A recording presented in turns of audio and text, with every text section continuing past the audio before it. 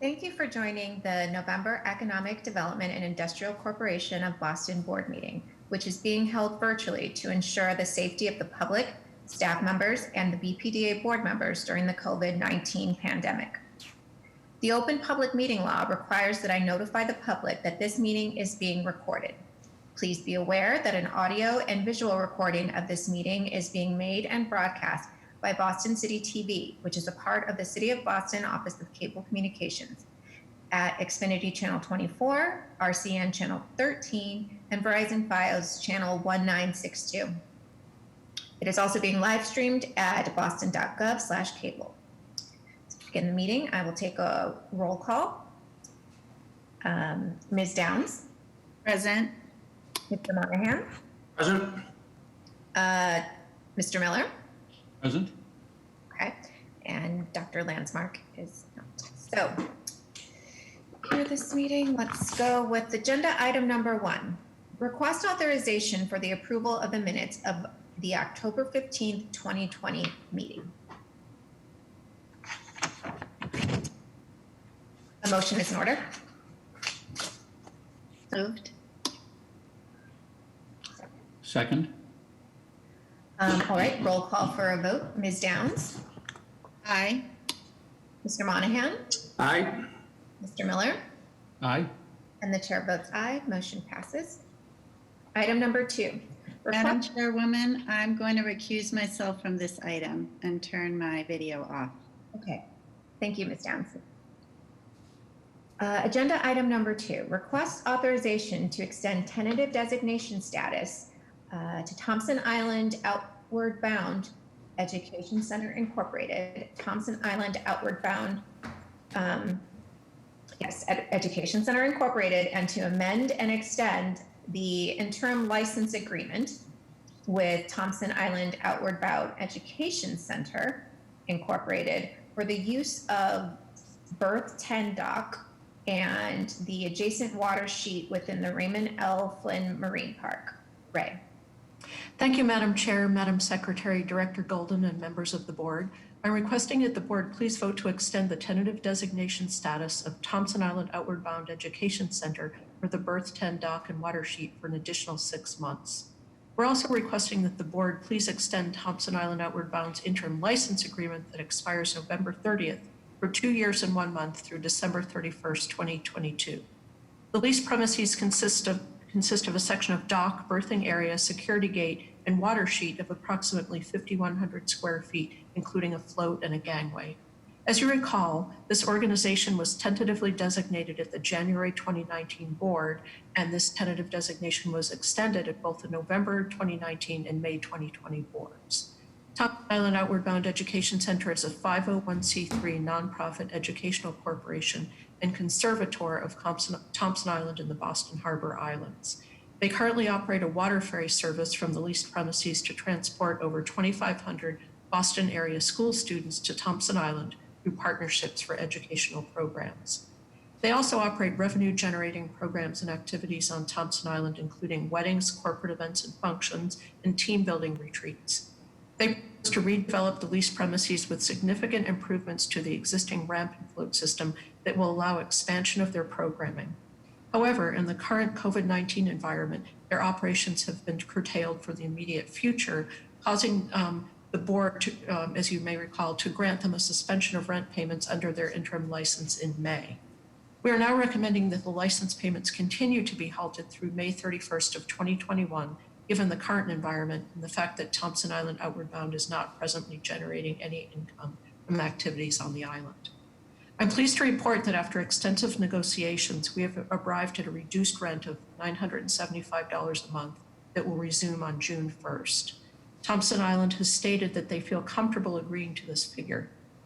In addition, we have agreed to absolve their rent arrearage of approximately $43,500.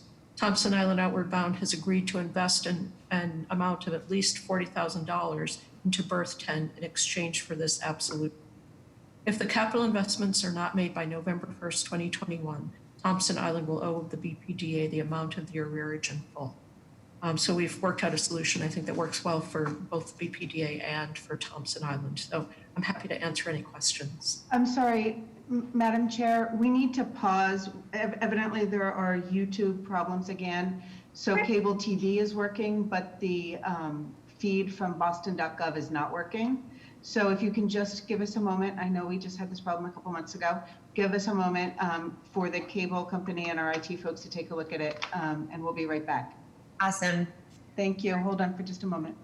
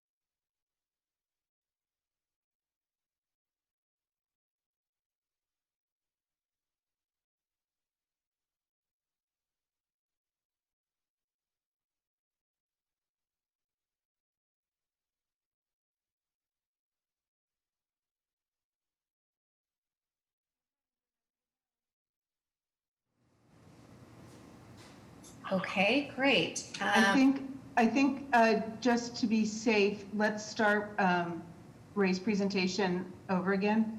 Okay. Okay. You want me to read it again or? Yeah, you may as well. Yeah.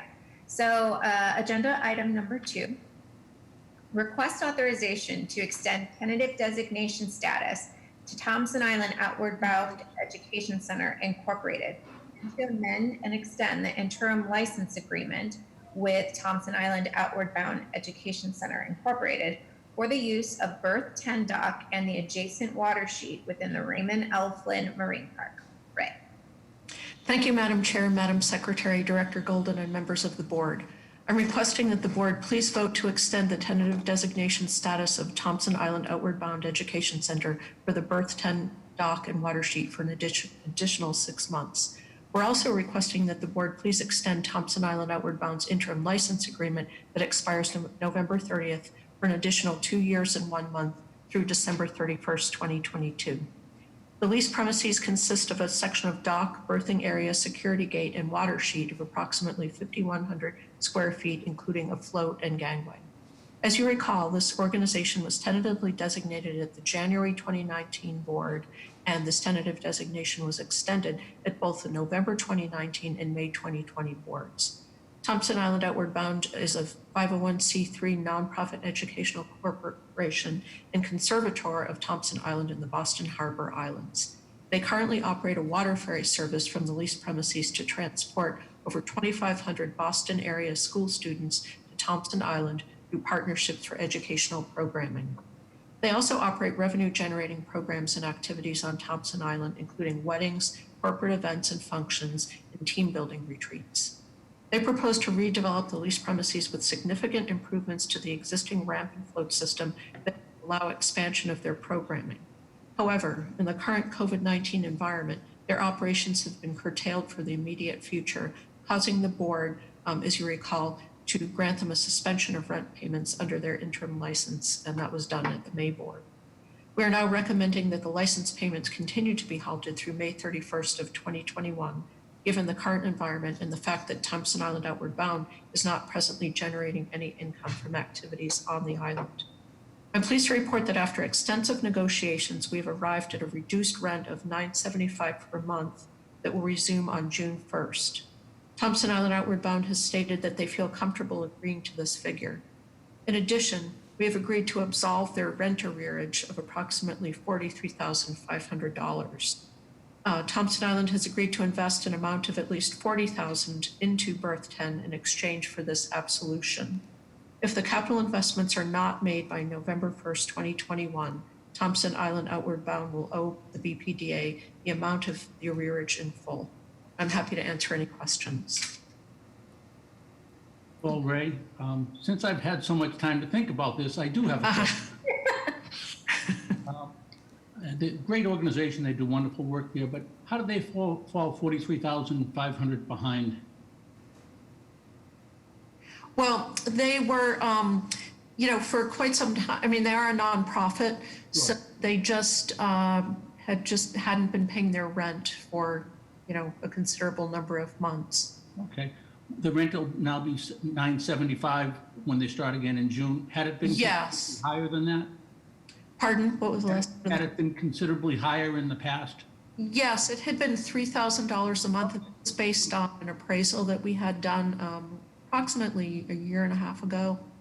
Fair enough. So the arrearage was probably, the rent was 3 times or greater than Right. it will be going forward. That answers my question. Thank you. Okay. Okay. Do we have any additional questions from the board? Okay, hearing and seeing none, a motion is in order. So moved. Second? Okay, roll call for a vote. Mr. Monahan? Aye. Mr. Miller? Aye. And the chair votes aye. Motion passes. Thank you. Thank you. Okay, agenda item number 3. Request authorization to execute all documents in connection with the assignment of a ground lease with New Boston Seafood Center Incorporated, dated January 10th, 1997 to Marcus Partners, and to expedite all documents to approve the terms and conditions of a new lease with Marcus Partners for the use of 310 Northern Avenue within the Raymond L. Flynn Marine Park. Dennis. Thank you, Madam Chair. 310 Northern Avenue is a 183,000 square foot parcel of land improved by a 72,000 square foot multi-tenanted seafood processing and distribution facility known as New Boston Seafood. New Boston Seafood consists of 4 primary owners: Puritan Fish, F.J. O'Hara, Pangea Shellfish, and Brett K. LLC. The existing lease between New Boston Seafood and EDIC is scheduled to expire in 2058. In 2018, New Boston Seafood commenced marketing their lease for sale to prospective developers. In 2019, New Boston Seafood, after a competitive process, selected Marcus Partners to purchase the lease. Marcus Partners is a private real estate equity firm involved in real estate development, asset management, and property management. The 25-year-old firm has developed many products: residential, industrial, biomedical, office, mixed-use developments, concentrating primarily in the Boston, New York City, and Washington, D.C. corridor. Marcus Partners has proposed a new state-of-the-art research and development facility on the 310 Northern Avenue site, consisting of 2 separate buildings, each of approximately 366,000 square feet. BPDA and Marcus have negotiated the terms and conditions of a lease commencement agreement. The lease commencement agreement will allow Marcus to show sufficient site control to pursue all applicable approvals, finalize negotiations with BPDA on lease terms and conditions of a ground lease, also allow them with site control to solicit tenants, secure equity, and secure financing. BPDA has preliminary agreement with Marcus Partners on the following business terms: a 70-year ground lease extendable to 99 years, subject to an extension fee. Rent will be based on a BPDA procured market appraisal, which we have already procured. Most of the businesses, including subtenants, plan to remain in business and relocate within the Raymond L. Flynn Marine Park. BPDA is recommending a slight 15% downward adjustment to the appraised value in recognition of the $20 million commitment provided by Marcus toward relocation of the seafood businesses to other locations within the Marine Park. Initially, the rent will remain at the current contract rent of $361,000 through the year 2021, and will ramp up through 2024 to $413,000. However, commencing January 2025, rent will increase to $3.2 million, I'm rounding slightly, and in January 2027, rent will increase to $6.8 million. From that point on, rent will increase 3% annually through the end of the lease term, which is projected to be 2119. I'm very pleased to share that as part of BPDA's commitment to diversity and inclusion, BPDA is requiring new developments to provide a diversity and inclusion plan.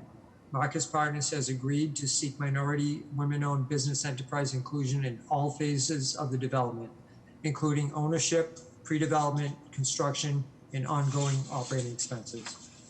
They also will be participating in the Commercial Real Estate Success Training Program, or CREST, which is a comprehensive program to attract underrepresented students and women into the commercial real estate industry.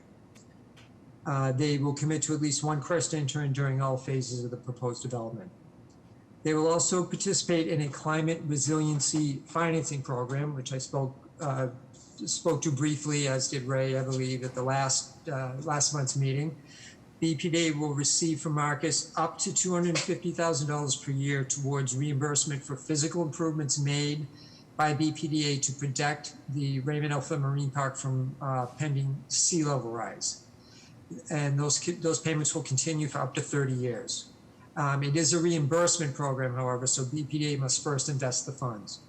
And the funds will be collectible once 50% of the Raymond L. Flynn Marine Park tenants have agreed to participate in the program. In the event that Marcus fails to commence construction on the first building by 2025, they have agreed to participate in an economic development fund, wherein they will pay an additional 15% for every month they have extended in 2025 prior to construction. That rate will increase to an additional 20% in the event that construction start date is extended into 2026, and will increase to 25% in the should construction be delayed into 2027 or beyond. The additional funds will be utilized towards economic development opportunities such as infrastructure improvements and job creation efforts. The additional payments will cease upon construction start.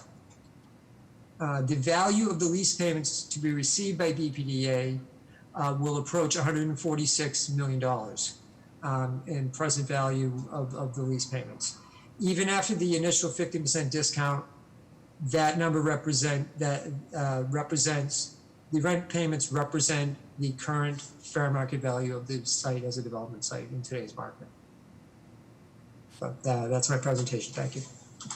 Thank you. Do we have any questions from the board? I have a question, Dennis. It seems that Marcus is taking over the lease for this public property and then redeveloping it with a new building. Is that correct? That is correct. Possibly two, probably two buildings. My question is about community benefits for the public. I understand the terms of the lease, but are there going to be additional community benefits for the public associated with the construction of those buildings? They will be subject to all of the standard approval process, including Article 80, which has a quite involved community process. So I don't think that the actual community benefits have been negotiated yet, but you would know better than I about how Article 80, the Article 80 process, which they are fully required to follow, and they're willingly do so. Okay, that answers my question. Thank you. Thank you. Great question. Any further questions from the board? Okay, hearing and seeing none, a motion is in order. So moved. Second. Okay, roll call for a vote. Ms. Downs? Aye. Monahan? Aye. Mr. Miller? Aye. And the chair votes aye. Motion passes. Thank you. Thank you. Thank you very much. Okay, item number 4. Request authorization to execute a 3-year contract with DBI Waste Systems Incorporated for trash removal within the Raymond L. Flynn Marine Park in an amount not to exceed $108,000 or $108,900. Laura. Hi, good afternoon. Thank you, Madam Chair. Hopefully you can hear me, although I seem to have an issue with my video. Perfect, great. I'm requesting your authorization to award a contract to DBI Waste Systems Incorporated in an amount not to exceed $120,000 total over the 3-year contract term. These services help the real estate team manage BPDA property as if we live next door. Under this contract specifically, DBI will contain, compact, and remove refuse from 3 locations in the Raymond L. Flynn Marine Park, specifically 22 Dry Dock, 12 Channel Street, and 3 Dolphin Way. As some context, BPDA operations staff and the Marine Park tenants specifically at those 3 locations typically generate around 270 tons of waste per year, although we've seen a 20% decrease during COVID-19. I'm just going to see if I can switch my video on a different way.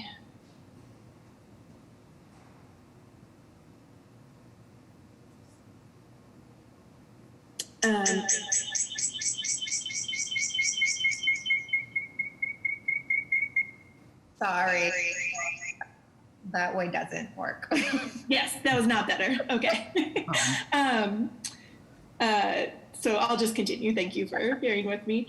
So we issued the invitation for bid for these services on September 14th, and we advertised the opportunity in local multilingual publications as well as all legally required postings.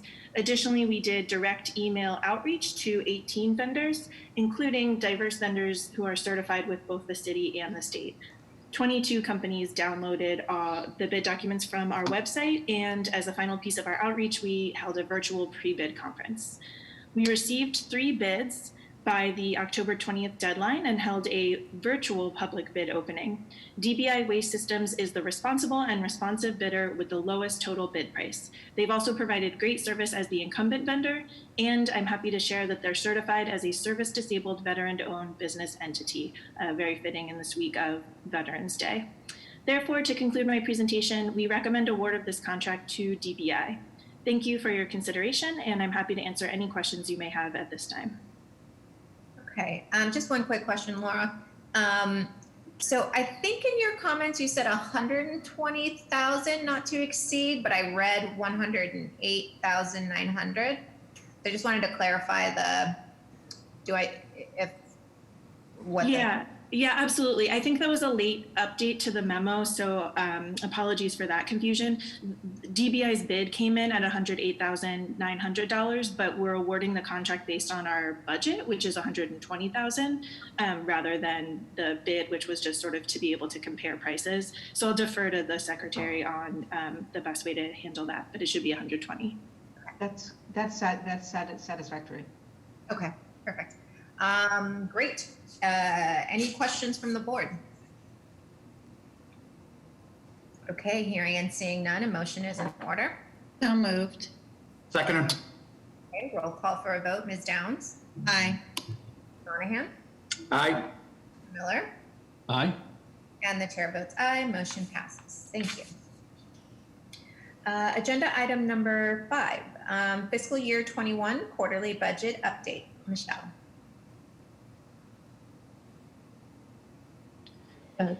Good afternoon, Madam Chair, members of the board, Director Golden, Madam Secretary. My name is Michelle Goldberg. I'm the Budget Director for the BPDA. Today, I have a brief presentation for the FY21 operating budget, as well as a construction and capital spending update.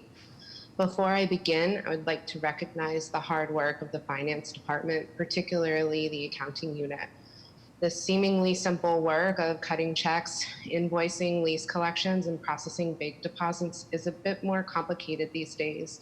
Yet this presentation comes to you a bit earlier than it has in the past. Thank you to the whole team, and thank you to Brian Connolly, Bob Luisi, and Linda Quinn for your leadership. Now with that, we can look at the first slide, please. It shows us a lot of data, but I'll be able to walk through. Ooh, and my box has got a little off center here, but that's okay. It shows us fiscal year 21. That budget runs through July 1, 2020. The first quarter includes July, August, and September. In normal years, this is a slow quarter from a spending perspective, and we tend to see a lot of activity in parking revenue around this quarter. FY21 anticipated some revenue impacts due to COVID-19, but we were unsure about the rate of improvement over time. And so as we embark on building and reporting on quarterly budgets, this is an interesting time to be doing that. Thankfully, so far, we're right on target. As you can see, our top boxes up here kind of summarize we are a tad bit below on revenue, but our rental and leases budget anticipated deferments. Our leasing committee is continuing to advance that work. Parking is trending slightly below budget, and I have a slide for that later on. We are pleased to see a few small pickups from land disposition agreements and fee collections and sale of real estate categories. Our equity participation is a tick below, but that looks to be more about a timing issue. And our grants and donations category is where we see our intercompany grant. And since activity has been slow, we haven't processed that yet. And then of course, small variances in our interest and other income category. For expenses, our departments have been patiently reviewing vacancies and staffing needs, and that shows in our salary savings and our benefit savings to start off the year. This indeed was part of our plan and will help us be flexible to continue to post and recruit for critical roles. So yes, even in these unprecedented times, we are still hiring. We knew we were going to spend more than we earned this year because we were carrying forward our large construction projects for the demolition and remediation of Building 108 and the Charlestown Navy Yard culvert and sinkhole projects. We are pleased that both of these projects are proceeding with an anticipated contract award for Building 108 in December. These are critical infrastructure investments, and I'm proud to work with the real estate capital construction team to make sure we get it right. We can go to the next slide just to see a few highlights here. So summarizing most of what I said here, and so you can see our contractual services on the expense side is where the other side of that intercompany grant has not yet moved. But we know in the second quarter, there'll be a bit more movement to report for folks. We can go to the next slide, please. We'll take a quick look at parking. I've showed this before, but again, just to show this ongoing trend, it's teetering right around our budget, and we're looking very closely at the October numbers.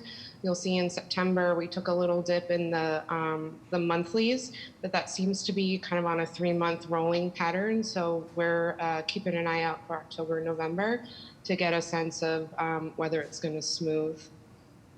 On the next slide, please, we'll talk about construction and capital spending. I didn't share an update when we were at the FY20 close report. We had a construction moratorium through the final quarter of FY20. And so as you can see here, our actual spending was a bit lower than our budget.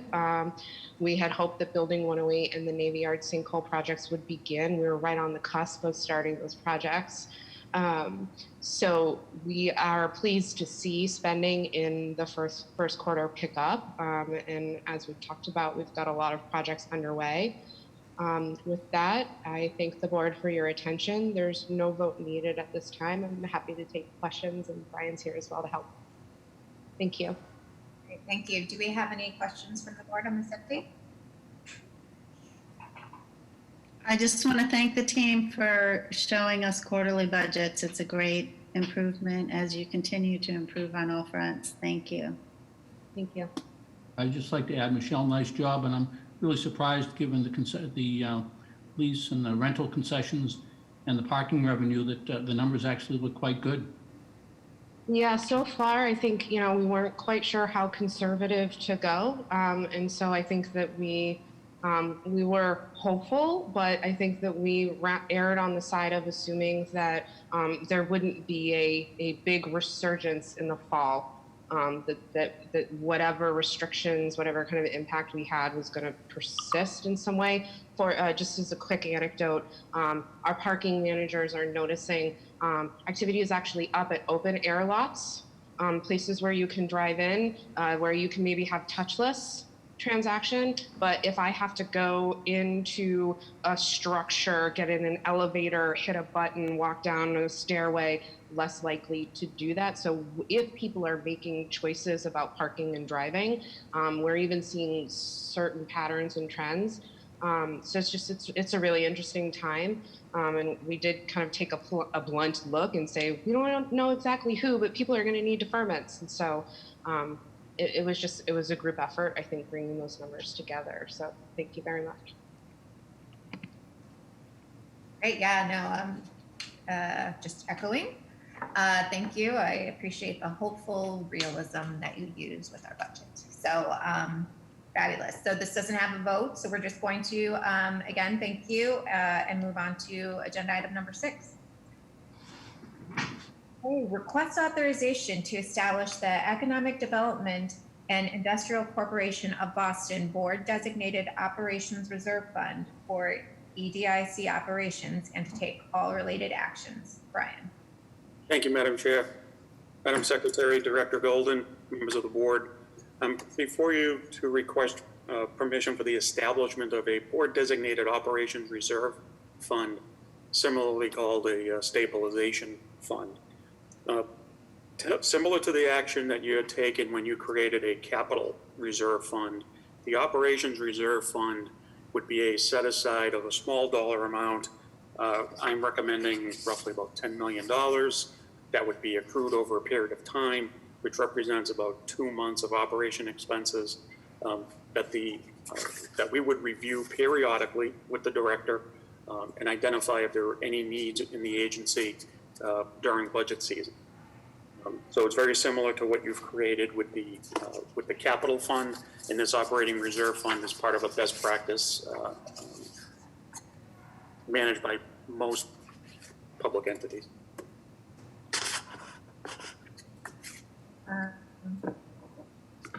Yes, I'm looking to take myself on mute, and I'm not on mute. Right, you can hear me. Okay, so do we have any questions from the board? I have a question, Brian. Is it two different $10 million funds or just one for both agencies? It would be one total fund with the total balance in the fund would not exceed $10 million. And what period do you expect to take to get to the 10 million target? We haven't discussed a time frame, but I would expect over at least a several year period.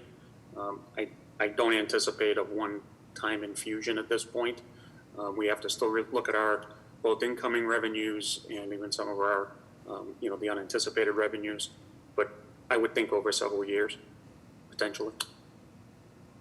Great, thank you. Okay. Any additional questions for the board? Okay, hearing and seeing none, a motion is in order. So moved. Seconded. Okay, roll call for a vote. Ms. Downs? Aye. Mr. Monahan? Aye. Mr. Miller? Aye. And the chair votes aye. Motion passes. Thank you, Brian. Thank you. And the agenda item number 7, personnel. David. Yes, thank you, Madam Chair, members of the board, Madam Secretary, and Director Golden. I'm David Beer, Director of Human Resources, and we have a few items for consideration on the EDIC agenda today. We have 3 appointments with the details in your board memos. Michael Andelman, Program Manager for Bank on Boston in the Office of Workforce Development, with a start date of November 16th, 2020. Erickson Ramos, a Grants and Budget Assistant in the Budget and Finance Department, with the start date of November 30th. Noah Berkowitz, a Geospatial Data Analyst, with the start date of December 14th, 2020 in the MIS Department. We have 2 status changes with details in your board memos. Jonathan Macrez, Interim Deputy Director of Youth Options Unlimited, and Stephanie Genet, Finance Coordinator. And we have 3 departures, also with details listed in your board memos. Jamie Lamarco, Talent Acquisition Manager, Jian Fan, a GIS Applications Developer, and Leroy Jones, the Facilities Coordinator. And thank you. I'm happy to answer any questions. Okay, thank you, David. Do we have any questions from the board? I just want to say, David, is this your first presentation to the board? I did July. I believe it was July. Okay. Although I had a video issue. Okay, great. Well, welcome. I just wanted to say welcome. Thank you. They're a little late, but better late than never. Thank you. Great. Any other questions or comments from the board? Okay, hearing and seeing none, a motion is in order. So moved. Seconded. Roll call for a vote. Ms. Downs? Aye. Mr. Monahan? Aye. Mr. Miller? Aye. The chair votes aye. Motion passes. Thank you, David. And that concludes the EDIC agenda. I need a motion to adjourn this meeting. I move we adjourn the EDIC meeting. Seconded. Okay, roll call for a vote. Ms. Downs? Aye. Monahan? Aye. Miller? Aye. And the chair votes aye. Motion passes. Okay, let's move on to the BPDA portion of the meeting. Thank you for joining the November Boston Redevelopment Authority Board meeting, which is being held virtually to ensure the safety of the public, staff members, and the BPDA board members during the COVID-19 pandemic. The Open Public Meeting Law requires that I notify the public that this meeting is being recorded. Please be aware that an audio and visual recording of this meeting is being made and broadcast by Boston City TV, which is the part of the City of Boston Office of Cable Communications, at Xfinity Channel 24, RCN Channel 13, and Verizon Fios Channel 1962. It's also being live streamed at boston.gov/cable. So we'll take attendance. Ms. Downs. Present. Mr. Monahan. Present. Mr. Miller. Present. Okay. And the chair, Priscilla Rojas, is present. Agenda item number 1, request authorization for the approval of the minutes of the October 15th, 2020 meeting. A motion is in order. So moved. Seconded. Roll call for a vote. Ms. Downs? Aye. Mr. Monahan? Aye. Mr. Miller? Aye. Okay, and the chair votes aye, motion passes. I am going to read agenda items 2 through 4, and then we'll take one vote. Item number 2, request authorization to schedule a public hearing on December 17th, 2020 at 5:30 p.m. or at such a time and date deemed appropriate by the director to consider the proposed 6th Amendment to the development area number 37, Prudential Center, and to consider the proposed project as a development impact project. Agenda item number 3, request authorization to schedule a public hearing on December 17th, 2020 at 5:40 p.m. or at such a time and date deemed appropriate by the director to consider the amended and restated development plan for planned development area number 123, 20 Clinton Street, Dock Square Garage, in connection with the notice of project change for the 20 Clinton Street, Dock Square Garage project located in downtown. Item number 4, request authorization to schedule a public hearing on December 17th, 2020 at 6 p.m. or at such a time and date deemed appropriate by the director to consider the 2 Harbor Street project as a development impact project. A motion is in order. So moved. Seconded. Roll call for a vote. Ms. Downs? Aye. Mr. Monahan? Aye. Mr. Miller? Aye. And the chair votes aye. Motion passes. Item number 5, Board of Appeal. Jeff?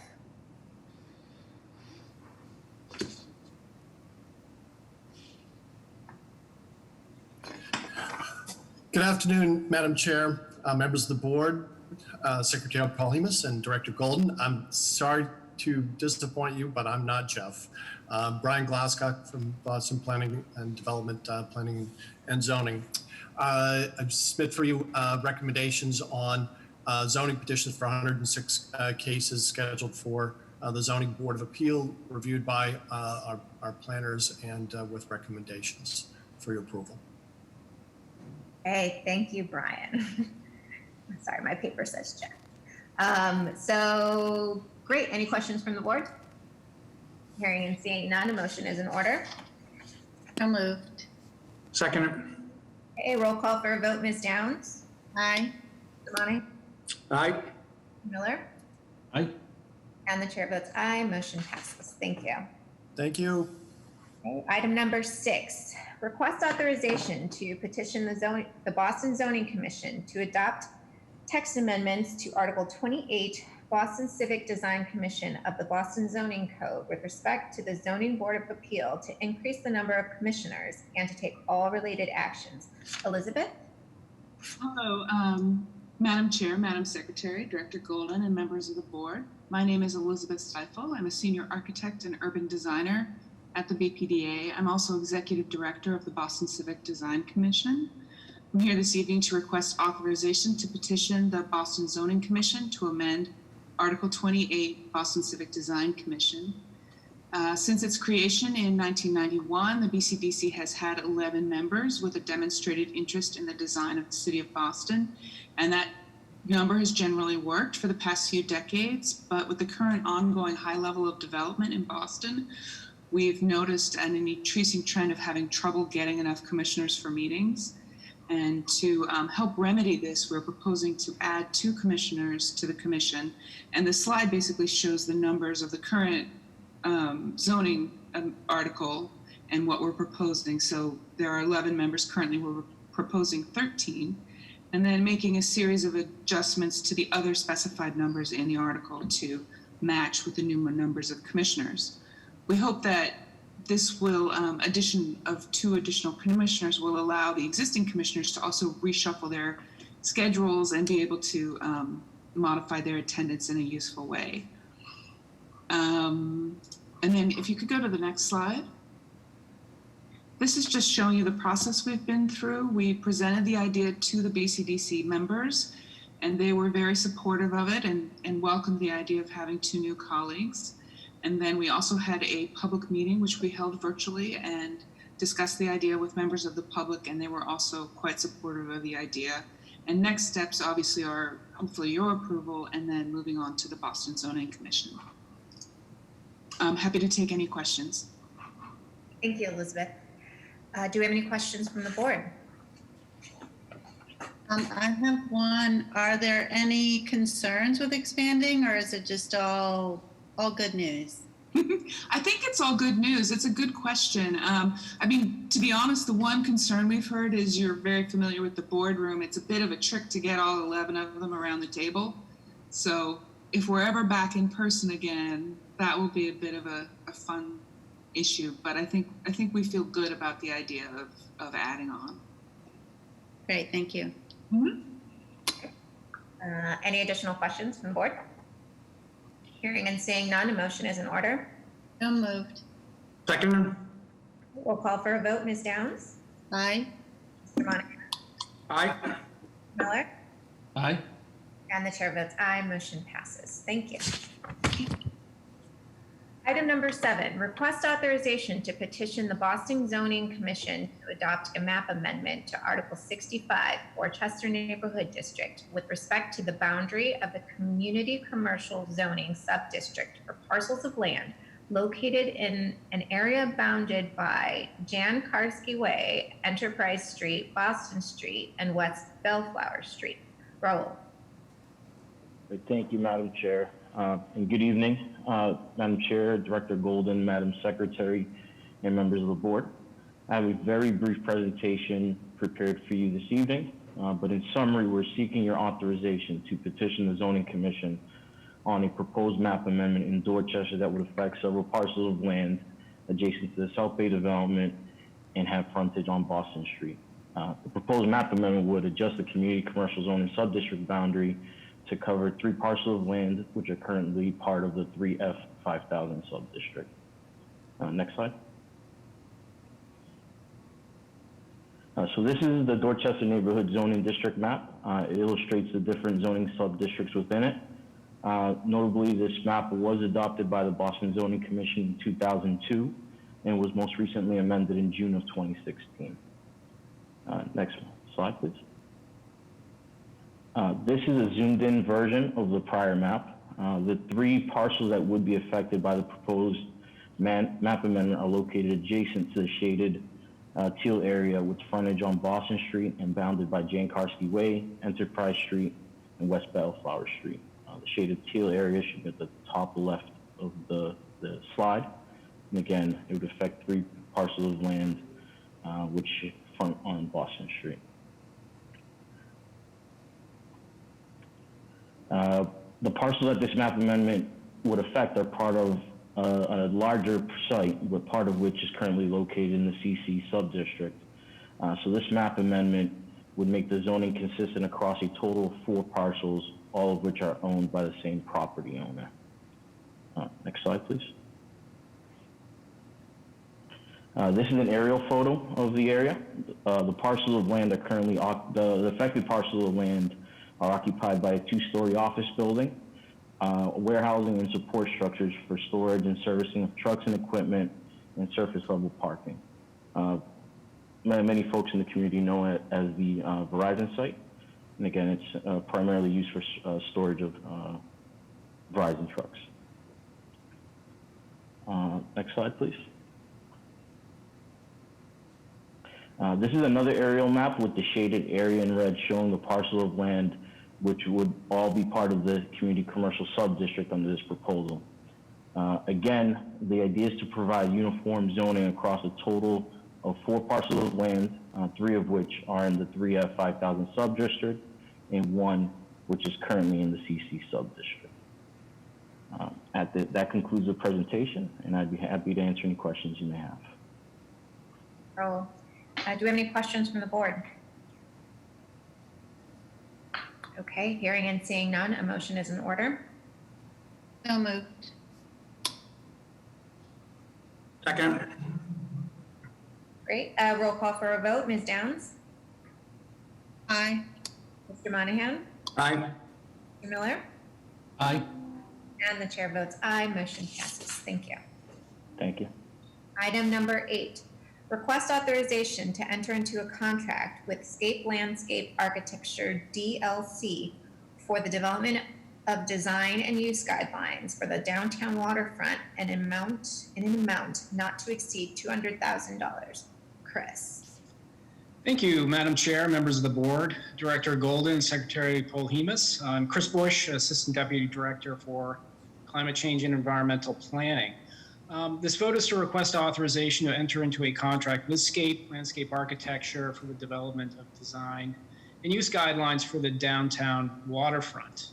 In March 2017, the BPDA board had approved the Downtown Waterfront Municipal Harbor Plan and Waterfront Activation Plan to provide long-term guidance on the development, activation, and public use of the downtown waterfront area, which extends from Long Wharf to Moakley Bridge. The planning process developed dimensional standards for the Harbor Garage and Hook Wharf sites and public realm improvements to be delivered along with development in the area. The Harbor Plan and its subsequent approval by the state's Executive Office of Energy and Environmental Affairs require the development of design and use guidelines for the downtown waterfront to better guide public realm improvements in association with new projects. The guidelines are intended to provide consistent design standards for both exterior and interior public spaces, wayfinding elements, landscaping, lighting, signage, and public amenities to improve connectivity within the district, as well as adjacent open space resources such as the Kennedy Greenway and Boston Harbor.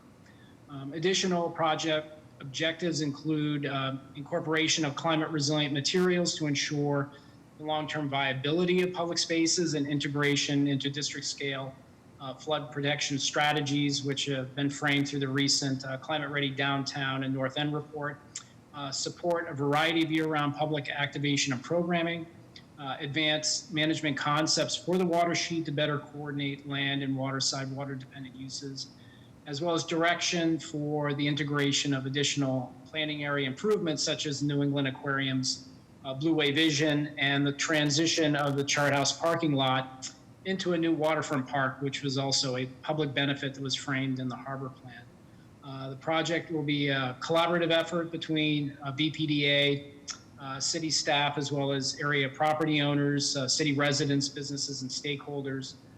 We intend on having several public workshops as well as focus groups. Regarding the RFP and consultant selection process, at the March 12th BPDA board meeting, authorization was granted to advertise a request for proposals to engage a consultant team. On August 31st, the BPDA issued an RFP for consultant services. Responses were received on October 2nd from Over Under, Agency Landscape and Planning, NBBJ, Stantec Consulting Services, Sasaki Architects, and Scape Landscape Architecture. The RFP selection committee, comprised of staff from the BPDA and the Mayor's Office of Environment, Energy, and Open Space, reviewed the responses, and based upon them satisfying the evaluation criteria, all respondents were interviewed between October 13th and the 20th. The RFP selection committee evaluated the proposals based on project manager and team qualifications and experience with relevant projects and tasks, local knowledge, project approach and management, the content of the written proposal, allocation of resources and schedule, and the respondent interviews. As a result of this evaluation, Scape Landscape Architecture was selected as the most advantageous. Scape is joined by a team of sub-consultants with extensive experience related to the project tasks, including UTIL and Tetra Tech. In the selection of Scape, selection committee members noted the respondent team's prior work on design and public realm guidelines, experience with Boston climate change initiatives and planning, strong public engagement experience, the depth of the consultant team's experience and coordination during the interview. Scape is also a certified women's business enterprise. Accordingly, BPDA staff recommends the director be authorized to enter into a contract for consultant services with Scape Landscape Architecture in the amount not to exceed $200,000 for the development of the guidelines for the downtown waterfront. I'd be happy to answer any questions you might have. Okay, thank you. Do we have any questions from the board? Okay, hearing and seeing none. A motion is in order. So moved. Second. Roll call for a vote. Ms. Downs? Aye. Mr. Monahan? Aye. Miller? Aye. And the chair votes aye. Motion passes. Thank you. Thank you. Item number 9 is a certificate of completion. So, right. Request authorization to issue a certificate of completion for the successful completion of the Hattie Kelton Apartments project, formerly known as the General Heath Square Apartments at 61 Heath Street in Jamaica Plain. As there's no presentation, a motion is in order. So moved. Second. Okay, roll call for a vote. Ms. Downs? Aye. Mr. Monahan? Aye. Mr. Miller? Aye. And the chair votes aye. Motion passes. Item number 10, request authorization to issue a certification of approval pursuant to Article 80E Small Project Review of the Zoning Code for the construction of 43 residential units, including 10 IDP units and 1 market rate compact living unit, located at 3326 Washington Street, and to take all related actions. Ms. Kerr. Thank you. Good afternoon, Madam Chair, Director Gold, Madam Secretary, and members of the board. Firstly, I would like to note that the agenda item as it appears on the board agenda for this evening relates to the creation of 10 inclusionary development policy units in connection with the proposed 3326 Washington Street project. I will speak to this a bit further shortly, but the final number of IDP units in connection with the project will be confirmed during ongoing BPDA design review. BPDA staff is pleased to recommend for the board's approval the project before you at 3326 Washington Street in Jamaica Plain. This project has gone through several iterations over the course of Article 80 Small Project Review in direct response to community feedback and while managing the recommendations of Plan JP Rocks, which was adopted by this board in March of 2017.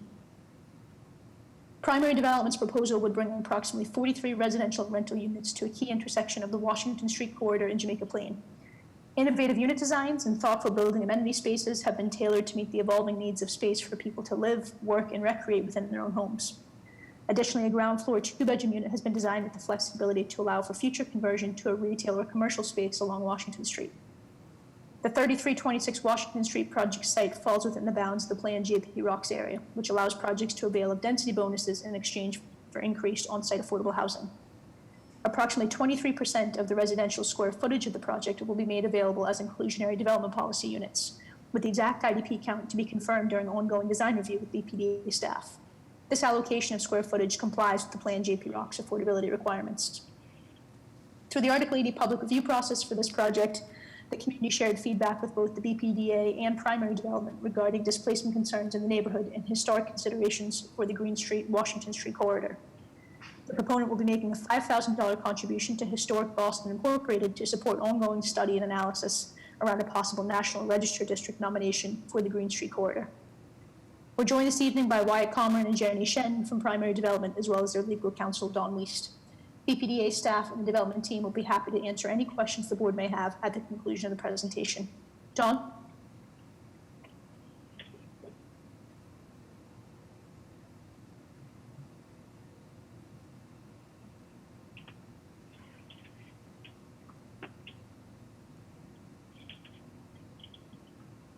To restore Joyce, I see Don is on as an attendee.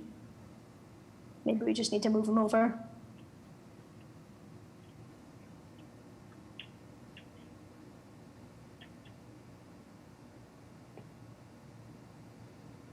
Is that going to be possible, or is he have to rejoin? No, I moved him over. Yep. Don, are you with us? I should be now. Yep. Can you guys see me? Yes, we can. Okay. Ashling, thank you very much. Madam Chair, Director Golden, Secretary Polhemus, members of the board, I'm Don Weist, permanent counsel for this project. We'd like to thank Ashling for a lot of guidance through a complicated process. Meeting the JP Rock standards takes a lot of work, a lot of creativity. I'm a JP resident. Anyone who spends time at JP knows that that is a very involved citizenry. So a lot of work to get to this point. I am particularly excited to be part of this project and to let the board see it tonight for 3 reasons. One is Primary Development is an innovative development company. There are 3 principals who met when they came to Boston to attend Harvard's GSD. They decided to start a different kind of development company. that's reflected in the fact that for a project of under 50 units, they did an exceptional amount of community outreach, close to 20 total meetings in Jamaica Plain. I've not seen a project of this scale spend that much time, that much investment in getting to know their community, and that's finally paid off in getting to this point here tonight. And then finally, one challenge that we all see in the development world today is that the combination of high land prices and high construction prices means that design tends to converge. It is just difficult to build distinctive-looking projects given all those cost pressures. But as you'll see in just a moment, Primary has actually managed to come up with something that is really different, exciting, and fresh. So we're very pleased to be in front of you tonight, and I'll let the Primary folks walk you through their proposed project. Thank you.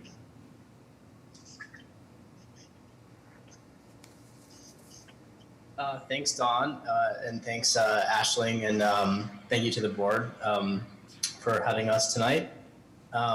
We're very excited to share the project with you. So as Aisling mentioned, we've been working with the community, and as Don mentioned, with the community for quite a while on this project. Should we advance to the next slide, or? The project concept is conceived as a building that really engages with its community. This sketch here is an illustration we put together, which is this idea of the building being a series of terraces where community members and residents can interact with each other as part of the building design.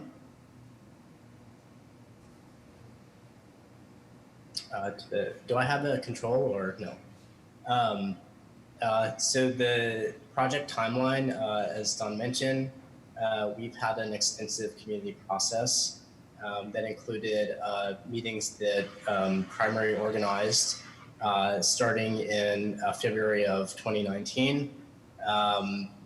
We held a series of workshops with small groups of neighborhood interests and abutters, talking about the development process and the design process for this project. We also held a bilingual community meeting as well as a Spanish-only community meeting for those residents that might be interested or prefer to participate that way. We also filed a number of supplemental updates throughout the process, and are excited to be before the board tonight. Yeah, you can just say like next slide and then like. So to orient the site, it's 3326 Washington. Here on the left, you see Washington Street. The cross street is Glen Road. So the parcel is just to the north of a small retail building that's been inhabited by Exodus Bagels.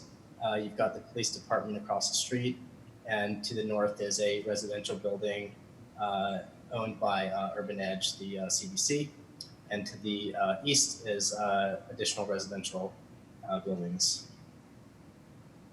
Next slide. This project is very transit oriented. So it's just a 4-minute walk to the Green Street T-stop, just a quick walk down Green Street to get over there. And that's something we've really focused on in the design. Next slide, please. This is the current condition of the site. So the property for the last 60 years or so has been used as a commercial auto glass business. There's also a small chiropractor office upstairs in the existing building. The site is primarily a parking lot with the existing structures at the rear of the site. Could we go to the next, please? So here's our proposed project. So this idea of the building interacting with the community is expressed. You can see the terraces, this cascade of terraces, which is the real architectural feature that we've designed into the project, allowing residents to interact with each other, say hi to their neighbor, as well as have a real presence on the street, and create a much more, we think, engaging urban experience through the architectural design. The material palette is brick on the periphery, and then this idea of the kind of wood terraces with gardens and plantings carved out of that. If we could go to the next. This is the building as seen from Glen Road. So the design is intended to be contextual to the various heights surrounding it. So here from Glen Road, at the back of the site, the idea is that the building will feel contextual with its residential neighbors, and then kind of disintegrate, if you will, through the excavation of these terraces towards Washington Street. To the next. The building elevations. So on the right, this is the west elevation. This is on Washington Street. We'll have a very transparent ground floor to the on the east elevation, which is the backside. It's a combination of brick and cladding. If we could go to the next. The north elevation, which is also this combination of brick and cladding. And then the south elevation, which really speaks to the cascade of terraces that you can see here along that entire side of the building. We can go to the next. So my partner, Jenny, is going to continue if we're able to transfer speaking ability to her. Thank you. So just to quickly take you all over through the ground floor plan and plan for the building. So this really speaks to how we're trying to activate the street, even though we currently do not have commercial space on the ground floor. So to the left side of the image is Washington Street. The north side of the building has a generous lobby entryway, which we hope will also become a co-working space for the building residents. And then to the one unit facing the street, we're responding to community concerns about activating the streetscape. So here we're showing the 2-bedroom unit, but we're going to design it in a way and build it in a way that it can be convertible in the years to come. In front of that will be public benches and planters in front of the unit, and then a screened wooden gate with planting and a door to the bike entrance. Next slide. So that this illustrates a little bit in more detail what that will look like. So as Wyatt mentioned, plenty of glazing, a view through to the lobby, which will also be decorated with information about the history of Jamaica Plain and of the site, and then continuous benches, planter boxes, and a green wall in front of the bike room entrance. And then as you notice, the building steps down to the 1-story building at the corner. Next. So as far as the streetscape in section, we are compliant with the guidelines set forth by Complete Streets. So we're sort of in between the mins and the max for each zone. So we'll have the greenscape furnishing zone, where we'll also have several public bike parking spaces, a pedestrian zone and frontage zone. And that's where you'll see the built-in public benches. So we're quite close to the corner, quite close to a bagel shop, and that would activate, bridge the gap between the commercial building and the residential to the north on Washington Street.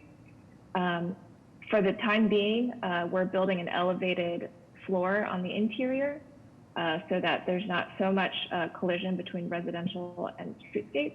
But if we're able to convert to commercial use in the future, that floor will be lowered so that you'll have a nearly double height interior space that is level with the ground floor. Next. And this is a rendering of what that will look like. So this is, the result of numerous conversations with members of the community, local business groups. All of us understand that while retail frontage is much preferred, we also don't want to let the space sit vacant for the next, 1 to 5 year period during a period of great vacancy on the street. So our goal is to put this space to use as quickly as possible while maintaining the flexibility to bring a small store in there sometime in the future. And again, that just highlights what that will look like and the current uses for the space. You can go next. Right, so there's about 850 square feet of commercial space, commercial/residential space, which could then be further subdivided depending on the market demands and the needs of the community at that time. So we've heard a lot about how smaller retail spaces are more desirable in this area of Jamaica Plain. So that's something that this space would be able to accommodate in the future. Next. And then I just want to zoom in a little bit on the bike room. So we're providing 46 spaces for 43 units instead of a building with parking. So as Wyatt mentioned at the beginning, we're just a couple minutes walk from the Green Street Orange Line station and the Southwest Corridor Park. A lot of people in Jamaica Plain also are bike commuters. So, minutes away, jump on the Southwest Corridor Park and bike to downtown Boston. So it's a comfortable bike room, a lot of spaces, a repair station, and we'll also provide resident storage and design the units in such a way that they could store their bikes there as well. Next. So, just to wrap up where we're at with this project, we were quite close to bringing this to the board back in February, took some time to revisit the design in light of COVID. So a lot of the changes that you're seeing now have really been about adjusting the design to make it that much more livable based on the needs that have emerged in the last couple of months. So that going from left to right, that's adding this flexible second bedroom / home office space in more of the units, expanding the number of units that have access to the outdoors and units with more private terraces, as well as increasing the size of the shared building-wide shared terrace on the top floor.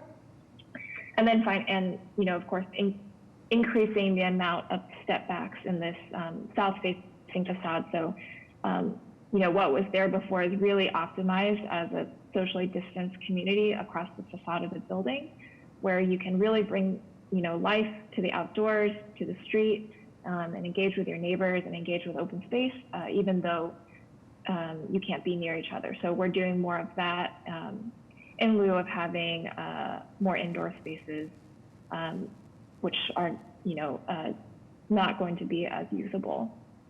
So we know a lot of people have commented that the pandemic will probably be over by the time this building is built. But, I think these needs have, people have become in general more aware of their living needs. And in order to keep people in the city and keep people happy, and, God forbid, prepare for future pandemics, I think this is the roadmap for how we would like to bring housing to urban areas and transit-friendly areas in the future.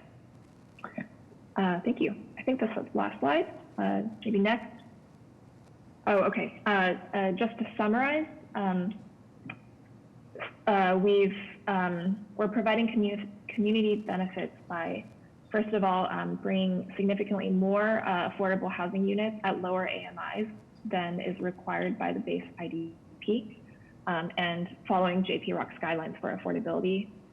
We're going to subsidize transit passes for the first year of tenancy for all of our residents, including the affordable units, to really encourage public transit and not car ownership. We will document the history of the existing building on the site, which has been named the Turnpike Schoolhouse, and talk about the history of Green Street and Washington Street within the lobby of the building. And we'll also maintain a virtual gallery to further highlight those artifacts. And then we'll be improving the streetscape. So right now it's just a large curb cut leading to an industrial building and a parking lot. We'll be adding new street trees, we'll be adding bike racks and beautifying the sidewalk so that it provides a better connection from Green Street to the commercial areas further north along Washington Street. Next. The zoning variances we're expecting. We are resubmitting our ISD rejection set as we speak. We'll be asking for a use variance, increased floor area ratio, a couple of dimensional variances. Technically, open space per dwelling unit, although we are actually meeting and exceeding the open space once you count the amount of balcony and roof terrace area available. And then we'll also be asking for a parking variance. So this is a building without any parking spaces, but strongly encourages the use of public transit and sustainable alternative means of transit. Next. So in summary, we are doing our very best to bring a project that both meets and exceeds affordability standards, community benefit standards, respects the urban context while delivering a project that is architecturally distinct, ambitious, and uses the architecture to build community, build sustainably, and promote the public transit and bike rating and greenscape that hopefully will make this street a more beautiful place and more engaged street in the years to come. Next. That's it. So back to the first slide. Does anyone have questions? Okay. Thank you for the presentation. Yes. Any questions from the board? I've got a couple.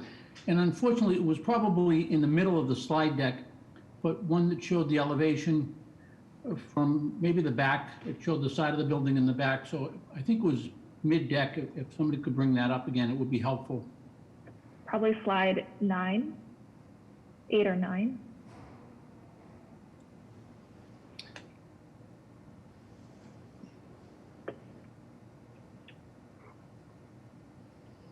Oh, there it is. One back, please. Yes. I just need some help with the perspective.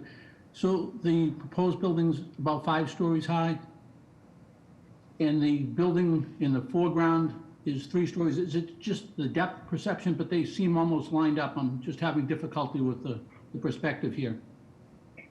So our building is not actually on the corner. It's there's another lot in front of it. We don't face the sidewalk here, so there is a little bit of depth perspective. So the other thing is the site is sloped. So the street, this 3-story building is about a story higher than the first level of ours. So you're seeing the 3rd story line up with the 4th story of our building. Okay. Sometimes people show an illustration and it's not as big as it seems, and I was afraid I was getting into that conversation. So there's some slope and some setback on that side. Right. So this building is about, I'd say 20 to 25 feet back from the street, back from Glen Road, which is what you're seeing here. Well, thank you, Jenny.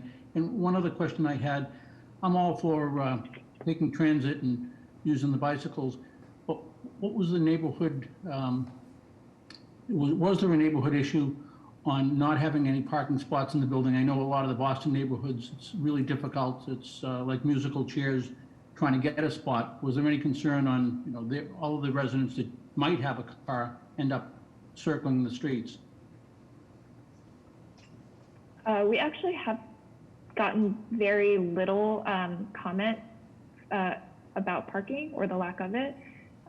Most Jamaica Plain residents are actually championing the fact that we don't have parking, acknowledging that many of the new buildings' garages are not fully used. A lot of people are trying to encourage biking. So we have been pushed to incentivize that. That's the T-passes, that's the large bike room. And also to, be neighborly when we're doing construction and finding spaces for the construction vehicles to park in the interim. Mm-hmm.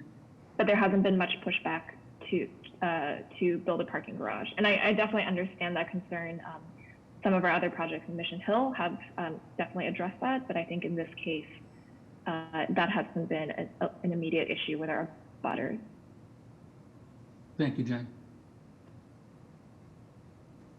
Any further questions from the board? I have two comments and a question. First, I think this private terrace design sets a great new bar for this corridor, which is seeing a tremendous amount of new development, and this just raises the bar for future development along that corridor. It's a really nice looking building, and with strong, it will build the social fabric just in the way it's designed, which is really great. I also am really happy to see 6 affordable units that have such deep affordability, 3 at 30% and 3 at 50%. This is very unusual in the projects that we see, and I know it's really hard to achieve, and I think it's just great to see that in this neighborhood that desperately needs deeper affordable units. My question is the 10 number of units for affordable, is that going to stay a minimum? Ashley mentioned that the number is going to be revisited. I hope to hear that the 10 is a minimum and that only an increase is being perhaps considered. Sure, I can take this one. Thank you, Ms. Downs. That is our hope. And just to provide some additional context, you've given us a good window here just to provide another layer of clarity around the IDP proposal and situation here. So we've engaged closely with the community, a lot of housing advocates in the neighborhood over the last day or two. They had some very valid feedback, valid concerns around the units and how they were distributed, the types of units that were originally proposed as IDP units. That created challenges. BPDA staff, the development team, was certainly open to the feedback that the community had, the neighborhood had on adjusting those types of units, but it presented challenges for the existing floor plans. So if we were to commit to some of those units as we would have liked to, they would have been stacked or clustered, which we generally try to avoid, and that's consistent just as IDP policy goes. So where we are now is the primary team, as is the case with every project post BPDA board approval, is going to continue design review with our staff. The units will be finalized as part of that. So basically primary will be able now to go back to the drawing board for the interior floor plans, knowing what types of units are going to be IDP units, and then design those to be appropriately spread out throughout the building. So it will be, and Plan JP Rocks is a little bit quirky too in terms of how you calculate the affordability. It generally goes by a percentage of square footage as opposed to just an X number of units or percentage of units. So we will, our intent is that we land at a minimum of 10 units, perhaps 11 units, but the square footage will be the final decisive number. I see. Okay. Thank you for that clarification. No problem. Thank you. I know it was a little bit confusing, so happy to clarify. Thank you for asking. Great. Any additional questions from the board or comments? Okay, hearing and seeing none, a motion is in order. So moved. Second. Okay, roll call for a vote. Ms. Downs? Aye. Mr. Monahan? Aye. Mr. Miller? Aye. And the chair votes aye. Motion passes. Congratulations. Great project. Thank you. Take care, everyone. Thank you. Okay, item number 11, request authorization to issue a certification of approval pursuant to Article 80E, small project review of the zoning code for the rehabilitation of capital improvements at 70 St. Botolph Street, consisting of 132 senior residential units, common spaces, management office, and 13 parking spaces, and to take all related actions. Lance. Thank you, Madam Chair, members of the board, Director Golden, Madam Secretary. The St. Botolph renovation project in in Back Bay, the BHA plans to substantially rehabilitate the existing St. Botolph apartment building located at 70 St. Botolph Street in Back Bay. The existing building consists of 132 senior residential units, common spaces, management offices, and 13 parking spaces. Tonight, you'll hear from the project architect, Steve Tice, and Matthew Brooks. He'll give a brief overview of the project. Staff from the Boston Housing Authority, Katie Curran and Ryan Lundergan, are here to answer any questions for the board. Steve?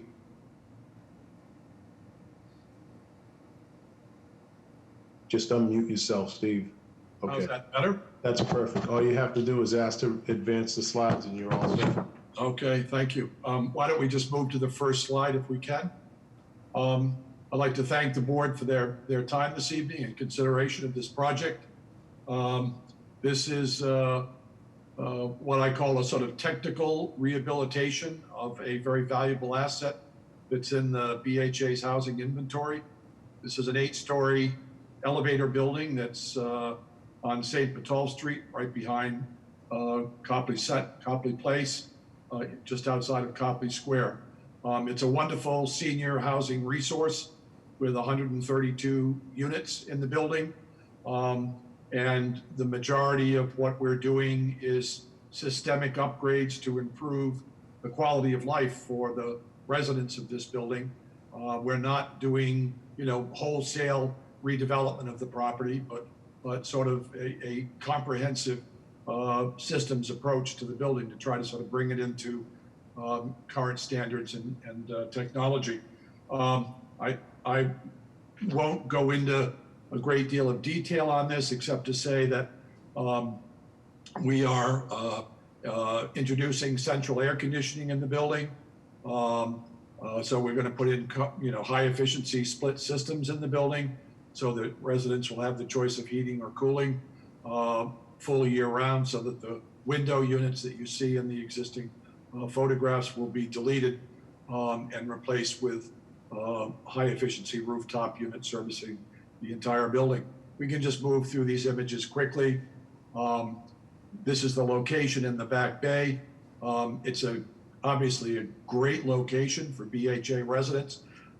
It's a highly desirable BHA property, and the turnover is very low, and the resident population is very stable. We have had numerous meetings with the residents as we've gone through the development of a scope of work here, trying to assess, sort of their concerns and how they see the needs of the building, as well as the BHA's internal groups responsible for property management and upkeep and all of the things that the BHA is doing. So out of that has evolved a program. We can move into the next slide. We don't have a lot of sort of fancy presentation material because we're not making major changes to the exterior of the building, certainly. But what you do see here on the facade are these panels of stucco and relatively small windows that sort of really accentuate the fact that this building is out of character with the architectural nature of the Back Bay, obviously.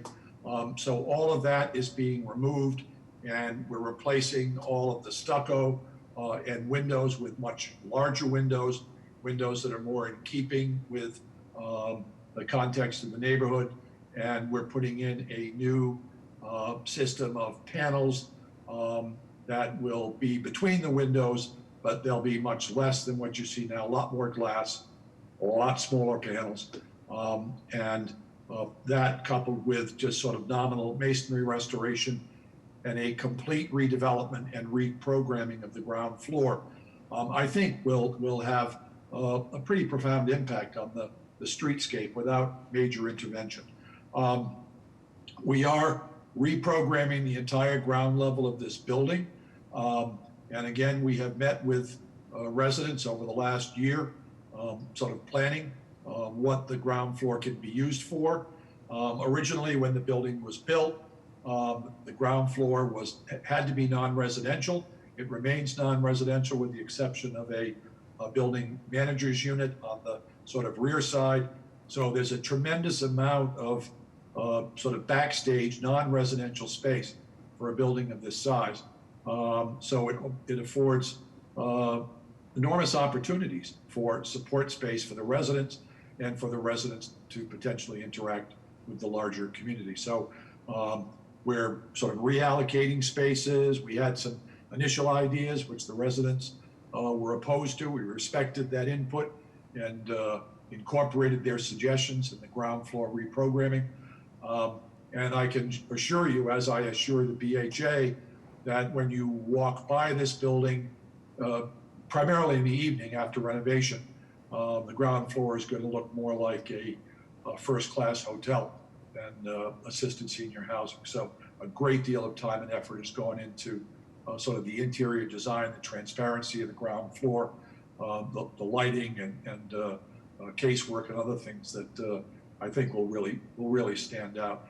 The parking in the back, as Lance mentioned, there's a nominal number of spaces to support the building.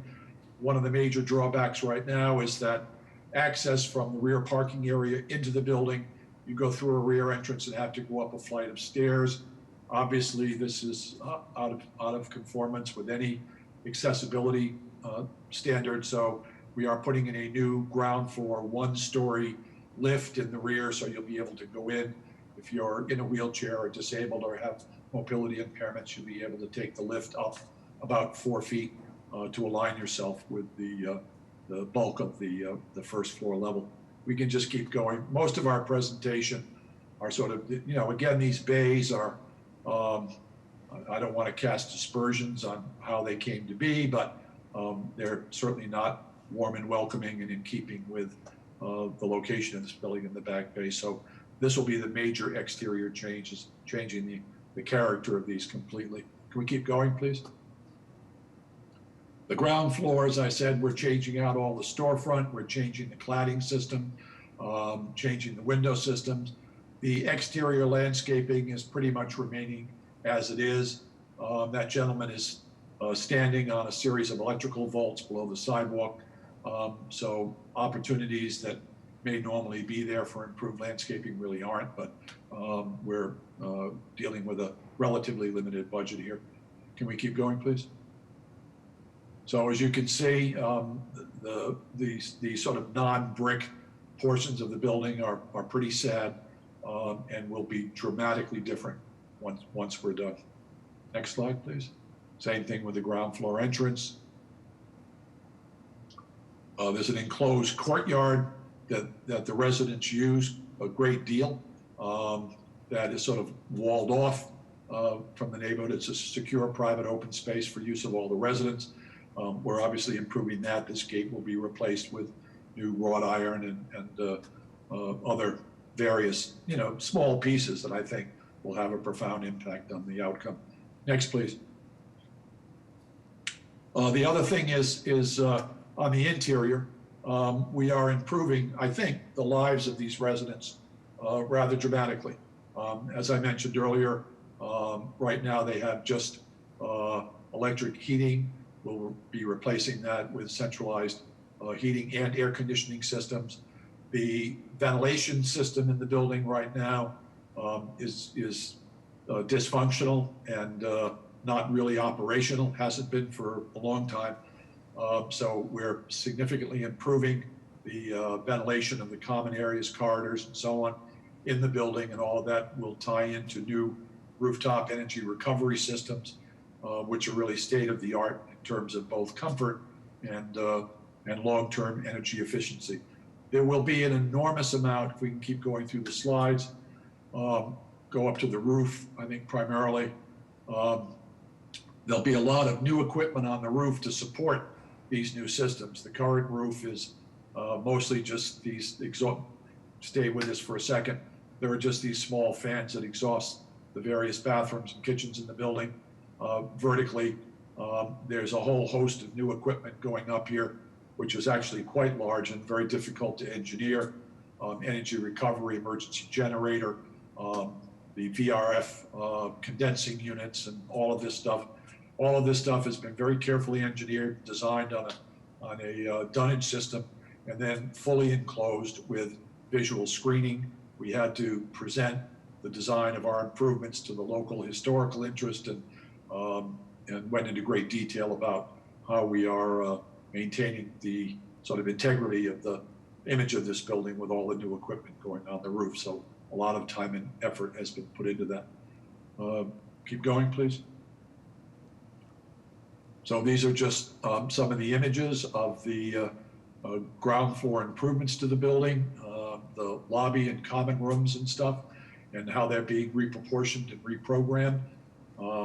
This cladding system is the same cladding system that we'll be introducing up above between the much larger expanses of windows that we're putting into the upper floors of the building. Next slide, please. And again, just some images of the interior design of the common areas of the building. Next, please. And I think that's pretty much it. We're very excited about this. This is being developed, as you know, by the BHA. We've had a really good relationship with the folks there. Love working with them. This has been a creative collaboration. It's a relatively modest program in terms of its goals, but we're convinced that this will have a really dramatic and positive impact for the 132 units that are there. We're also doing full kitchens and baths and interior modernization, complete new fit up, making everything much more accessible, facilitating aging in place, and doing all of the responsible things that you need to do to make sure that this building is an asset that will last for a long time into the future. Thank you. That concludes the presentation. Okay, thank you so much. Do we have any questions from the board? I have one quick question about the BHA properties overall in the city. Is this one of the oldest one that is needing renovation, or are there, how much of the BHA properties are needing this kind of extensive renovation? Lance, do we have somebody from the BHA on the line? Yeah, they're both on. Ryan and Caitlin. Here, you want to take this one? Yep, I got this one. Can you hear me? Yep. Yep. Hi, my name is Caitlin McGonigal. I'm from the Boston Housing Authority. I work in the real estate department. We're actually looking at our elderly/disabled portfolio as a whole, and we're going to be moving through each of our buildings like this. We have another one that's coming right behind it called Doris Bunty, which is in Roxbury, Estonia, which is in the North End, and we're actually doing a physical needs assessment through our elderly portfolio, BHA-wide. So we're going to be looking at this strategy through our whole entire portfolio.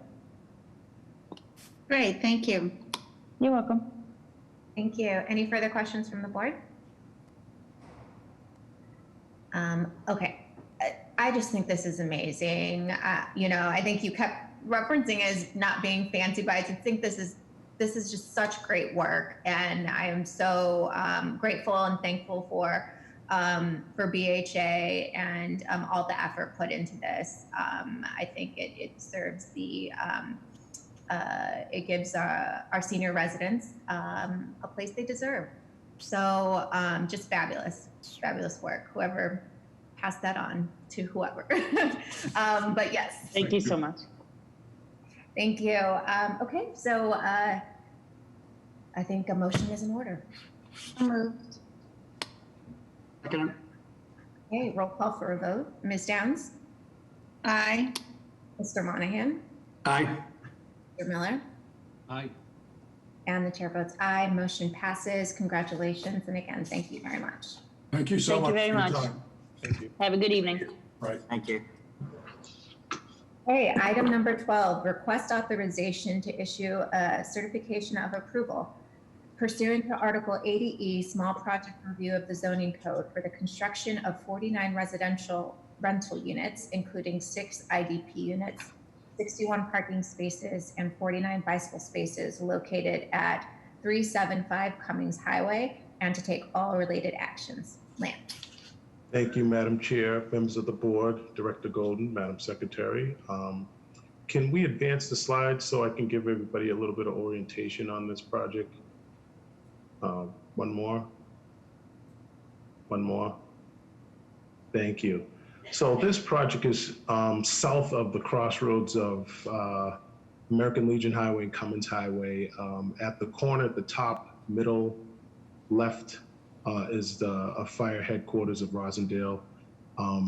Behind you is the Stop and Shop, formerly the Bradley's Plaza, and then everything else up Cummins Highway to the right, or moving to your right, is Mattapan Square. So there you could see the bird's eye view and the Stop and Shop view. So just to give you a little bit of orientation, it's pretty much on the Hyde Park Rosendale line, and up the street is Mattapan. With that said, City Realty plans to construct a new building consisting of 49 residential rental units, including 6 IDP units, with up to 61 parking spaces and 49 bicycle parking spaces. Just a note, this project has an entrance at a very tricky vantage point for its garage and into its building. And the development team is going to continue to work with the BPDA, BTD, and the MBTA to find another location, possibly off the Stop and Shop access road where the gas station is. The project architect is Dan Artigas. You'll hear from him. He'll give you a brief overview. City Realty managing partner Josh Fetterman is here to answer any questions, and Matt Eccles, the project counsel, will be here to answer any questions from the board. Dan? Yes, Lance, thank you. There he goes. Thank you, Lance. Good evening, Madam Chair, Director Golden, Madam Secretary, and members of the board. My name is Dan Artigas with Embark, the architect for the project. As Lance had mentioned, the site is located along Cummins Highway, an intersection between Cummins Highway and American Legion Highway in Roslindale. Can we go to the next slide, please?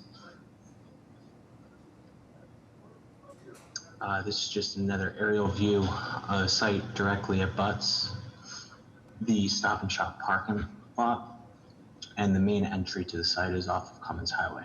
And go to the next slide. The proposal itself is seeking to erect 49 total residence units with 61 parking spaces. The lot size is 39,000 square feet, and the proposed project is roughly 49,000 square feet. Next slide, please. These are just a few images of the existing site conditions. The top image is from Cummins Highway. As you can see, the site is next to the MBTA bus. Is an overgrown site, underutilized. And the view from below is from American Legion Highway. And it pretty much encompasses the entirety of that landscaped area. Next slide, please. This is the ground floor plan of the project, and the main thing here is that working with and reacting to comments from the community, we were able to reduce the overall footprint of the project to the part of the parcel directly facing Cummins Highway, maintaining 26,000 square feet of the 39,000 square foot lot undeveloped. And that alleviated some of the concerns of the community in terms of stormwater mitigation, as well as allowed us to create and keep a significant landscape buffer all the way around the building. We've maintained between a 36-foot and 75-foot setback from American Legion Highway at the rear, and a minimum 25-foot side setback from Cummins Highway. And this, in working with our landscape engineer, landscape architect, allowed us to create a large plaza area that connects to the sidewalk as well as our ground floor amenity space, providing both public and building amenity. We were also proposing initially vehicular entry off of American Legion Highway, which we've removed and consolidated to a single entry off of Cummins Highway, as far away from the Stop and Shop intersection as Lance mentioned. In addition to the over 1-to-1 parking to unit ratio, we also have a 1-to-1 bike parking to unit ratio of the project. Next slide, please. This is an example of the landscape plan and working with Verdant Landscape Architecture, coming up with a comprehensive plan for the site that we are disturbing with the development of the project and the restoration of native plants at the rear of the building, as well as the comprehensive plaza plan in the front of the project. An additional thing that we will be doing as part of the development is rehabilitating the existing bus stop at the corner, down in the bottom right-hand corner of this plan, at the Stop and Shop entry intersection. Next slide, please. And then this is just a summary of the undeveloped lot square footage. As I mentioned, 26,000 square feet of the 39,000 square feet will be undeveloped, so 32% lot coverage for the building. Next slide. This is the front elevation of the project. In terms of the design of the building, what we try to do is take a traditional concept and have modern influences. So using brick veneer and horizontal clapboard siding, which is part of the vernacular architecture of the area, as well as double hung windows, and introducing a more modern panelized system at the upper floors where we're stepping back from all sides to minimize the massing of the building. Next slide. This is the rear of the building, creating a strong cornice line at both the brick and the horizontal clapboard siding. Next slide. These are just the two side elevations. Because of the length of the overall project, we tried to break up the overall massing of the building and use the insets that are created to provide private deck for each of the residents. Next slide, please. This is a rendering from the rear of the building. This is from Wilmont Street, which is next to American Legion Highway, showing the landscape buffer along the rear of the building, as well as that strong cornice line for the brick and fiber cement above, and then the setback on the 6th floor. Next slide. This is a view from the Stop and Shop parking lot, showing the breakdown in the overall massing of the project, the inset private decks. Next slide. And then this is an overview aerial view from Cummins Highway, looking down on the project. Along Cummins Highway, we started stepping back at the 4th floor and then again at the 6th floor to create two common roof deck amenity spaces for the residents, as well as interior amenity spaces on those floors. And then additionally, we are consolidating the condenser units to the center of the roof to provide ample area for photovoltaic panels on the 6th floor roof. Next slide. And this is just a summary of the overall project. 49,000 square foot building with 49 total units, 6 of which will be IDP units, $13 million investment, 75 construction jobs, dedicated bike storage or repair room, 1-to-1 bike to unit ratio. And then in terms of sustainability, we'll use Energy Star appliances, PV on the roof, as I had mentioned, low E glazing in the windows, as well as electrical vehicle charging stations in the parking lot. That concludes our presentation. Thank you for your time. Thank you to the board. Happy to answer any questions. Hey, thank you. So do we have any questions from the board? Okay. Yeah, that entrance looks tricky. Good luck with that. You know, first. Great. Well, a motion is in order. So moved. Second. Okay, roll call for a vote. Ms. Downs? Aye. Mr. Monahan? Aye. Mr. Miller? Aye. And the chair votes aye. Motion passes. Thank you very much. Thank you. Thank you. Congratulations. We are going to take a brief 5-minute break before we start the public hearing portion of the agenda. With that, we'll take a break. So see you in 5.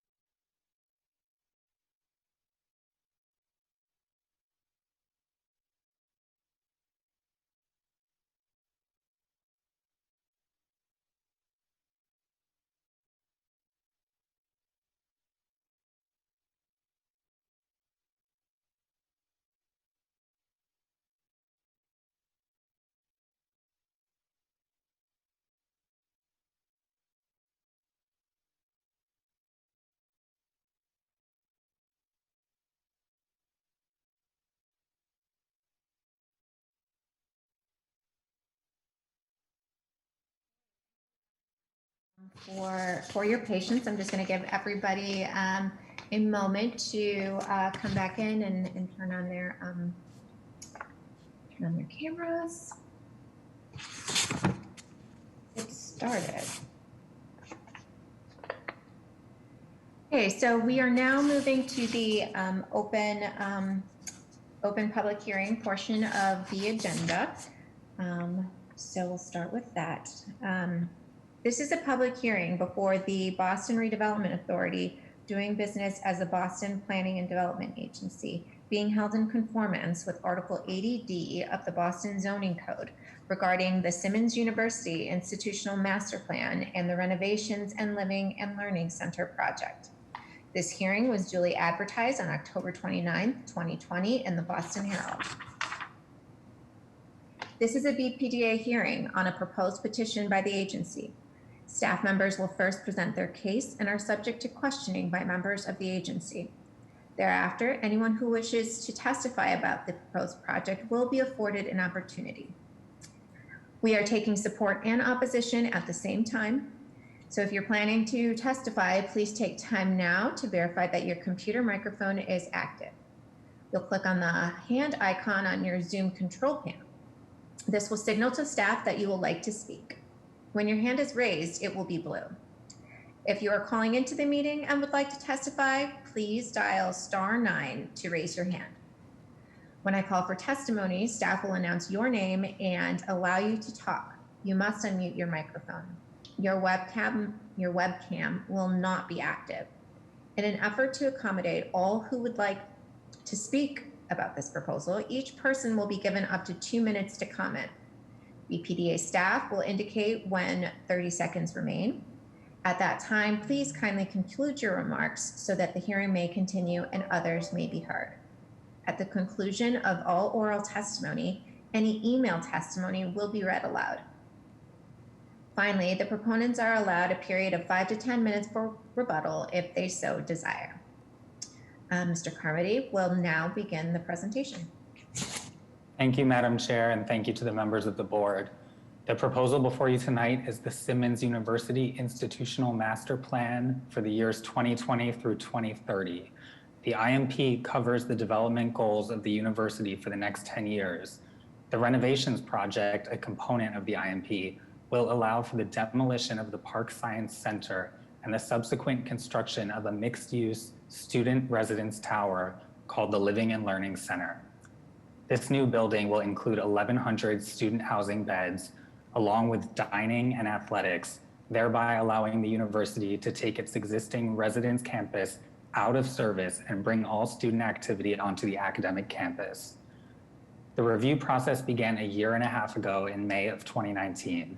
Since that time, the university has diligently and thoughtfully worked with BPDA urban design staff, the Parks Department, the Boston Civic Design Commission, and the Community Task Force to sculpt this new tower in a way that maximizes open space on the campus and minimizes adverse impacts to the neighborhood wherever possible, while also maintaining the programmatic elements that are necessary for the university to operate efficiently in the changing higher education landscape, particularly in light of the challenges facing all of our universities during COVID-19. BPDA staff appreciate that the building will add a modest number of new student beds to the university's housing portfolio and provide streetscape improvements to the immediate area, which is shared by several institutions. I would like to specifically commend the project architects, Emily Paparella and David Manfredi, for really being consistently responsive to BPDA staff over the course of this process. They were really a pleasure to work with. With that said, I will turn it over to Laura Brink-Pazinski, Vice President of Real Estate Development at Simmons, to go through the presentation. Afterwards, we'll be happy to hear from any members of the public and take any questions that you may have. Thank you. Thank you so much. And thank you, Eddie, for that introduction and for being such a great partner for Simmons through this process. And thank you so much to the board. As Eddie said, I am the Vice President of University Real Estate and Facilities at Simmons, and I am so pleased to be here with you this evening to present the most transformative physical project Simmons has ever engaged in, and one that we are confident will secure our competitive strength into the future. Next slide. In addition to the numerous benefits to Simmons, this project will also bring 64 additional beds to our campus for a total of 1,100. It will enhance connections within the LMA with 660 new feet of east to west pedestrian connection and provide 800 new construction jobs. Next slide. When we began our planning for One Simmons in 2016, we recognized the challenges facing us as a small, tuition-dependent, all-women's undergraduate college, the only one of its kind in Boston. We began our planning knowing that competition for our students was increasing, and that in order to maintain our competitive edge, we needed new, modern science facilities to educate our nurses, physical therapists, and nutritionists, not to mention the 50% of our students who are engaged in the STEM fields. Our athletes are our highest retaining students and deserved facilities that honored their strength and wellness the wellness that a redesigned facility would bring to our entire student body. Next slide. These are the challenges that we faced to achieve all of the benefits I just mentioned. We had not engaged in a fulsome master plan of our campus at any point in our history, and One Simmons provided us the opportunity to do just that. Next slide. This is what the campus looks like today. The main college building is the original building located at the bottom of the picture, and it was first occupied in the early 1900s and expanded through the 20th century. Lefevre, directly to its right, was built in 1961, and Park Science at the top right of your screen was built in 1971. In the early 2000s, we renovated Lefevre, and we built the School of Management at the top left of your screen, along with the replacement of our surface parking below grade. You can see here that the Park Science site contributes nothing to the livelihood of our quad, the activation of Avenue Louis Pasteur, or the context of the Boston Latin School. It's a very opaque and dark section of our campus. Next slide. This view shows the locations of our current campuses, the residential campus at the top and the academic campus at the bottom, separated in the middle by Emmanuel College.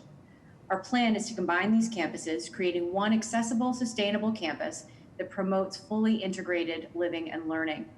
We will relocate all of the facilities currently located on the residence campus to our academic campus and plan to monetize our residence campus through a ground lease to make this plan financially feasible. Next slide. This vision allows all of our facilities to be contained on one parcel of land that provides activation and integration between our students, faculty, and staff, and enhances the physical attractiveness and efficiency of our campus facilities. Next slide. An additional benefit of this planning was the rethinking and complete reconfiguration of our current academic and administrative buildings. In order to prepare the Park Science Center for demolition, we had to find a replacement location for all of our science facilities. And in order to do that, we began to think about all of the adjacencies that would be beneficial to our revised academic structure of 4 colleges under one university banner. This allowed us to rethink our library spaces and the modern functions that that space could provide. Smaller renovations and relocations have allowed us to provide meaningful identity and collaborations for our colleges. Next slide. This slide has become an iconic slide in our planning. We call it the Mosaic Campus. You'll see by the various colors that our academic and administrative units are located in a haphazard manner, allowing for less than ideal collaboration and academic identity. Next slide. The enabling phase of this project allows us to relocate 3 of our 4 colleges into specific areas on campus, providing identity markers while still allowing for collaborative work amongst the other academic units. Next slide. The science and library phase will see a complete renovation of the Lefevre building and the west wing of the main college building to house brand new science and library facilities. It also allows us to upgrade all areas of the building for accessibility and ADA compliance. Next slide. And the final phase will be the new Living and Learning Center on the site where Park Science used to sit.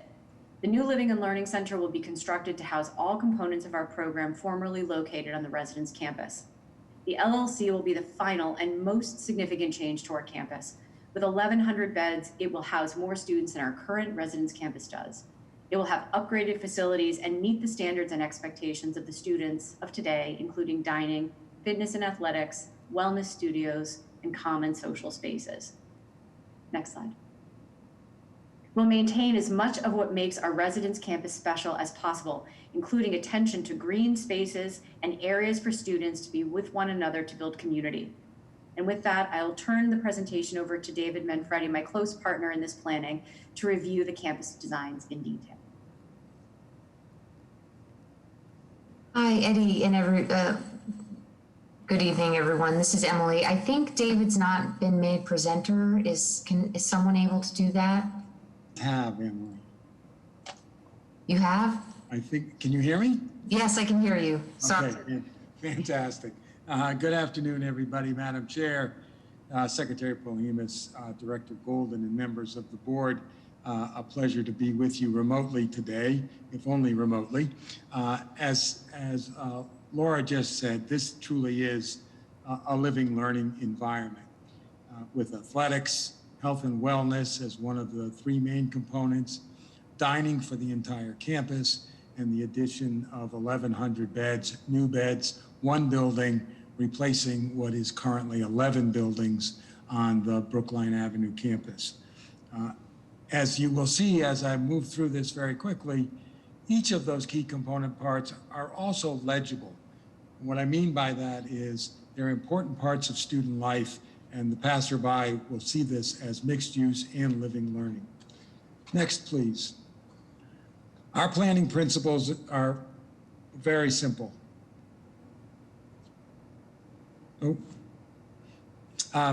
Next, please, sorry. To create a 24/7 campus that integrates all of the parts of student life, to create a safe and pedestrian-friendly environment. Today, students cross two busy urban streets multiple times a day. In the future, this will be one compact, connected campus. Putting an emphasis on student life by the connectivity of all of these parts and maximizing the utilization of campus open space will not only improve the streetscape of our surrounding environment, but really enhance the quality of the Simmons University quad as well. And as Laura mentioned, this increased student housing will attract students to stay on campus longer into their four-year tenure and help to reduce the tension and housing crisis in the surrounding neighborhood. Next, please. I've turned you around now, but you can see the building in its context with Palace Road on the left, Fenway at the bottom, and Avenue Louis Pasteur on the right. And the building footprint has really been shaped by the quad and the sanctity of the quad, as well as the streetscape of Louis Pasteur. Next, please. Now, Louis Pasteur is on your left, and I'm going to very quickly take you through the building. You can see the ground floor is dedicated to two of the primary uses. First part of athletics, the pool, and the first level of dining. These are the public spaces of the building with the student entrances, guest entrances on the north and on the east, and all of the loading coming in from the service drive as it does today in the science building.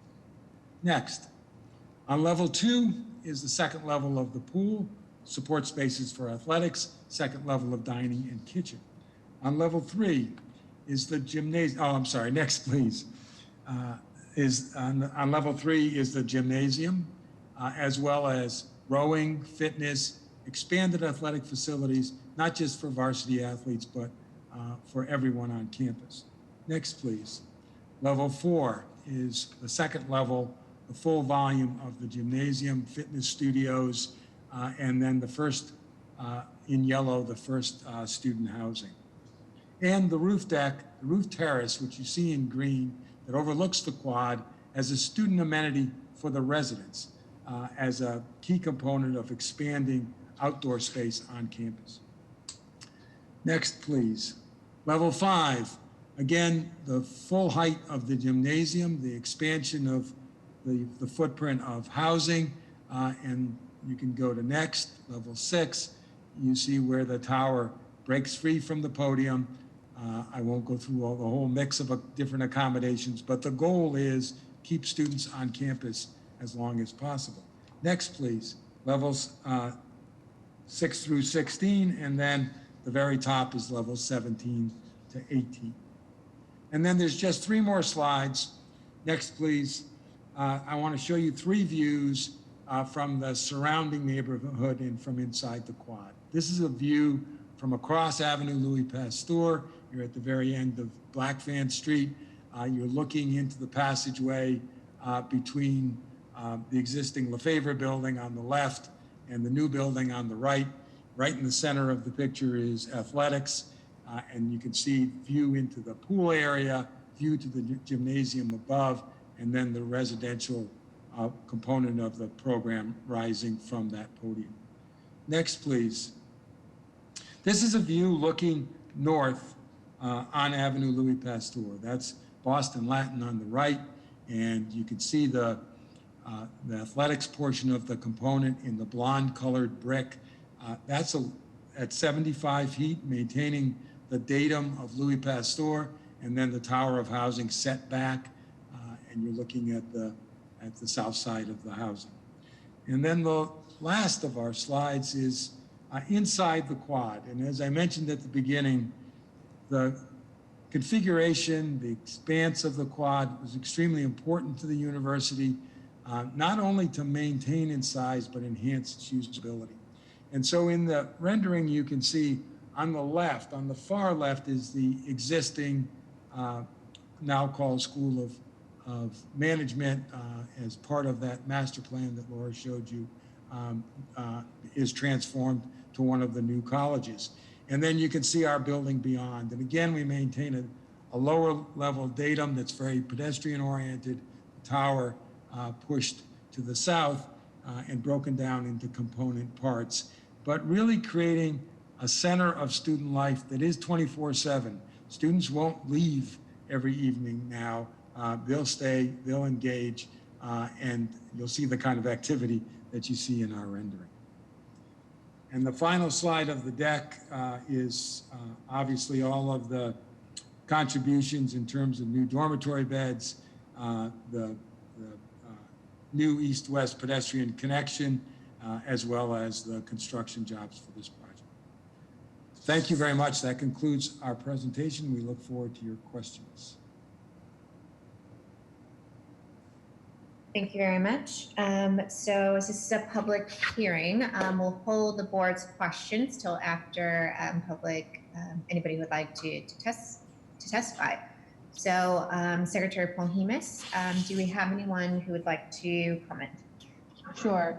Tom Yardley, go ahead and unmute yourself.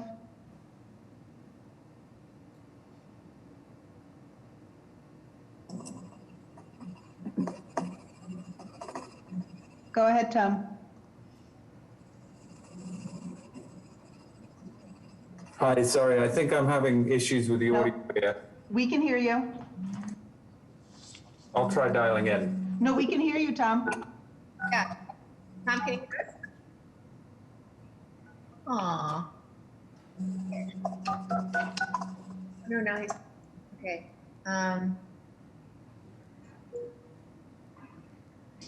All right, so yeah, let's go on to the next one. Gary Walker, go ahead and unmute yourself. Yes, Madam Chair, members of the board, Director Golden, Madam Secretary, Gary Walker, IBW Local 103, the electricians. I just want to speak with strong support and thank Simmons for continuing to build in our city and employ our members. Thank you.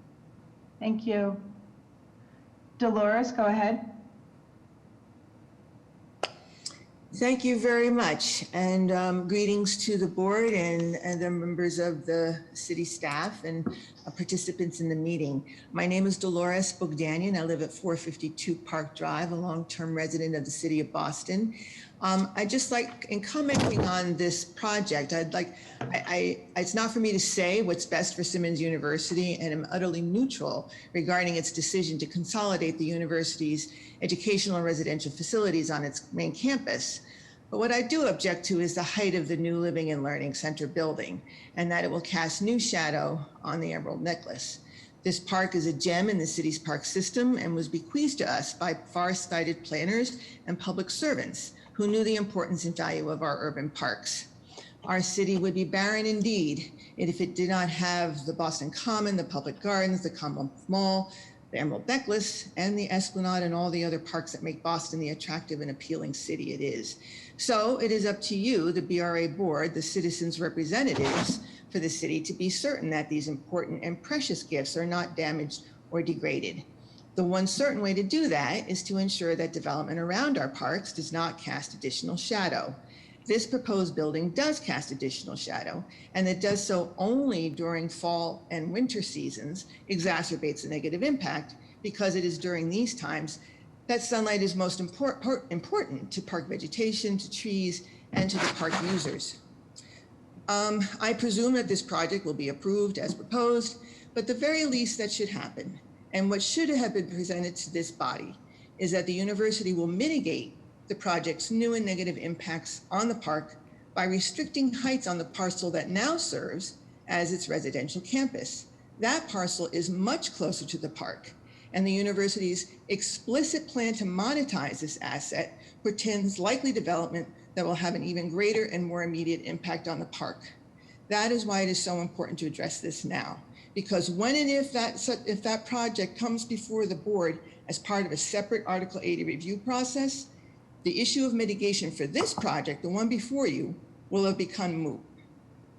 So I say, please demand a height restriction on the university's Pilgrim Road parcel as part of your approval for this project. Thank you. Thank you, Dolores. Minor Perez, you can unmute yourself. Thank you, Madam Secretary. Thank you, Madam Secretary. Madam Chairman, members of the board, Minor Perez representing the Carpenters Union. On behalf of hundreds of union carpenters that live and work throughout the city of Boston, I want to go on record and support. Something very important about this proposal is students living in campus is going to help to alleviate the great need of housing in our city. As we know, it's hard to stay in the city because affordability in the stock of apartments is greatly needed. Thank you so much. Thank you, Minor. Rich Giordano, you can unmute yourself. Thank you, Madam Chair, members of the BRA board. My name is Richard Giordano, Director of Policy and Planning for the Fenway Community Development Corporation. We speak in support of the BRA project before you. We think that overall, this university has come up with a coherent and sensitive plan for its project. The idea of consolidating everything on this main campus makes a great deal of sense, both educationally and physical safety. I think that Elkis Manfredi has done a fairly remarkable job in designing the massing and mitigating the impact and considering everything that the school is attempting to do. This is, about the best resolution or solution to all of the various needs. So we're happy to speak in favor of this project. Thank you. Thank you. Kelly Brilliant. Hi, I'm Kelly Brilliant, Director of the Fenway Alliance with the 21 cultural and academic institutions of the Fenway. We're enthusiastically supporting Simmons' one plan, Living and Learning Center.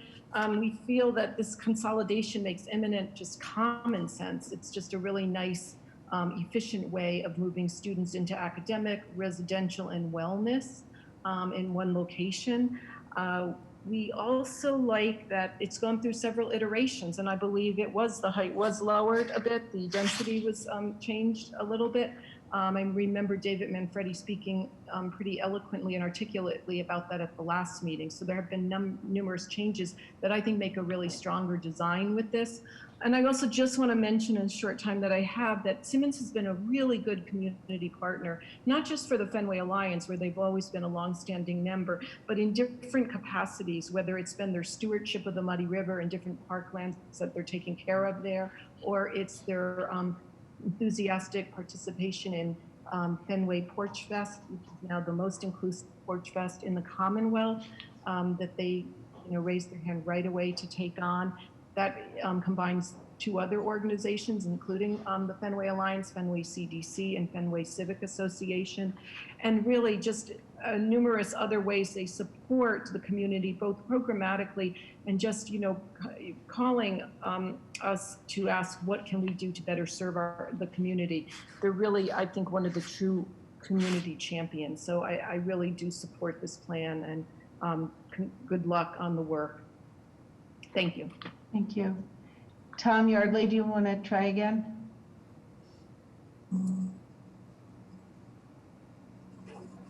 You're unmuted, Tom. Go ahead. I'm going to speak. I'm having problems with my technical connection, but I think you guys can hear me.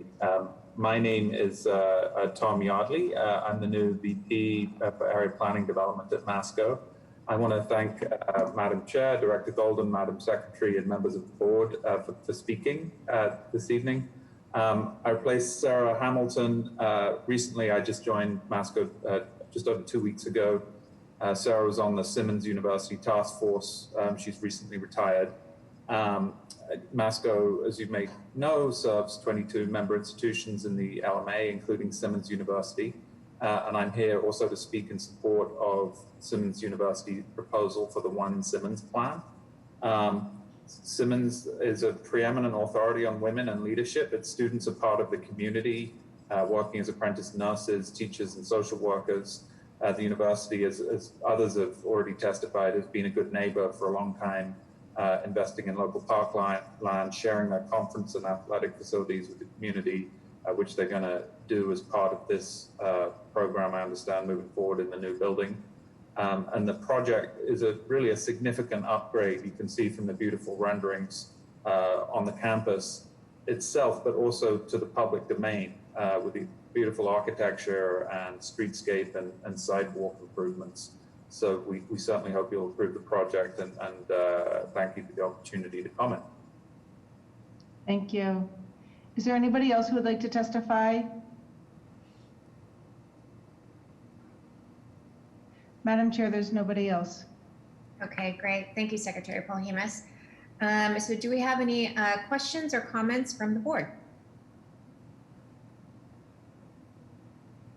Okay, I do have one comment.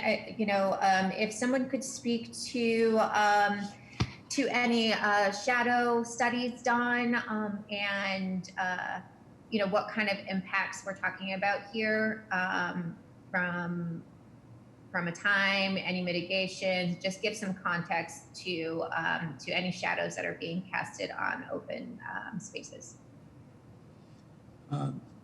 Madam Chair, I'm happy to try to answer that question. There were extensive shadow studies done, and as Kelly Brilliant pointed out, the height of the building as we propose it tonight actually was reduced in response to shadow impacts. We do cast new shadows. They are within the allowable domain of new shadows on the Emerald Necklace. They are, as was pointed out, late in the year, primarily or exclusively in December. But this was reviewed extensively with Parks and with BPDA, and in fact, the final height and the final configuration of the tallest part of the building was approved by both internally BPDA staff as well as Parks as the best possible solution to accommodate program and have the minimal impact on the Emerald Necklace. Okay, thank you, Mr. Manfredi. Very helpful. Any further questions or comments from the board? Okay, hearing and seeing none, a motion is in order. So moved. Second. Okay, roll call for a vote. Ms. Downs? Aye. Mr. Monahan? Aye. Mr. Miller? Aye. And the chair votes aye. Motion passes. Thank you very much. Thank you. Thank you so much. Okay. So we are now going to move to the next public hearings. This is agenda item number 19. This is a public hearing before the Boston Redevelopment Authority, doing business as the Boston Planning and Development Agency, being held in conformance with Article 80D of the Boston Zoning Code regarding the proposed 6th Institutional Master Plan Amendment to the Boston University Charles River Campus, 2013 to 2023 Institutional Master Plan. This hearing was duly advertised on October 29th, 2020 in the Boston Herald. This is a BPDA hearing on a proposed petition by the agency. Staff members will first present their case and are subject to questioning by members of the agency. Thereafter, anyone who wishes to testify about the proposed project will be afforded an opportunity. We are taking support and opposition at the same time. If you're planning to testify, please take time now to verify your computer microphone is active. Click the hand icon on your Zoom control panel. This will signal to the staff that you would like to speak. When your hand is raised, it will be blue. If you're calling into the meeting and would like to testify, please dial *9 to raise your hand. When I call for all testimony, staff will announce your name and allow you to talk. You must unmute your microphone and your webcam will not be active. In an effort to accommodate all who would like to speak about this proposal, each person will be given up to 2 minutes to comment.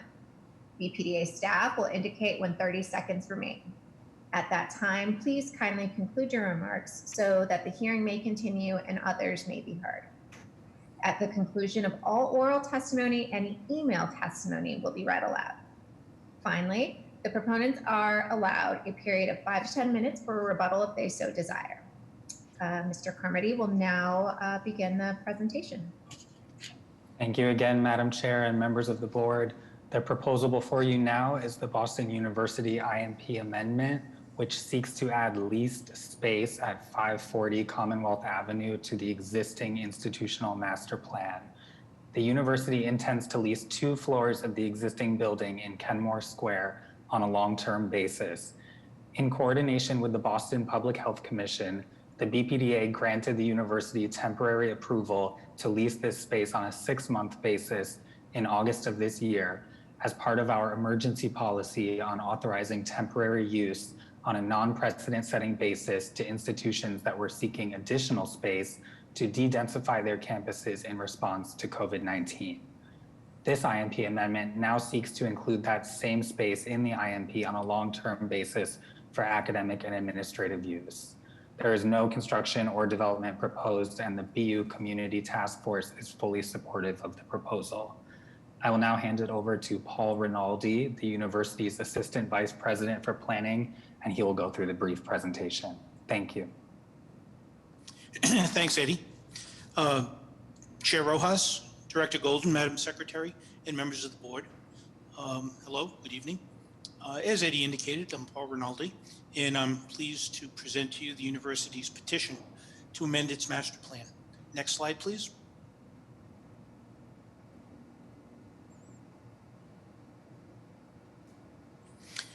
The project is very modest. It's only adding 16,000 square feet to the university's inventory in academic and administrative use. 55 new staff members will be added as a part of this program. Most of them are associated, or most of them are specialists in educational technology, because the connection is that the space will support our new program in online MBA, which we expect to have a student population of about 400 students. Next slide, please. The property is at 540 Commonwealth Avenue on the south side. It's a commercial building with retail on the first floor. Floors 2 and 3, which is the subject of the lease, most recently, about a year ago, had its tenancy Kaplan Test Prep as tenants in the space. It's been vacant since. Next slide, please. So it's 2 floors. The term is 5-year with 2 5-year options. It will include offices for faculty and staff, primarily staff, and studios. The educational content for online MBAs is much more robust and sophisticated than the approach that we COVID has forced us to deliver classes today.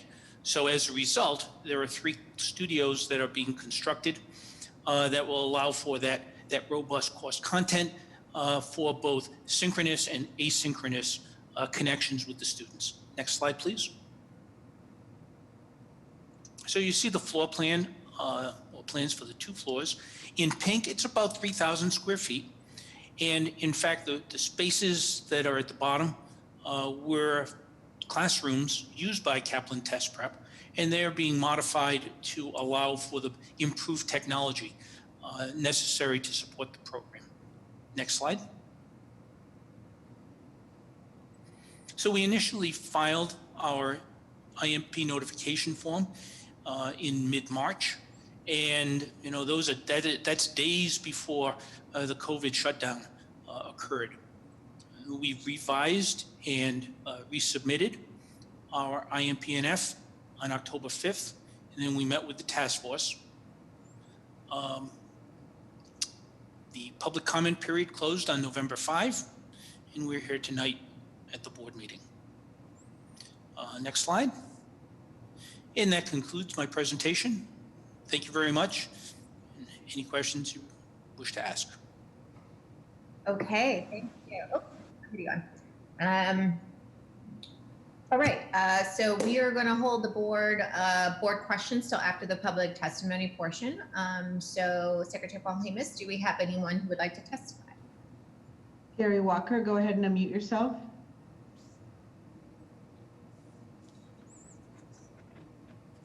Gary, you're still muted.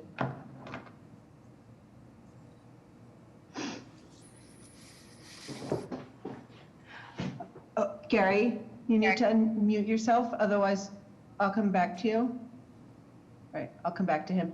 PM Beal, go ahead and unmute yourself. Good evening. Can you hear me? Yes. Okay, great. I want to start by saying good evening to Director Goldman and the members of the board. My name is Pam Beal, and I'm speaking tonight in my capacity as chair of the Boston University Community Task Force to inform you that at our meeting on October 20th, we reviewed the university's plans to renovate 540 Commonwealth Ave as outlined in the 6th Amendment to the BU Institutional Master Plan. And I am happy to report that the proposed renovations and the amendment received unanimous support. Accordingly, I ask that you vote in favor of this amendment and proposal. And thank you for the opportunity to speak tonight. Thank you, Pam.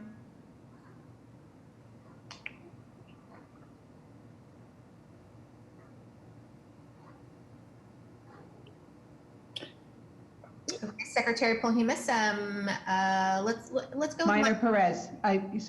Minor Perez. I didn't realize I was muted. Good evening, Madam Chair, members of the board. Minor Perez with the Carpenters Union. It is with pleasure we go in support of Boston University on their proposal. Thank you. Thank you, Minor. Let's try Gary Walker again. Gary, can you unmute yourself?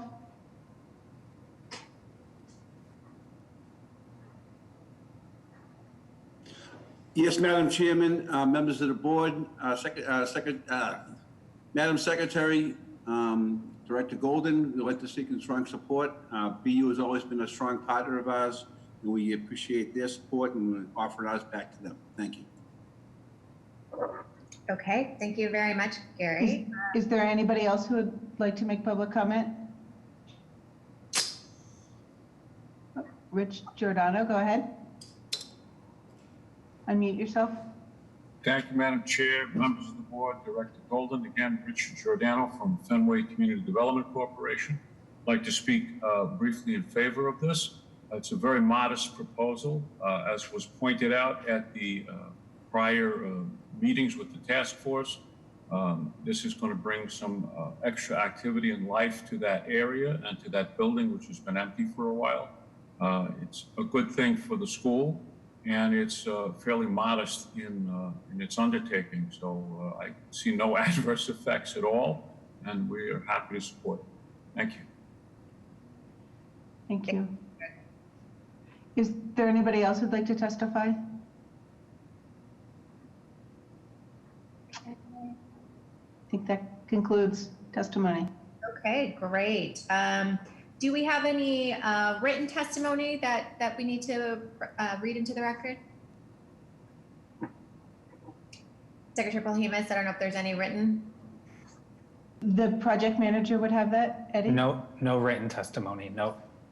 Okay, cool. All right, so do we have any questions or comments from the board? Okay, hearing and seeing none, a motion is in order. So moved. Seconded. Okay, roll call for a vote. Ms. Downs? Aye. Mr. Montero? Aye. Mr. Miller? Aye. And the chair votes aye. Motion passes. Thank you very much. Thank you very much. Thank Have a you. good evening. Okay, so we have another public hearing. This is agenda item number 20.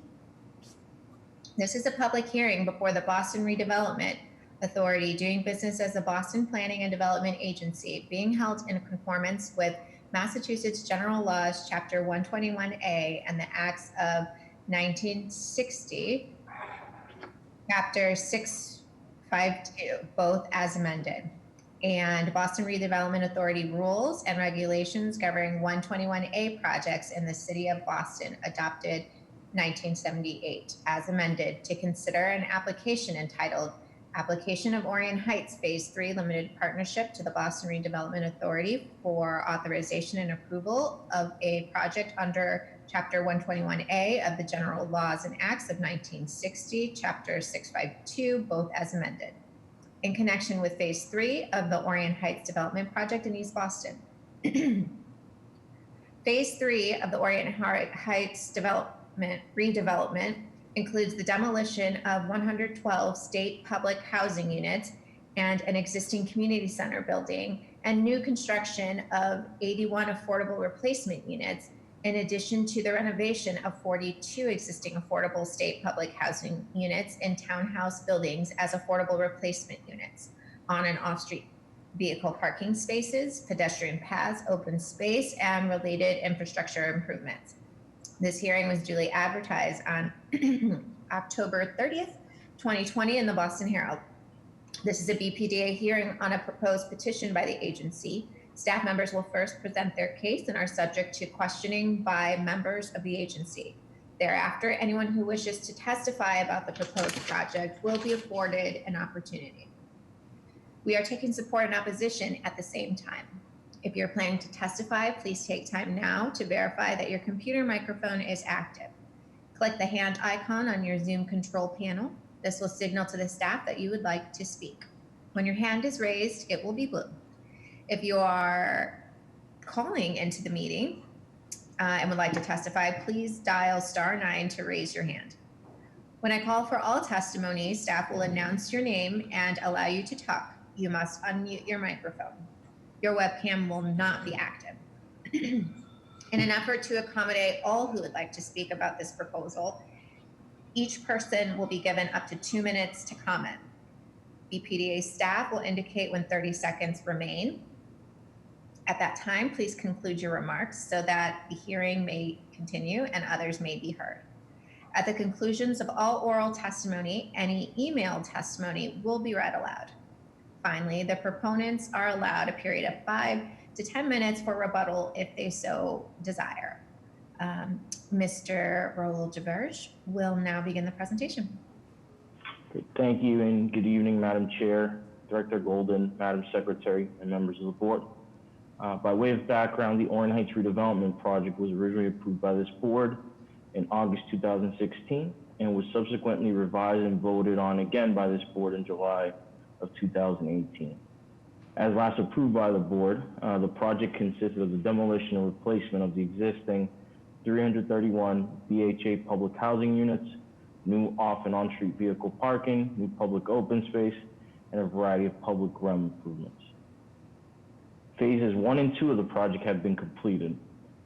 Since the last board approval, the proponent has revised certain details related to the Phase 3 component of the project, and on October 13, 2020, filed the notice of project change with the BPDA, seeking approval for changes to the previously approved project. The changes outlined in the MPC include, but are not limited to the following. The renovation of the existing row house buildings along the south side of Faywood Avenue instead of demolition and construction of such units. The elimination of one townhouse building along the north side of Faywood Avenue and the incorporation of those units into the proposed Phase 3 mid-rise building, and the demolition of the existing community center currently located on Valor Road, resulting in the reduction of approximately 7,000 square feet. With the proposed changes, Phase 3 of the project would entail the demolition of 112 housing units, the construction of 81 new units, and the renovation of 42 units, resulting in 123 new and renovated housing units as part of with Phase 3. In addition to the new units, the phase contemplates additional on and off-street vehicle parking accommodations, as well as additional public open space and public ground improvements. Additionally, the 121A application that accompanies the MPC seeks to provide the Phase 3 of the project with the zoning approvals needed to construct the project, in addition to establishing the appropriate property tax status with the City of Boston.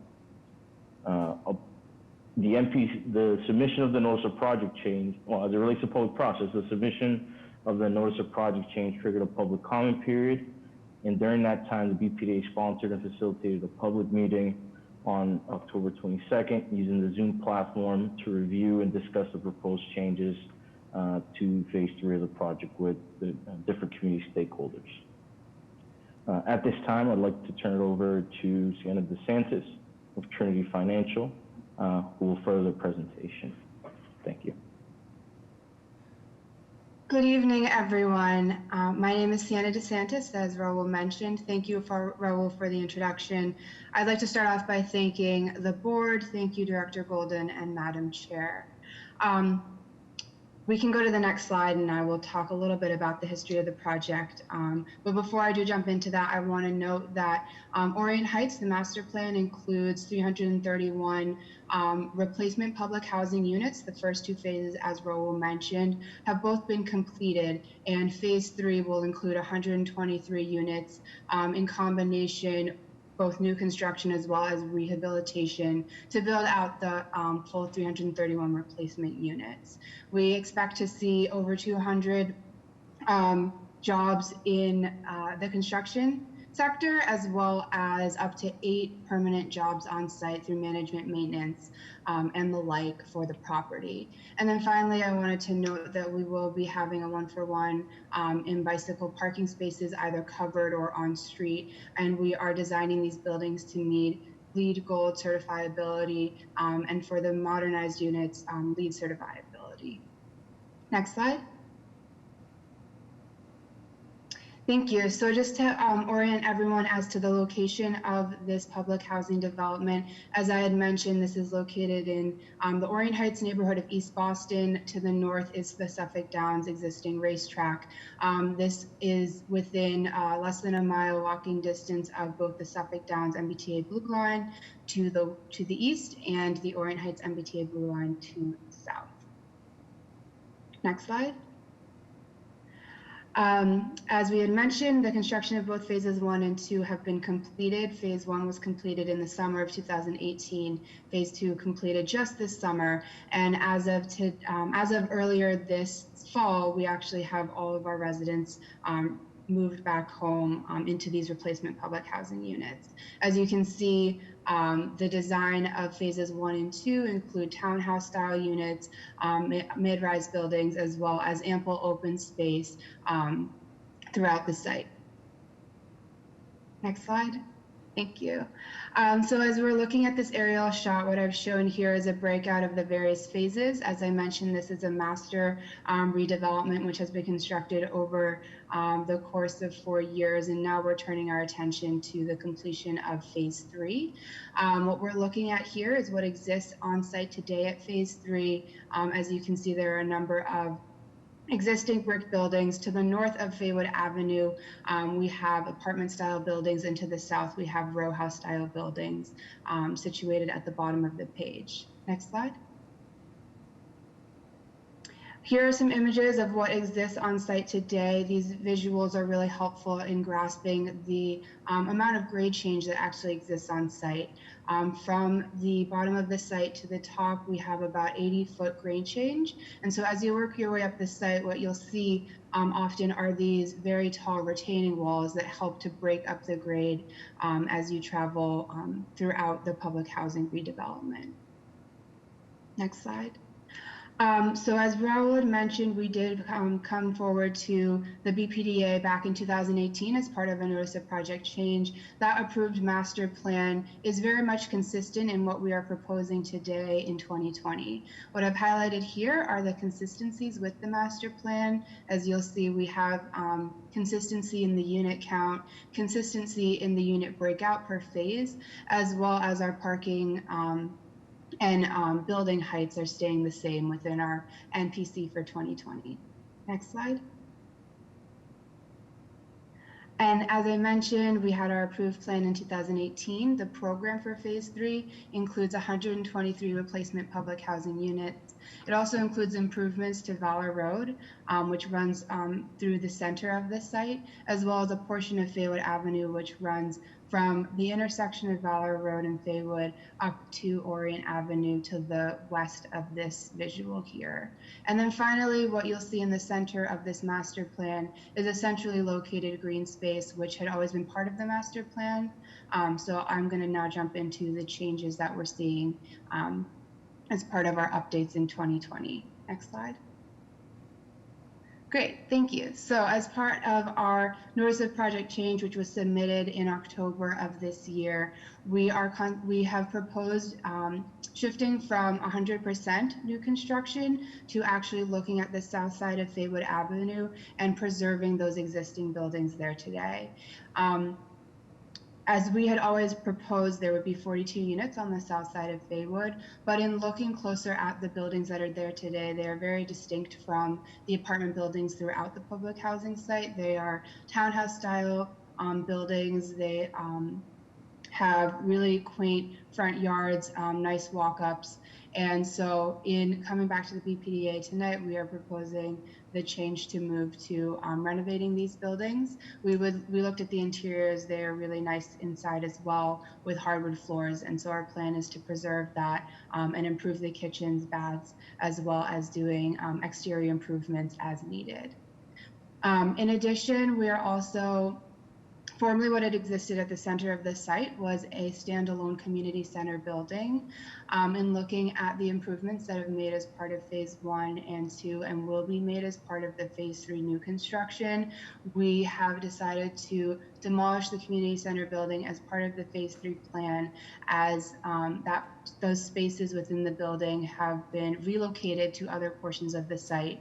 Our new on-site management office is on phase 1 along Waldemar Avenue. And within the phase 2 mid-rise, which is sitting at the center of this page, there is a new community room with a kitchen attached to it, as well as a on-site office for our local tenant organization. And then finally, as part of the design for the phase 3 housing, we had previously shown a 4th new construction townhouse to the west of the site, where you now see a label of open space. In looking closer at the design, we have moved those units into the phase 3 mid-rise building, which is located just labeled phase 3, 123 units. In that building, we have encompassed that townhome and have proposed moving forward with 3 new construction townhomes. And then finally, on the central open space, we've expanded that space slightly to take over where the former existing community center building had once stood. Next slide. Okay, so I have a couple of visuals here to give some more context as to how phase 3 will look upon completion. So here we're standing at the top of Faywood Avenue, right before it turns into Orient Ave. And what you see to the left are the new construction townhouse that will be constructed at the top of Faywood Avenue. And off into the distance, you see the mid-rise building that will be centrally located on Faywood Ave. To the right of this page, you see the rehabbed row house buildings that are existing there today. Their landscaping will be improved as part of phase 3, as well as I mentioned, the interiors will be brought up to modern standards. Next slide. This is just moving down Faywood Avenue slightly, where we're now sitting in the center of the street. Again, the new mid-rise building to the left of the page, as well as the row house buildings on the right-hand side. And then this final image is if you were to go all the way down to the end of Faywood and turn around and look back at where we were just standing. So now we've got the new construction mid-rise to the right, and you see here the main entry to that mid-rise building in the foreground. You'll also see the Faywood Avenue improvements that we are making to the sidewalk on the north side of Faywood, which includes expanding the sidewalk, installing new street trees, as well as lighting. And then to the left-hand side of the page again, these improved front yards to the row house buildings with landscaping, as well as replacing the sidewalks on the left side of the page to the south of Faywood Avenue. So finally, just wrapping up again, here are the figures for some of the benefits this project will bring once complete. Again, we will be replacing the 331 units at Orient Heights today. We'll be creating over 200 new construction jobs, as well as up to 8 permanent jobs on site, and the connections with designing to very high LEED standards, as well as improvements to the pedestrian sidewalks on both Valor Road and Faywood Avenue. And then to wrap up, I did want to just again touch on that this presentation includes our request for the 121A application to be approved for phase 3, which will allow this project to realize both zoning and tax relief, as this is a site that will be built on BHA-owned land and will remain affordable in perpetuity. Love it. Does that conclude your presentation? Yes, thank you. Love affordable housing perpetuity. It's great. Okay, so this is a public testimony or public hearing, so we are going to hold board comments until after the testimony. So Secretary Polhemus, do we have any? Yes, we do. Gary Walker, go ahead and unmute yourself. Yes, Madam Chair, members of the board, Secretary Paul Lemus, Director Golden, once again, Gary Walker, Electrical Workers Local 103. I'd like to speak in strong support. Thank you very much. Thank you. Minor Perez, unmute yourself. Thank you, Madam Secretary. Madam Chair, members of the board, Minor Perez representing the Carpenters Union.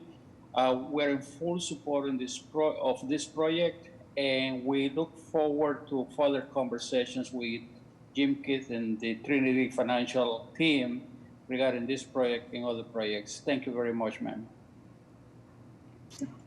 Joe Bamberg, you can unmute yourself. Yeah, hi, my name is Joe Bamberg. I'm the Director of Planning and Development for the Boston Housing Authority. Just very briefly, I wanted to say a few words. The Orient Heights public housing community is state public housing, which means that it's supported by the Commonwealth of Massachusetts. And the BHA built the Orient Heights community back in the 1950s. We've been working with residents in the BHA community for well over a decade on envisioning and planning for the transformation of the site. For more than 5 years now, we've been working with this development team of Trinity and the East Boston CDC.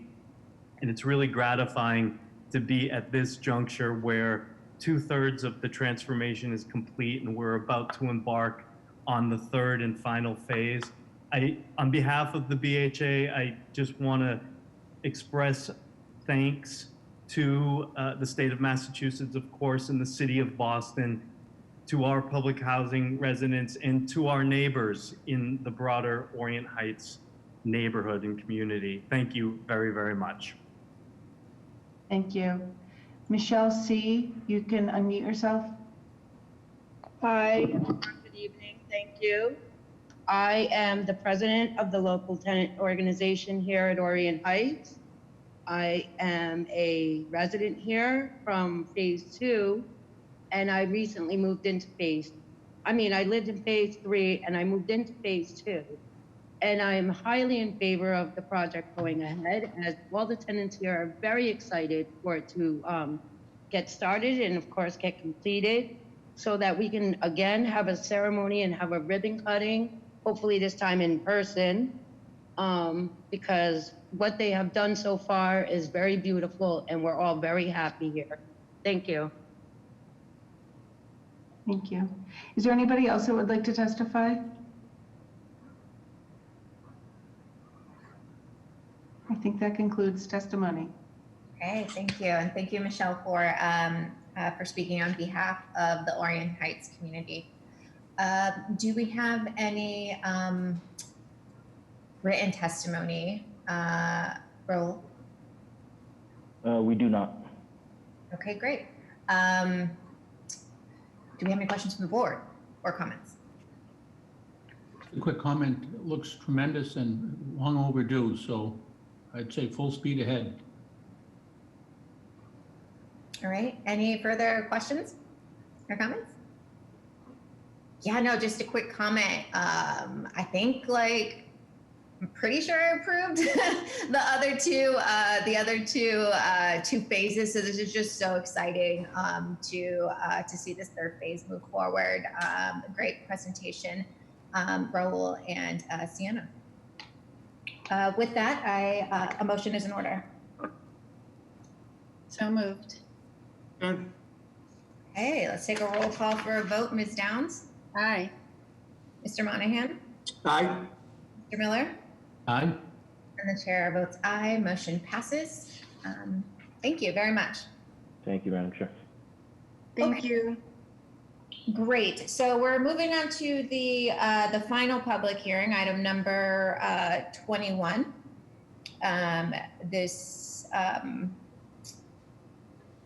This hearing was rescheduled, so we are going to remove it from the table here. This is a public hearing for the second amended and restated master plan for planned development area number 94 Bartlett Place, Washington Street and Bartlett Street in Roxbury, which was scheduled to be held on October 15th, 2020 at 5:50 p.m. Ms. Carol Downs made a motion and the board voted to table the item until a future date. At this time, I move that we take from the table the proposed actions for consideration and to hold the public hearing. A motion is in order. So moved. Good. Okay, roll call for a vote. Ms. Downs? Aye. Mr. Monahan? Aye. Mr. Miller? Aye. And the chair votes aye. Motion passes. So we will now start the public hearing.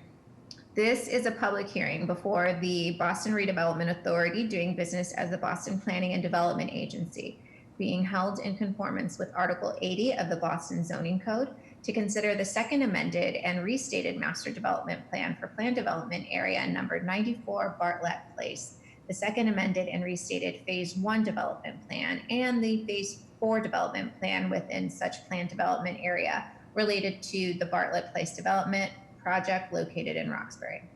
This hearing was duly advertised on October 29th, 2020 in the Boston Herald. This is a BPDA hearing on a proposed petition by the agency. Staff members will first present their case and are subject to questioning by members of the agency. Thereafter, anyone who wishes to testify about the proposed project will be afforded an opportunity.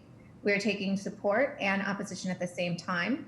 If you're planning to testify, please take time now to verify that your computer microphone is active. Click the hand icon on your Zoom control panel. This will signal to the staff that you would like to speak. When your hand is raised, it'll be blue. And if you're calling into the meeting and you'd like to testify, please dial *9 to raise your hand. When I call for all testimony, staff will announce your name and allow you to talk. You must unmute your microphone and your webcam will not be active. In an effort to accommodate all who would like to speak about this proposal, each person will be given up to 2 minutes to comment. BPDA staff will indicate when 30 seconds remain. At that time, please conclude your remarks so that the hearing may continue and others may be heard. At the conclusion of all oral testimony, any email testimony will be read aloud. Finally, the proponents are allowed a period of 5 to 10 minutes for rebuttal if they so desire. Mr. Whiteside will now begin the presentation. Thank you, Madam Chair, members of the board, Secretary Paul Hemus, and Director Golden. My name is Dana Whiteside. I'm Deputy Director for Community Economic Development with the agency, and we are here this evening to present considerations for the amendment to the Bartlett Place Plan Development Area, and specifically 2 components which you'll hear more about this evening. I'll say a few words by way of background and context. The Bartlett Place project, as mentioned earlier, is governed by a planned development area which was originally voted by the board in 2013 with corresponding Article 80 approvals and subsequently amended in 2016. If you wouldn't mind, the next slide, please. The projects before us this evening, again about which we will hear more specifics from the development team, are related to Building A, which is one of the first phases of the project, which is going to create 60 units of affordable housing with corresponding job creation, et cetera, and also sustainability opportunities. The next slide, please. The second component of the changes associated with this amended plan development area relate to Building D, which purports to create 50 units of senior housing on the site with related affordability. Next slide, please. This large screen that you're seeing in front of you shows what I would consider almost like a campus plan for the overall development. It shows all of the projects in the various 5 phases of the project. You will hear specifically tonight about Building A, which is on the bottom corner, and Building D, which is central to the site, noted accordingly. The overall project will result in a number of amenities and benefits, which include the creation of new infrastructure, roadways, ramps, and pedestrian enhancements, internally and externally, the inclusion of some important open space that also includes the creation of a 15,000 square foot plaza known as the Oasis, various infrastructure improvements, plantings of 130 new trees, which is a very important environmental consideration as part of the open space planning, as well as the installation of a traffic signal long requested as part of the overall project that will be on Washington Street. The overall project will also include the creation of the 380 units all told, 166 of those units will be homeownership, which creates an important economic development opportunity that represents 42% of the overall units created on the site, which will have significant affordability. I would note, as part of context and background for today, that shows of support, letters of support have been provided specifically for some of the funding on the project by Councilor Janey and Senator Chang Diaz to support the affordable housing funding of this project, as well as an overall letter of support from Councilor Asaibi George. One of the considerations that you'll hear more about this evening as well is the way in which the commercial component of the project has been reduced from the original master plan to be replaced by affordable housing. The development team will speak more specifically about the rationale and the considerations around project financing for a nonprofit CDC, which does own the site outright, to move forward, considerations around use of new market tax credits, and their lack of that availability at this time that informed the way in which the affordable housing component has been proposed. In addition to those considerations, the issue related to the way in which the project has garnered support through public process. One consideration I will note that has been brought to the board's attention and to staff attention today is the engagement by the Western team with an organization called Union Capital Boston. The development team will speak more specifically to that engagement. I would note that that engagement is outside the purview of the BPDA's process, which does include work with the Roxbury Strategic Master Plan Oversight Committee, the engagement in public conversations, public meetings, and work with the Project Review Committee. Recent conversations and public process have included meetings in August and September and October with the PRC and with the public, as well as updates for the Roxbury Strategic Master Plan Oversight Committee. I will conclude my remarks there, and certainly we'll take questions afterwards, but would like to ask David Price from Worcester CDC to begin his portion of the presentation. Thank you, Dana. I'm David Price from the Worcester Community Dad, and with Wendell Developers, our 50-50 partner, with the master site development team. And we're going to start off with the proposed new master plan. And if you go to the next slide, I'll call out the proposed changes. The total housing count is at 380. That's up from 323. The income mix is the same, a third affordable, a third middle, a third market. The for sale units are at 166. That's up from 129. The apartments are at 214. That's up from 194. The commercial space is 29,000 square feet. That's down from 45,000. If you go to the next slide, this kind of highlights the impacts in a positive way of the master plan. There are 241 affordable and middle income housing units to help mitigate gentrification and the threat of displacement that the community is concerned about. There's $23 million in homeowner equity appreciation over 10 years. There's 100 permanent jobs and 600 construction jobs for workers of color out of a total of 900.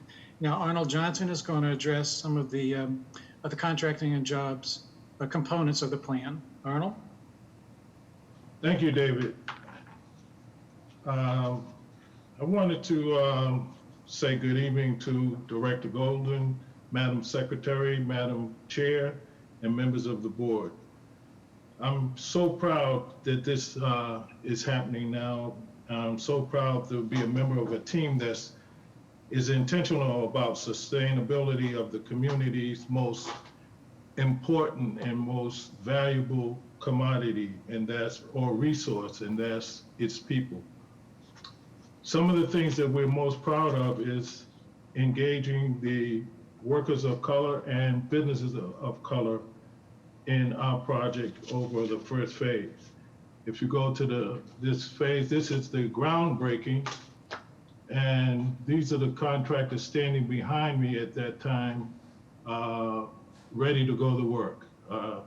We exceeded our previous program by 29 million in new MBA spending, and also 98 more jobs for workers of color.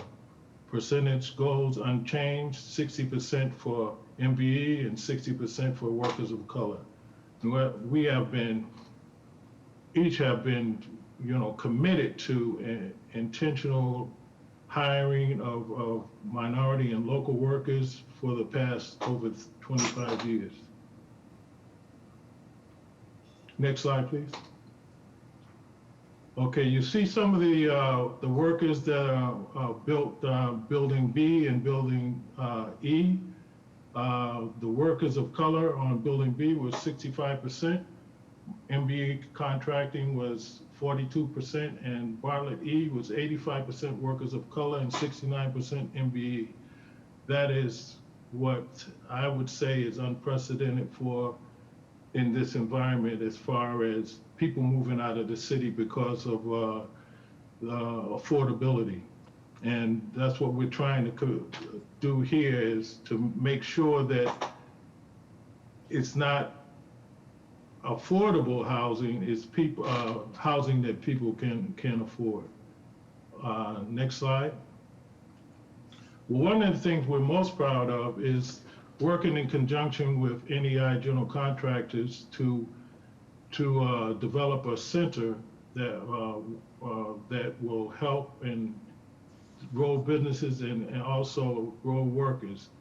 The business development offers basic seminars to develop and expand the project management and accounting capacities of contractors. Also professional and industry training host an extensive curriculum of professional and industry-specific training, seminars, and webinars. The curriculum will offer a la carte learning opportunities for subcontractors and workers, as well as a structured business development path, trade development in collaboration with partners, organizations, trade-specific training and or offsite can be offered. One of the things that we're most proud of that's already in effect is our mentoring program. Throughout the program and engagement with the center workers and contract will be receive continued guidance and encouragement from industry professionals. That's what we have done with other organizations such as JPNDC and also the MMCA, Minority Contractors of Massachusetts. Next slide, please. Okay, let's go back one slide. So NEI is committed to, and the Bartlett Station, we're committed to making sure that people have an opportunity. Like I say, it's not just housing, it's people, and we're trying to create an environment that narrows the inequality gap. So people will be brought, it's not a 8-week or 6-week program, which after you finish you're out there in the middle of a lake with no paddle. So people that are already working on the job will be mentored, and their businesses, they can walk into the center at any time. NEI has committed to leasing 2,500 square feet of space in Building A and committed for 5 years. So this is a commitment that will produce skilled workers in an economy that we really need skilled workers in. Also, we're not promising anything because we have already delivered it. We've delivered it by the numbers that you just saw, and we're proud to be members of the community. And I think what happens is, it reminds me of a saying that there was a little boy, he came up to his priest, his pastor, and asked him, how do you cure the ills of the world? And the pastor said, love cures all ills, right? He said, what if it doesn't work? He said, increase the dosage. And that's what we want to do, is increase the dosage. Thank you.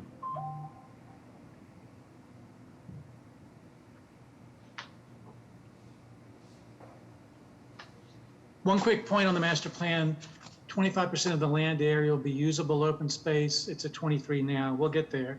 There's significant public destinations. The site is wide open to the entire community. The blue dots outline the public pathways, their visual corridors, and the chief attraction will be a public arts park, Oasis at Bartlett. So I'm going to turn it back to Dana. Thank you, David. The next component of the presentation will be the description for the Lot D, Building D project, which will include Roger Brown from POA. Roger?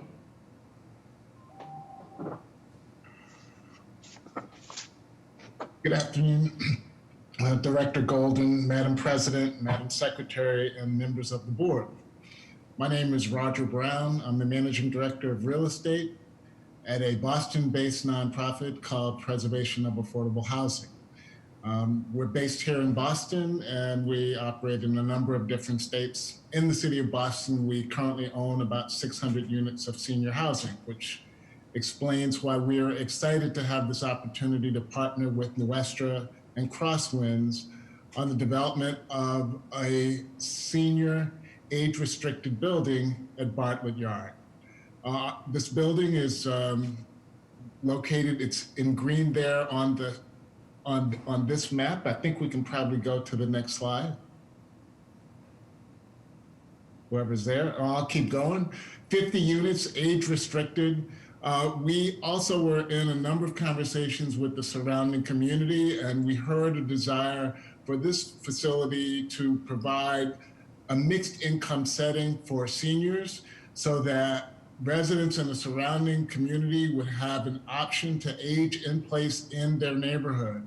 So we have a number of income restricted units, but we also have unrestricted income units for people who would like to move out of single family houses and be in a more age appropriate setting.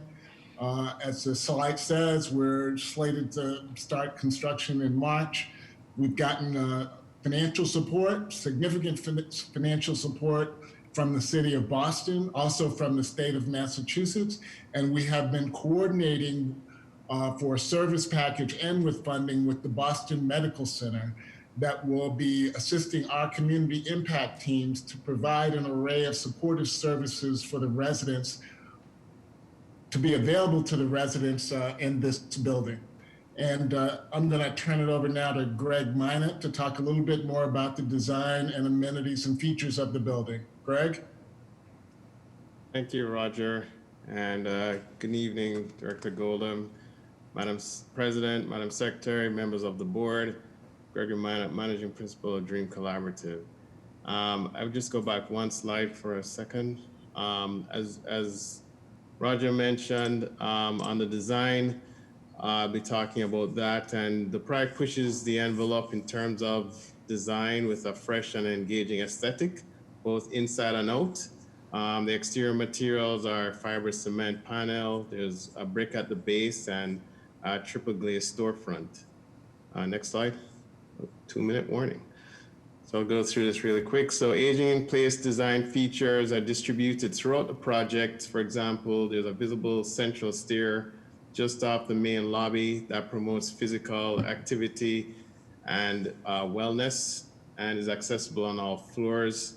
There will be a dedicated resident bike room to encourage biking, and there's also dispersed laundry on each floor of the building that provides an opportunity for chance encounters and meeting with neighbors.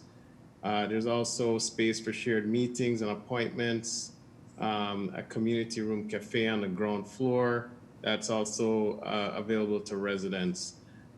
So in addition to all the amenities inside the building, we have several amenities on the outdoors. One key public amenity is the publicly accessible gallery space that's adjacent to the Oasis Plaza that was described earlier, and that's a publicly accessible art gallery. We also have a open space that is a private 1,500 square foot patio that's off of the community room for the residents. And we also have on the south side of the building a 9,500 square foot private terrace for the residents. That includes open seating and lawn. Greg? Yes. I'm sorry to interrupt you. I'm going to ask you to move on to let David do building A because of time. Sounds good. Thank you.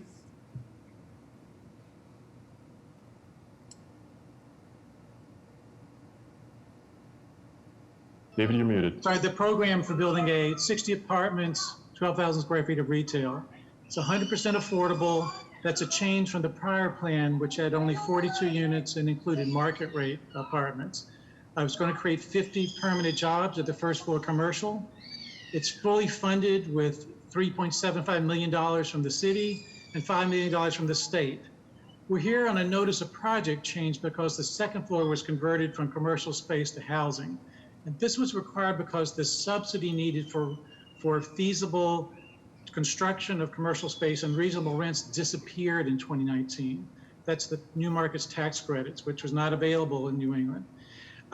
Just like affordable housing, commercial space requires a subsidy to be feasible to build cost-wise and to operate at reasonable rents. So this change does allow the building to focus the commercial space on the first floor, and that addresses the biggest need in Nubian Square: stable, occupied, active, successful first floor commercial space. So even with this reduction, the total permanent jobs at Bartlett are 100, which makes it probably the largest permanent job creation project in Nubian Square. And finally, the proposed office plan for the second floor, it would be at risk now because COVID has collapsed the office market, as we all know. So now I want to turn it to Eric Chamberlain from David Square Architects to take you quickly through the design. Good evening, everyone. My name is Eric Chamberlain. I'm one of the owners at Davis Square Architects. Actually, if you could flip back one slide real quick. Building A, as you can see, is 5 stories. A large portion, as David mentioned, of the first floor is set up for retail use, and you can see the storefront there in the picture. This first view is the corner of Bartlett Street and Washington Street, with Washington Street stretching off to the left and Bartlett Street to the right. Working with the design staff at BPDA and D&D, we've come up with a facade that has vertical elements, the sort of brick, we're calling them towers, at the corner of this prominent intersection and at the other corner that you'll see in just a minute. So the building is a mixed-use building. We have about 10,500 square feet of retail space on the first floor and 60 residential units on the upper floors. There's 2 retail spaces here at the corner of Bartlett Street, which could be combined if a larger tenant wanted to move in. Their setup is separated now, but could accommodate a larger tenant. The main residential entry is on Bartlett Street, which is to the far right in this view, kind of behind one of those trees down there. That was a deliberate decision to try to leave the most public street, Washington Street, as set aside for the retail space. You can skip to the next slide now. So this view is the opposite corner of the site. Eric. Yes, sir. Thank you. Thank you for what you've done so far. I'm going to need you to say one last comment and then turn it back to David for his final comment, because you've run out of time for your presentation. Okay. We have a bunch of open space at the back that you may have seen in one of the earlier slides that is a Wunderf that helps connect with the oasis across the street that we hope will be used by the community as a whole. Thank you. And finally, David, please.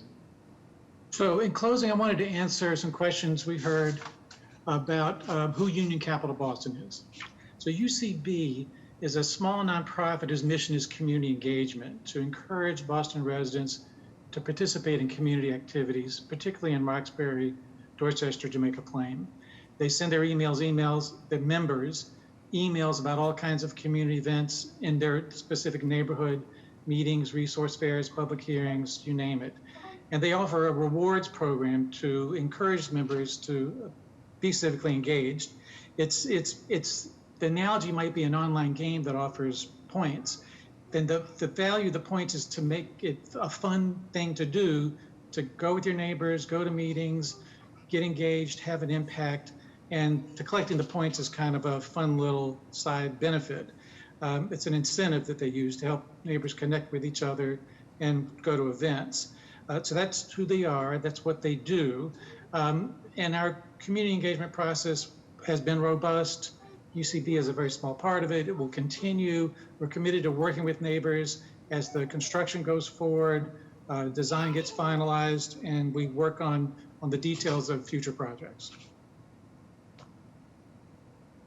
That concludes the presentation, ladies and gentlemen of the board. And thank you so much. This is really great, and please know that again, I know we were rushed on time, and there's so much great stuff here. But all board members, did see all of the full presentation, and really also encourage folks to look at some of those awesome renderings that are available on the BPDA website if you just go and search for this project. So with that, let's go ahead and open it up for public testimony. Secretary Paul-Humis. Sure. Jamal Abdul Kalak, if I pronounced that properly. You can, yep, go ahead. Yes, ma'am, you did pronounce that properly. I appreciate that. Hello, Madam Chair. Greeting to the members of the board. My name is Jamal Abdahalik. I'm in favor of the Bartlett Station Building A in Oasis. It will definitely help offset pressure of gentrification, providing 50 new permanent jobs on the first floor of the site. It promotes community health and is also in walking distance to mass transit in Nubian Square. It also offers vending opportunities for local artists and cultural business and healing arts and fitness for neighbors. And I think New Western CDC Wendell developers will continue to set and meet high job and contracting goals, 60% of jobs for workers in color and 60% of contracting dollars to MBEs. Lastly, creating home ownership, which creates wealth opportunities for Black and Latin buyers based on average sale price and conservative rates for appreciation. Each home owner could gain $140,000 in equity after 10 years of ownership. So I'm all in favor and on board. Thank you. Thank you. Carl Couchot, you can unmute yourself. Thank you. Yes, and it's pronounced Carl Kwaku. Sorry. Evening, Madam. Well, that's quite all right. Nobody ever gets it right.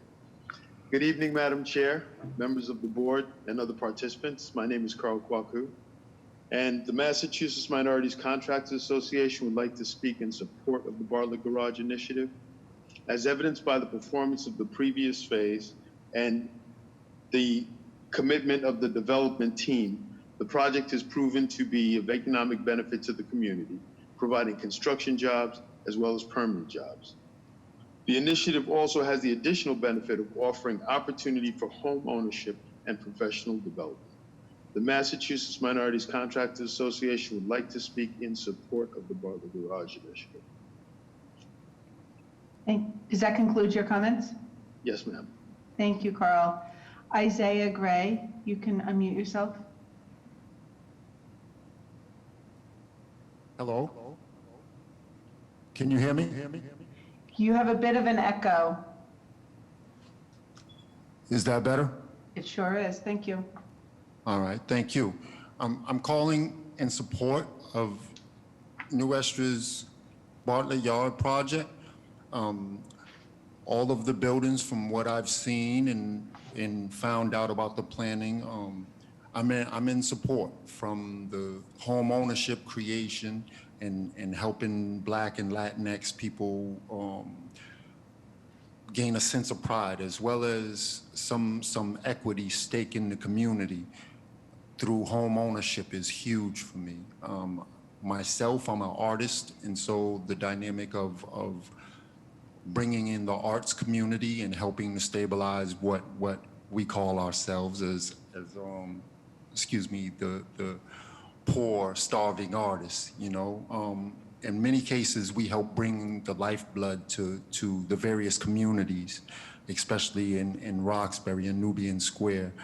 There's a lot of gentrification that's going on, and this project can help to stave off some of that. And so I'm personally lifelong Boston resident. I'm personally in support of the project. Hopefully the board agrees and gives permission for it to go forward. Thank you. Thank you. Virginia M., you can unmute yourself.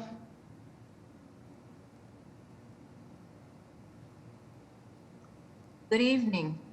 Good evening, Madam Chair, Madam Secretary, members of the board. My name is Sister Virginia, Executive Director of Grove Hall Neighborhood Development Corporation, the CDC, right up in Grove Hall. It sits on the border of Roxbury and Dorchester.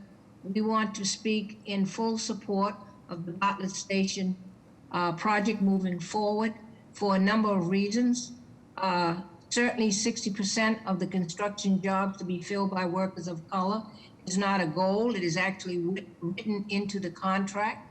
The 50 plus permanent jobs, we always need jobs in our community, and 85% in $85 million, I'm sorry, for contracts. And when we say people of color, I hope we mean that because we are living in the heart and soul of the Black community, that we're talking about Black and brown people.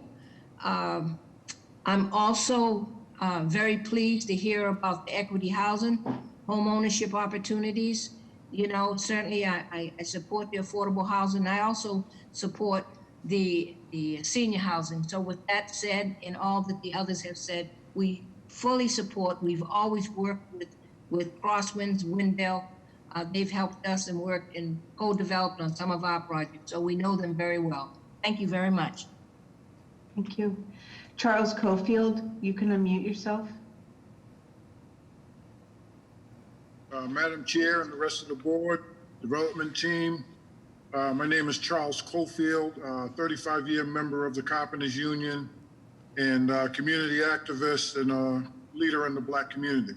Born and raised in Roxbury, and this is an awesome project that I'm very proud to be friends and partners with Arnold Johnson, George Wynn, and David Price, and all these folks that have dedicated their lives to making sure that we have affordable housing in our neighborhoods.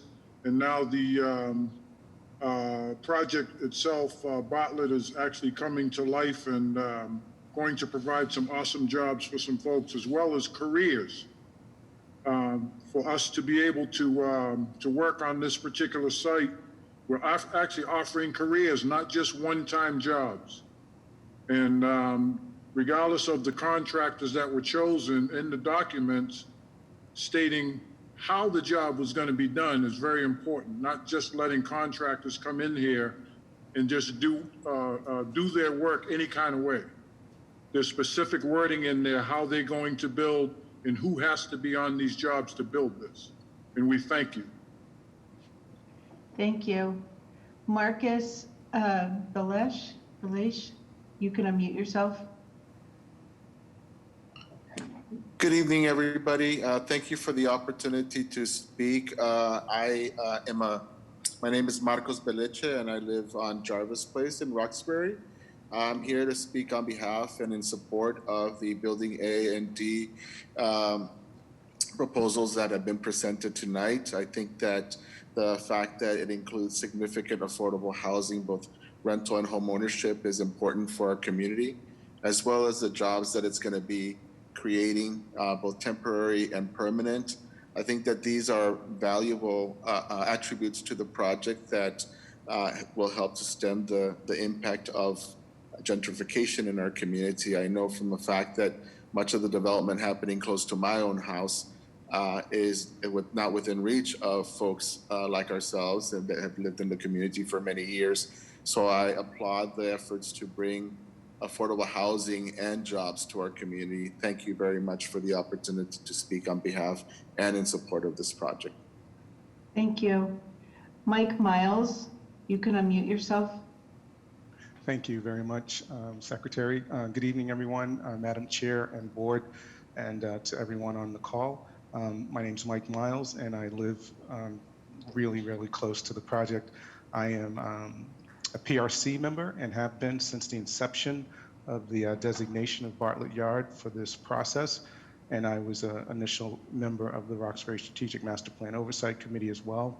And I've also served as a BRA zoning commissioner, so respect to the board for all the work that you do. I want to speak in favor of this as a PRC member and a committee. We have stewarded the community's engagement to have dialogue and communication with the development team throughout a very long time. It's been, quite a distance we've covered, and like the project from East Boston, we're really excited to see these phases take shape. And we really want to just reiterate that the development team has, hung in there with us through some very difficult times, the global financial crisis and other things that have really created obstacles for this project, but they've steadfastly and remained committed and have moved this thing forward to this point.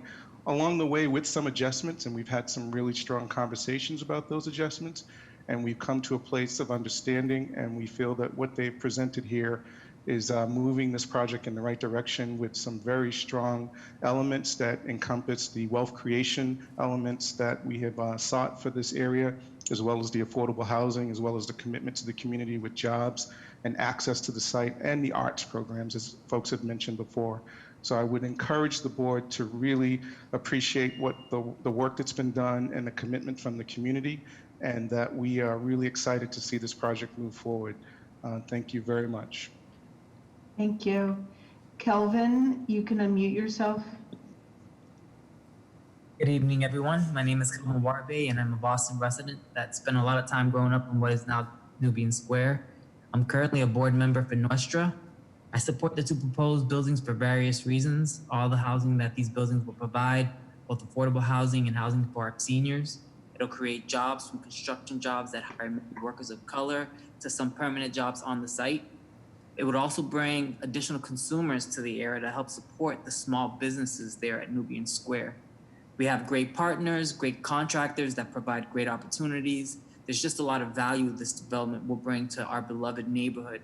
And as you've heard from some of the other previous comments, there's just such a tremendous opportunity here to continue providing growth and opportunities and value to Roxbury. So I do wish we all see the positive outcomes and continue to produce some great stuff at Nostra. Thank you.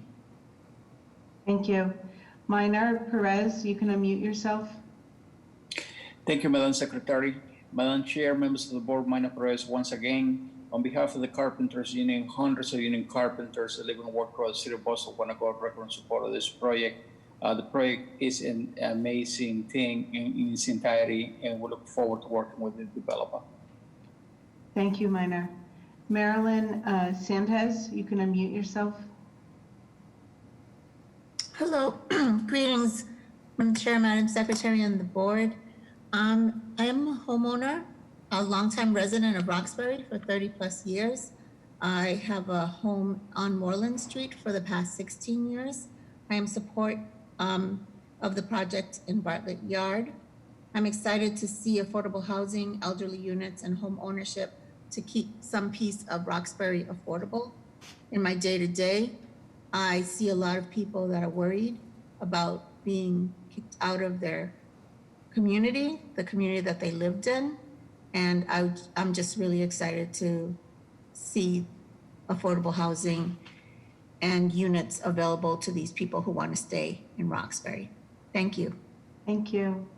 Craig Ransom, you can unmute yourself.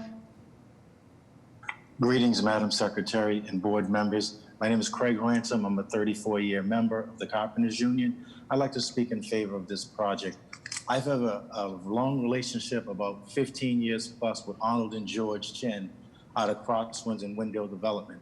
And I've watched them develop various projects throughout the city, and they've done an exceptional job by hiring contractors of color. And not only do they hire them, but they also have a mentorship with them, so these contractors succeed going forward into the future by creating career opportunities for everybody that they have dealt with. These are outstanding, great guys to work with, and I highly recommend the project. I support it fully. Thank you. Thank you. Solomon Chowdhury. Good evening, everyone, and thank you for everyone for giving me the opportunity to speak. I'm an owner of Dudley Cafe in Nubian Square. I'm also a board member for the Roxbury Main Street for the last 5 years. I also lived in the community for the last 20 years. I'm here to speak in support of this development. One of the first thing I want to mention is I really appreciate Nuestra and the partners for activating that site while it's not in use. For the Halloween, we actually had a really great day. My daughter, who is 4-year-old, had an amazing time there. Just wanted to appreciate that and say thank you. In Nubian Square, it's a business district that closes at 3 o'clock. And one of the reasons that there is no support for the businesses in Nubian Square is because there's not enough residents that lives in the neighborhood. Having more housing in the neighborhood is going to support the businesses that's in Nubian Square. Another key thing is elderly housing. I lived on Moreland Street for about 20 years. We lost a lot of our neighbors because one of the things Roxbury or our neighborhood doesn't have is elderly housing or any housing that has elevators. So it allows people that lives in the neighborhood that stay in the neighborhood by having a senior housing. It would be it's a big need for the community. Nubian Square and because of COVID, there is no demand for offices right now. And the businesses are suffering because of that. So having housing is going to help the businesses in the neighborhood. Again, I just want to go on record supporting this. Thank you. Thank you. Brian Keith, you can unmute yourself. Good evening, Madam Chair, members of the board. My name is Brian Keith, resident of, 7-year resident of Mount Pleasant Ave in Roxbury. I'm a PRC and IAG member for several projects in Nubian Square, not this particular project, but other projects in Nubian Square. I would like to go on record in support of this project, supporting it due to the construction jobs that will be created for people of color, the permanent jobs that will be created in the area for residents, the activation of the ground level with retail, which is dearly needed in Nubian Square, as well as the home ownership opportunities that will be created here. We need all types of development in Nubian Square, and I think that what is being done here will add a great balance to the community. So again, I'd like to go on record in support of this project. Thank you, Brian. Catherine Williams, you can unmute yourself. Hello, can you hear me? Yep, we can hear you. Hi, I'm a resident of St. James Street, and also I'm representing Tommy's Rock Neighborhood Association, which includes about 300 primarily owner-occupied homes that are butters of Bartlett Station. And I would like to commend Bartlett Station and the developers for the work that they have done to date, and the efforts that they are putting forward for Building A and Building D. But Tommy's Rock Neighborhood Association has to come out opposed to the current plans that Bartlett Station has, primarily because of the loss of the economic engine that they promised and the board approved in the 2013 master plan. They are taking 54,000 square feet and converting it into 28,000 square feet of commercial retail space in Bartlett Station. And that it was a primary goal of Bartlett Station to create an economic engine for Roxbury and to bring more than 50 jobs to Roxbury. And that is not what they were doing with these changes that they're making to the master plan. At the same time, there are a variety of other issues that were not addressed appropriately with the community that they really need to step back and think about how they are actually addressing the community and trying to work with the community and involve them in the decision-making about Bartlett Yard. The process has not, the BPDA has allowed the process to not be taken, not go forward appropriately. And the question I have for somebody from the BPDA, how much of the master plan being changed at this point? I'm not talking about Building A and Building D. I'm talking about how much in terms of the number of units, the green space, not the open space, the green space, and the number of units, the number of affordable units. They do not have a good record of the number of, oh, she stopped me. No. I mean, again, I just have to, right? Like for the, from a time perspective. All right, I have one more sentence. And we'll they do not have a good track record in terms of the affordable housing so far. So I will stop there. Yeah, I really appreciate the feedback. Thank you. The phone number ending in 8459, you can unmute yourself by hitting *6.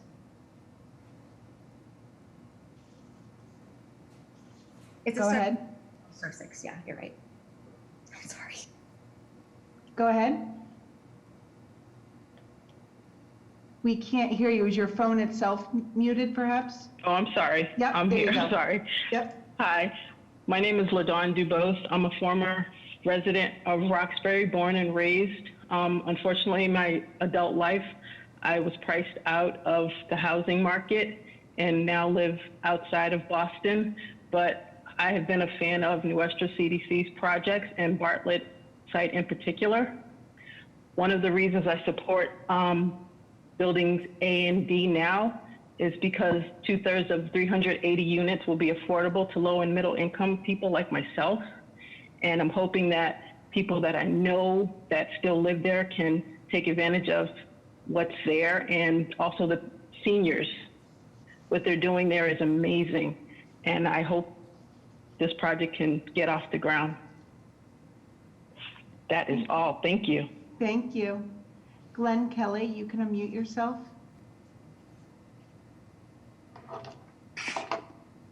Hello, good evening. My name is Glenn Kelly from NHK Electrical Contractors. And I've been working with Arnold Johnson and George Chin for over 10 years now. They're great guys to work with. And I support the project 100%. And it's a great project and it's good for the community. And it keeps a lot of people, a lot of small business like us working. And that's all I have to say. Thank you very much. Thank you, Mr. Kelly. Paige Thompson, you can unmute yourself.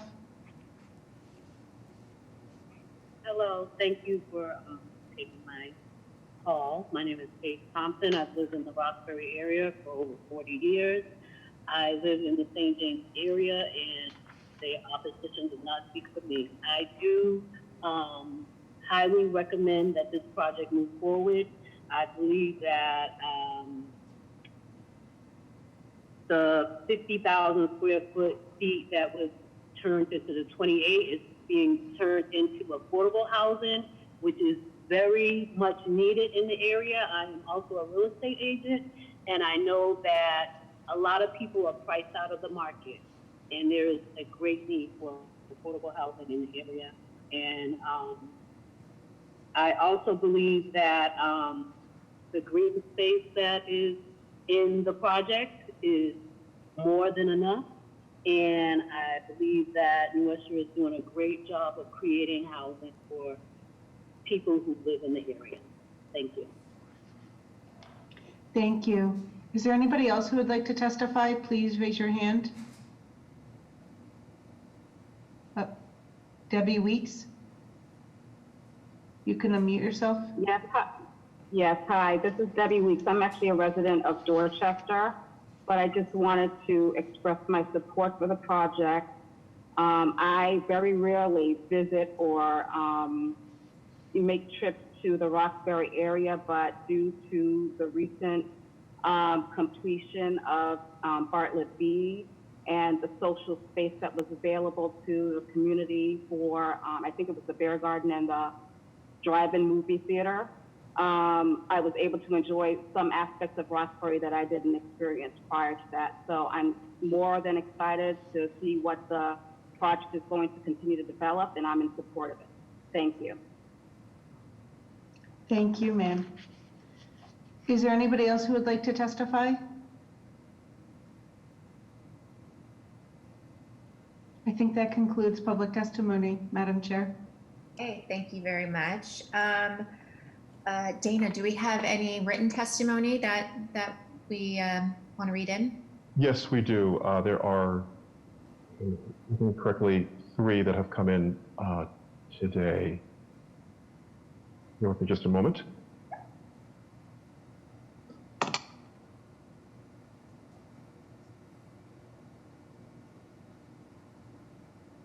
The first that I will read is from Lorraine Payne Wheeler.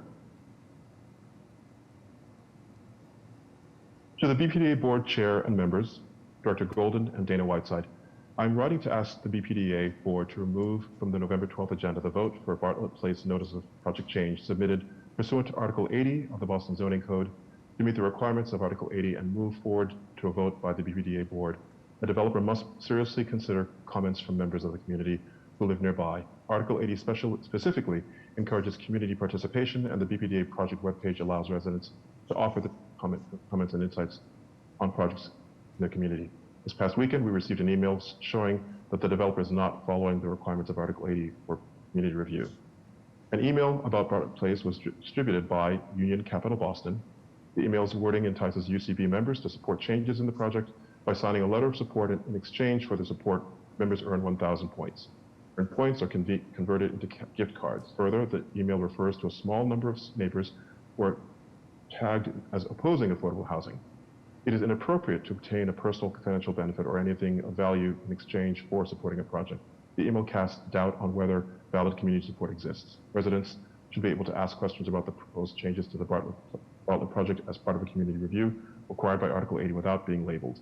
Residents have attended meetings and want an explanation on the impact of the changes on the project, which is already difficult to obtain because of the technical failures with the virtual platforms. Community residents should not be negatively regarded for taking seriously concerns about the changes in the project, which removes commercial space and possible job opportunities to build more units of housing. Payment in exchange for letters of support should not be used to improperly influence the outcome of the Bartlett Place development project. Perhaps, due to the virtual public meeting format, the basic questions about the Bartlett Place project haven't been answered. Nuestra Comunidad describes their new market tax credits as having disappeared without any further explanation. This year, the IRS in Notice 2020-49 postponed deadlines, so amounts that would have expired are available, making investments until December 31st, 2020. With the truncated virtual version of community meetings, residents did not even have the opportunity to learn more about the NMTC new market tax credits for this project and their expiration. Further, there have been studies indicating that many NMTC investments would have been made anyway and did not require use of the tax credit program. Therefore, not enough has been discussed with residents about the proposed decrease in commercial space and other available methods for funding commercial space. Affordable housing and place are emotional issues in Roxbury. The reality is that Roxbury already has more affordable units than other sections of the city. The number will continue to grow with new construction projects already approved or being developed in Nubian Square. Roxbury has a very low percentage of home ownership at 21.4%. It is among the lowest in the city, along with Alston. Yet Roxbury does remain a family neighborhood with a high number of residents living in family households. In 2017, 57% of Roxbury's residents lived in family households. If Roxbury is to have a population of residents able to buy the affordable ownership being developed in Bartlett Yard, as well as support the restaurants and other local businesses that are wanted in Nubian Square, then we have to follow the mandate of the Roxbury Master Plan and create job opportunities and range of incomes as opposed to eliminating commercial space without careful consideration.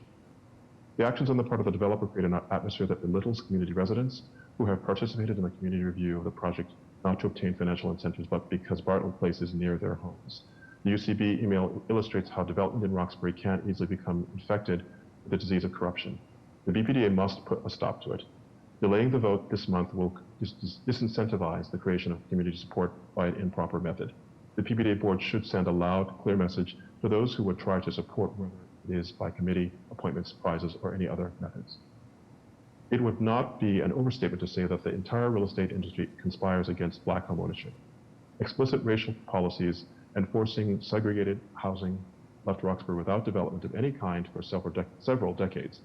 Research studies show that in the average U.S. metropolitan area, homes in neighborhoods where the share of the population is 50% Black are valued at roughly half the price of homes in neighborhoods with no Black residents. Community review of development projects in Roxbury can take on the same racist messages if allowed. Racism often determines who gets a voice in the discussion, who gets heard, who gets action, and how the history of racial and class segregation shapes expectations. These efforts on the part of Nuestra and UCB say that the abutters and other residents do not matter, and leaves community review exposed to being subject to fraudulent support from people interested in personal benefits. Mr. White, yes. I want to be super respectful of the time limits for both reading and listening.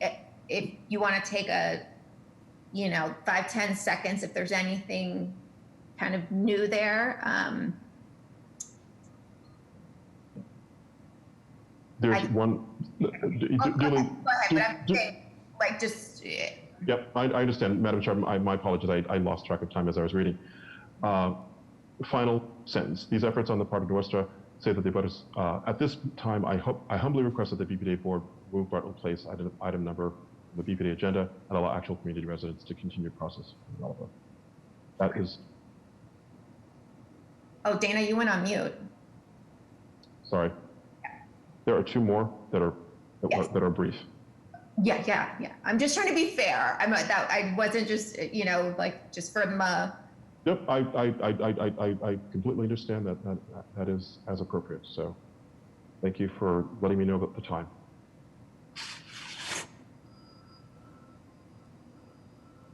Oh no, Dana, you're frozen again. Are you frozen? Nope, there we go. The next letter is Betty Tony. Dear Madam Chair, I want to first register my complaint concerning the needless imposition that Roxbury residents are subjected to by this alternative public process that the BPDA uses to discourage, dishearten, and confuse Roxbury residents. It is appalling that at this late date, the developers of Bartlett Station have only come directly to the community, and using a point system to engender support for their project is illegal. As of late, one of the developers, Mr. Arnold Johnson, has requested a community meeting with Roxbury stakeholders because of their opposition to the changes in the master plan. These changes are unacceptable for the most part and have been clearly articulated to him by residents. However, Mr. Johnson has agreed to work with the community on an acceptable compromise with the existing plan and the new changes in order to better meet the needs of and concerns of stakeholders. Therefore, because of the constraints of COVID-19, RNC, Roxbury Neighborhood Council, will give their qualified support to Johnson.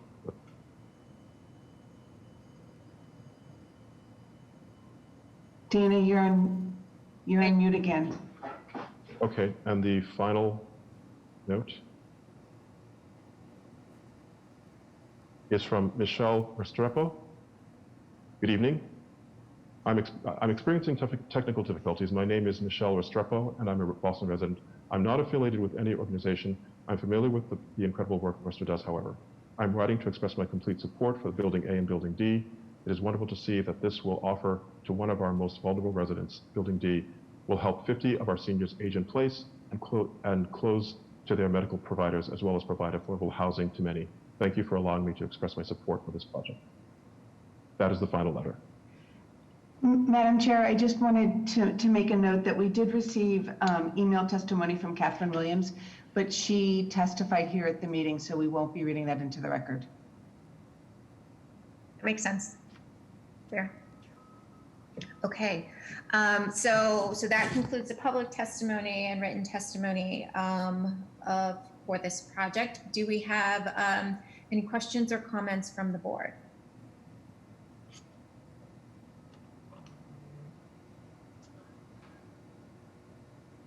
Okay, can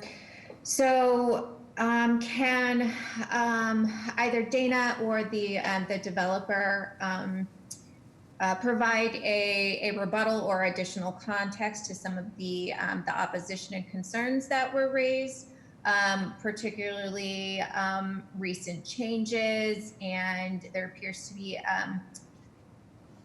related to commercial space, or all the themes that were raised. Sorry, took as many notes as I could, but let's go ahead and start there. Dana, I'll be happy to do that. Is that okay? Why don't you start and I'll finish? Okay, so quickly, several points. The original vision and master plan did envision Bartlett as an economic engine, and I think the new master plan does that. It's a plan that will create $23 million in home ownership appreciation, $85 million for MBEs, 600 jobs of workers of color, 100 permanent jobs. That could be the largest economic engine in Roxbury, I suspect. We are committed to addressing issues going forward with all the community. We're willing to meet and engage. I think we did address the changes from the old master plan earlier, and I highlighted the changes to the new plan, so I think we did address that. And finally, the new markets credit, I think, disappeared in 2018 because of the federal government's allocation of those credits across the country. New England seemed to have been blanked out. perhaps for political reasons. But that's what eliminated those credits effectively for Building A. That's it. I would add to David's points more from the perspective of looking at the uses, I should say, or programmatic uses for the project.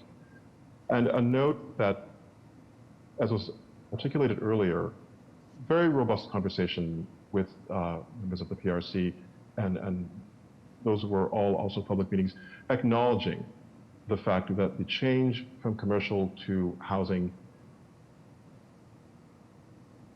particularly for Building A, is a difference from what was originally proposed. And while there is a strong desire to support commercial development and the need for additional opportunities that would, yes, create jobs, that the ability of the development team to secure the funding quickly for the construction of those particular uses was not there. Here's not to be as present, and the likelihood of the project in these phases laying fallow for a number of years defeats the purpose of the project moving forward and making sure that these parcels, like others that are part of the master plan and part of Plan Nubian, can move forward in an effective way. The concept that I will say, and I'm not wanting to sound at all glib, is that the consensus, specifically with the PRC, is looking at the fact that, and I think from BPDA perspective, this is staff perspective at least, the appropriate maybe analogy is that we can't, in this particular case, let the perfect be the enemy of the good. Would it be great to have 54,000 square feet of commercial on this site? Yes. Can we anticipate having that happen in the next 2 to 5 to 7 years? Probably not. Is it good economic development to let a site lay dormant for that period of time and miss the economic cycle? Probably not. So again, not letting the perfect be the enemy of the good means moving forward with these proposed changes, providing for the much needed affordable housing at levels that are across the spectrum. The idea of a third, with area median incomes that are at 60 and between 60 and 80% in many cases for these projects, is the means by which we seek to move this project forward. And I would say also further to that effect, acknowledging the considerations that were raised, that economic development writ large is as much about opportunities to create uses that bring jobs as it is also about opportunities to create an ability to have a stake in ownership, and ownership in homes. And also one of the things that's been mentioned in conversations with the PRC is ownership of commercial. Now that's another piece of a puzzle that needs to be looked at later. There are further opportunities in other phases of the project, like Building C, which will come to you at some point next year, where there may be an opportunity to look at other commercial. But at this moment in time, the sense is that moving forward with this particular phase and this particular program mix makes the most sense for this moment. Thank you, Dina.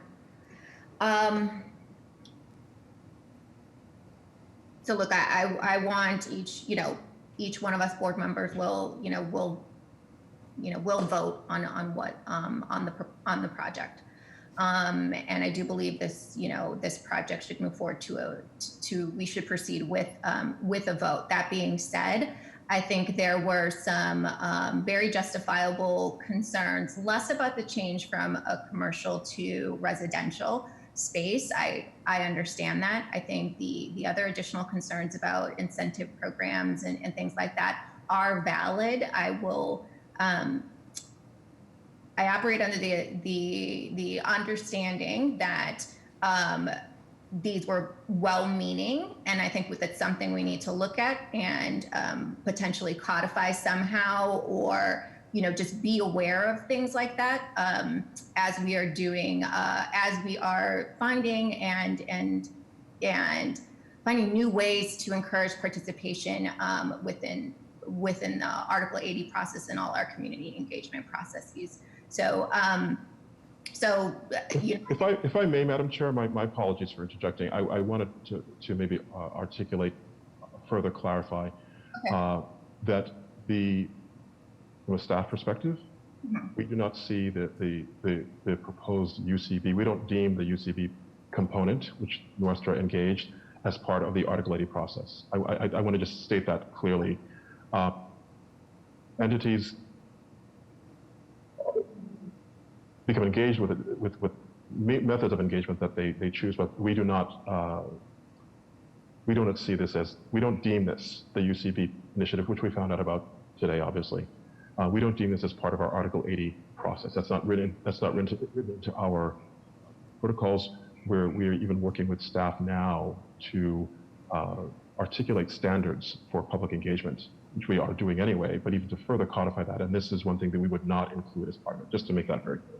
Yes, and thank you for making that clear. Again, kind of obviously speaking off the cuff here with this new, but thought that is important to communicate. And if you do have further questions, like please, members of the public, please do address them. I hope we've addressed your concerns. And with that, if there are no further questions, a motion is in order. So moved. Seconder. Okay, roll call for a vote. Ms. Downs? Aye. Mr. Monahan? Aye. Mr. Miller? Aye. And the chair votes aye. Motion passes.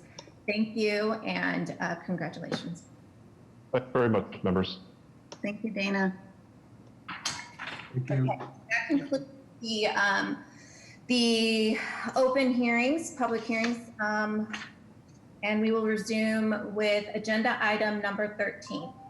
Request authorization to amend affordable housing agreement to update the specific unit numbers of the designated on-site inclusionary development units and to require the creation of 2 additional IDP units in connection with the proposed development located at 159 through 201 Washington, also known as St. Gabriel's, and to take all related actions. Michael. Good evening, Madam Chair, members of the board, Madam Secretary, and Director Golden. I am Michael Sinatra, BPDA Project Manager with Development Review. The project before you is the 159-201 Washington Street, St. Gabriel's project in Brighton. You may recall that this project received approval from this body back in 2017. That project was approved for a total of 660 units, comprised of 555 rentals and 105 condominiums. Building 4 of the project is currently under construction, with the Pierce House building to follow. The proponent has come to the realization that both Building 4 and the Pierce House can each accommodate 6 additional condominium units each, for a total of 12 additional condominium units, 2 of which will be IDP. Providing more home ownership opportunities in Brighton has been a huge ask from community stakeholders for years, and the proponent is happy to oblige. We are before you tonight seeking your approval to amend the affordable housing agreement to reflect the 2 additional IDP units that will be created, one in Building 4 and the other in the Pierce House. The net increase in total units will be from 660 to 672, results in less than a 2% overall increase, which is not significant enough for any other actions except the approval of the additional IDP units. At this time, we would be happy to take any questions you may have. Thank you.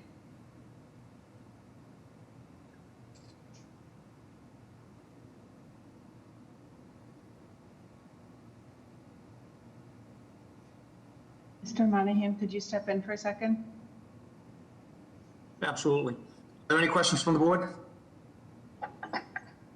Seeing none, all those in favor? Is there a motion? So moved. Motion made and seconded. All those in favor? Aye. Opposed? Motion carries. Thank you. Thank you. Hi, okay, so that was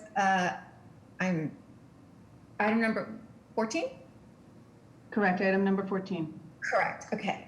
Request authorization to terminate the existing affordable housing agreement and enter into affordable rental housing agreement and restriction for the project located at 312 Spring Street. Stephen. Good evening. And thank you, Madam Chair, members of the board, Madam Secretary, and Director Golden. My name is Stephen Harvey, and I'm a project manager at the BPDA, and I want to thank you for your time today. The project I bring before you today is 312 Spring Street, located in West Roxbury, a neighborhood within Boston. Nearly completed, 312 Spring Street. The project consists of 11 units, 11 two-bedroom units, one of those units being an IDP condo unit. On August 28, 2020, I received a letter from Michael Philbin of Northeast Asset Management Services, LLC, the proponent, requesting to change the one IDP unit from condo to rental. This request would terminate the existing affordable housing agreement and enter into a new affordable rental housing agreement for the one IDP unit. Michael requested this change due to the adverse economic environment and construction delays caused by the COVID-19 crisis. With that, Michael and I are happy to take any questions about this request. Okay, do we have any questions from the board? Hearing and seeing none, the motion is in order. So moved. Second. Okay, roll call for a vote. Ms. Downs? Aye. Mr. Monahan? Aye. Mr. Miller? Aye. And the chair votes aye. Motion passes. Just for the record, I am going to reread 13, item number 13, so that we can take the vote in a roll call style. Item number 13, request authorization to amend the Affordable Housing Agreement to update the specific unit numbers of the designated on-site inclusionary development units and to require the creation of 2 additional IDP units in connection with the proposed development located at 159201 Washington Street, also known as St. Gabriel's, and to take all related actions. Again, a motion is in order. So moved. Second. Roll call for a vote. Ms. Downs? Aye. Ms. Monahan? Aye. Miller? Aye. Okay, and the chair votes aye. Motion passes. My apologies. We're going to move on to number 15. Request authorization to issue a certification of approval pursuant to Article 80E Small Project Review of the Zoning Code for the construction of 25 compact market rate rental units, including 4 income restricted units, interior and exterior common spaces, and 30 bicycle spaces located at 1463 through 1469 Dorchester Avenue, to recommend approval to the Board of Appeal for zoning relief necessary and to take all related actions. Stephen. Good afternoon, and thank you, Madam Chair, members of the board, Madam Secretary, and Director Golden. I would like to defer the vote on this project until the December board meeting. Okay, Secretary Polhemus, do we have to vote to table? No vote to table. You were just deferring this matter. Okay, we will defer this item number 15 to be added to the agenda at a future date. Item number 16, request authorization to adopt a first amendment to the report and decision on the Foley Chapter 121A project for approval of additional financing and related capital improvements to the project. Mallory. Madam Chair, it's actually Nupur. I will be speaking to this item on the agenda. Fabulous. Thank you. Good evening, Madam Chair, Director Golden, Secretary Polhemus, and members of the board. My name is Nupur Monani, and I'm a senior project manager at the BPDA. I'm here to request the approval and adoption of the first amendment to the report and decision on the Foley Chapter 121A project in Mattapan. The project is located on an approximately 6-acre portion of the former Boston Specialty and Rehabilitation Hospital site in Mattapan. It consists of a rehabilitation of 2 buildings within the site into 98 mixed income units for the elderly and 18 single-room occupancy affordable units for Latina women and their children.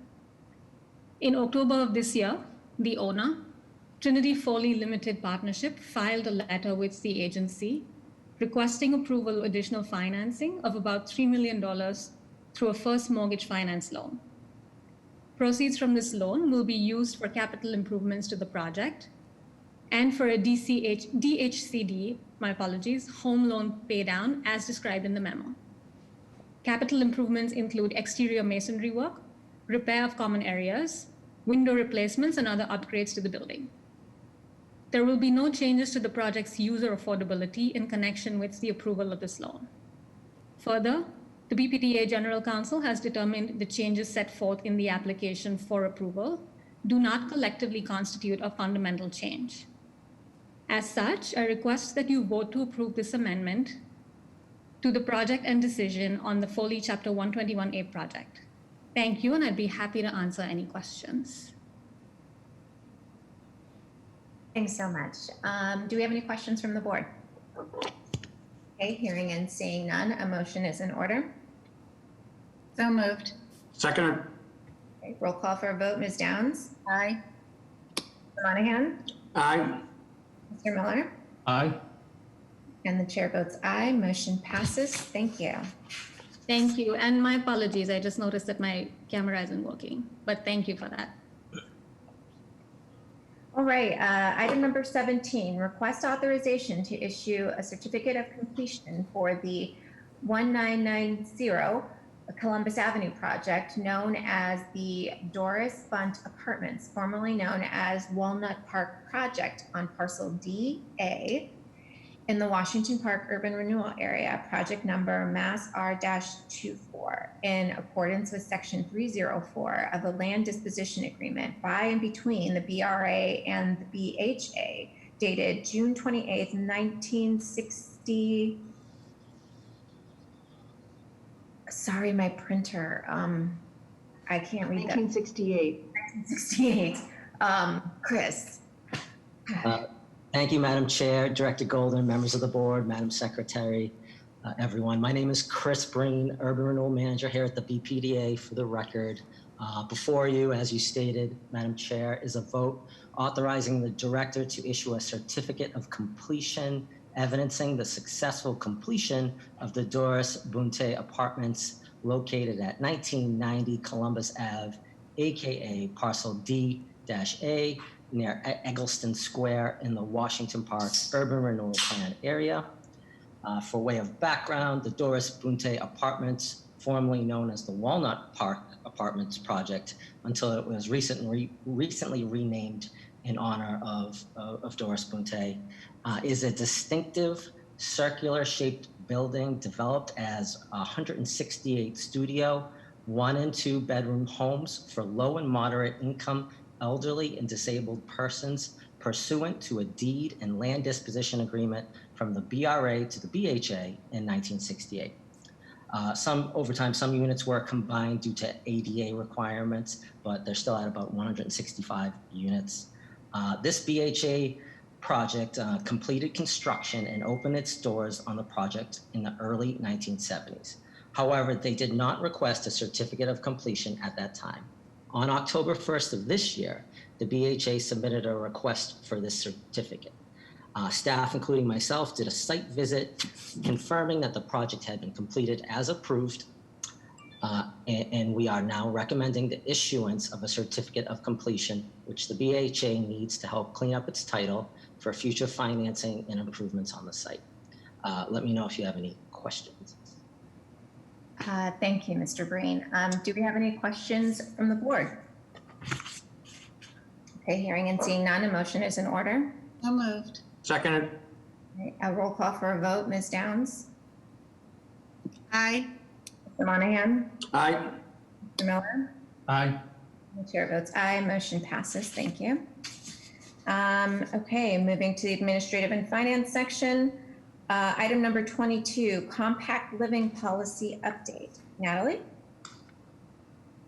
Good evening, Madam Chair, Director Golden, Secretary Polhemus, and members of the board. My name is Natalie Punzak, and I'm an urban designer at the BPDA, and I'm here tonight with Taylor Kane, who is the director of the Mayor's Housing Innovation Lab.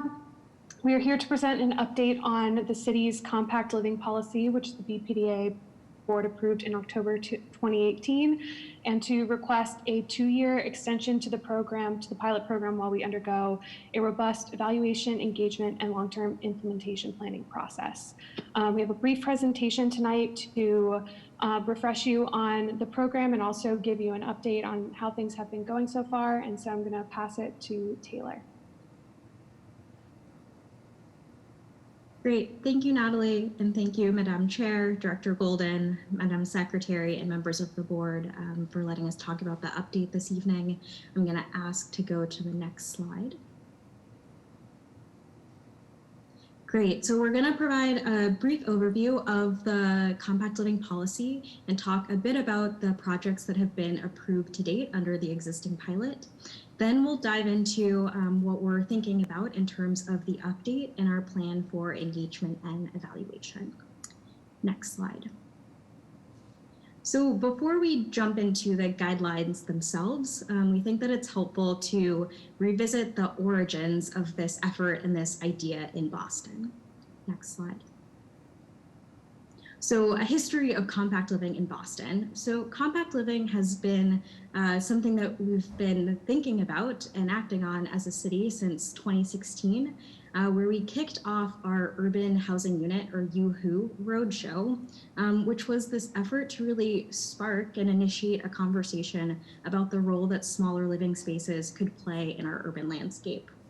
During that roadshow, which literally was a unit on a truck going around to different parts of the city, we were able to have conversations with residents about how they felt about these types of spaces, if they could imagine themselves living in them, if they could see their friends and family living in these types of spaces, and really being able to understand them in context in neighborhood settings. From there, we started to take a bit of a deeper dive and building off of the feedback that we heard from residents as we toured around the city. And we began to develop what ultimately became the compact guidelines that are the cornerstone of this pilot and that were approved by the board. Now, 2 years later, in 2020, we've learned a great deal. We've worked with different communities, with developers and designers, and are now entering a new phase for the pilot where we'll be able to start to answer questions that have really guided this work since its inception, particularly around the impact that these types of guidelines have on market and housing choice in the city, and also start to answer questions about what's the lived experience of residents who are able to call compact living units home. So how we're thinking about this update is that it will allow us to really build upon the learnings thus far, to continue to ground this pilot in collaboration and engagement, and also enable us to continue reviewing compact proposals with guidelines that are really rooted in livability and lived experience. And I'm going to turn it over to the next slide. So I'm going to turn it over to Natalie to talk about the different components of the guidelines. But as a high level, just wanted to reiterate that the compact living policy is available to new developments of 10 or more units, and projects must comply with all elements of the compact living design guidelines. And so for the compact living policy, we have set maximum unit sizes for studio, 1-bedroom, 2-bedroom, and 3-bedroom units. I'm going to turn it over to Natalie to talk about the different elements of the guidelines. So if you go to the next slide, the compact living policy is a program for projects that want to propose units that are smaller than those maximum thresholds. And in order to participate, there are guidelines and requirements that help direct the unit interior, shared amenity spaces, and aspects of transportation demand management in these projects. Next slide, please. So it's really important to us that although some of these projects may have smaller units for residents, that the smaller space does not compromise in a lower quality. And so we have robust interior guidelines that offer principles that speak to having very diverse function in a unit, having ample storage, and also making sure that the quality of the space has ample daylight, has tall ceilings.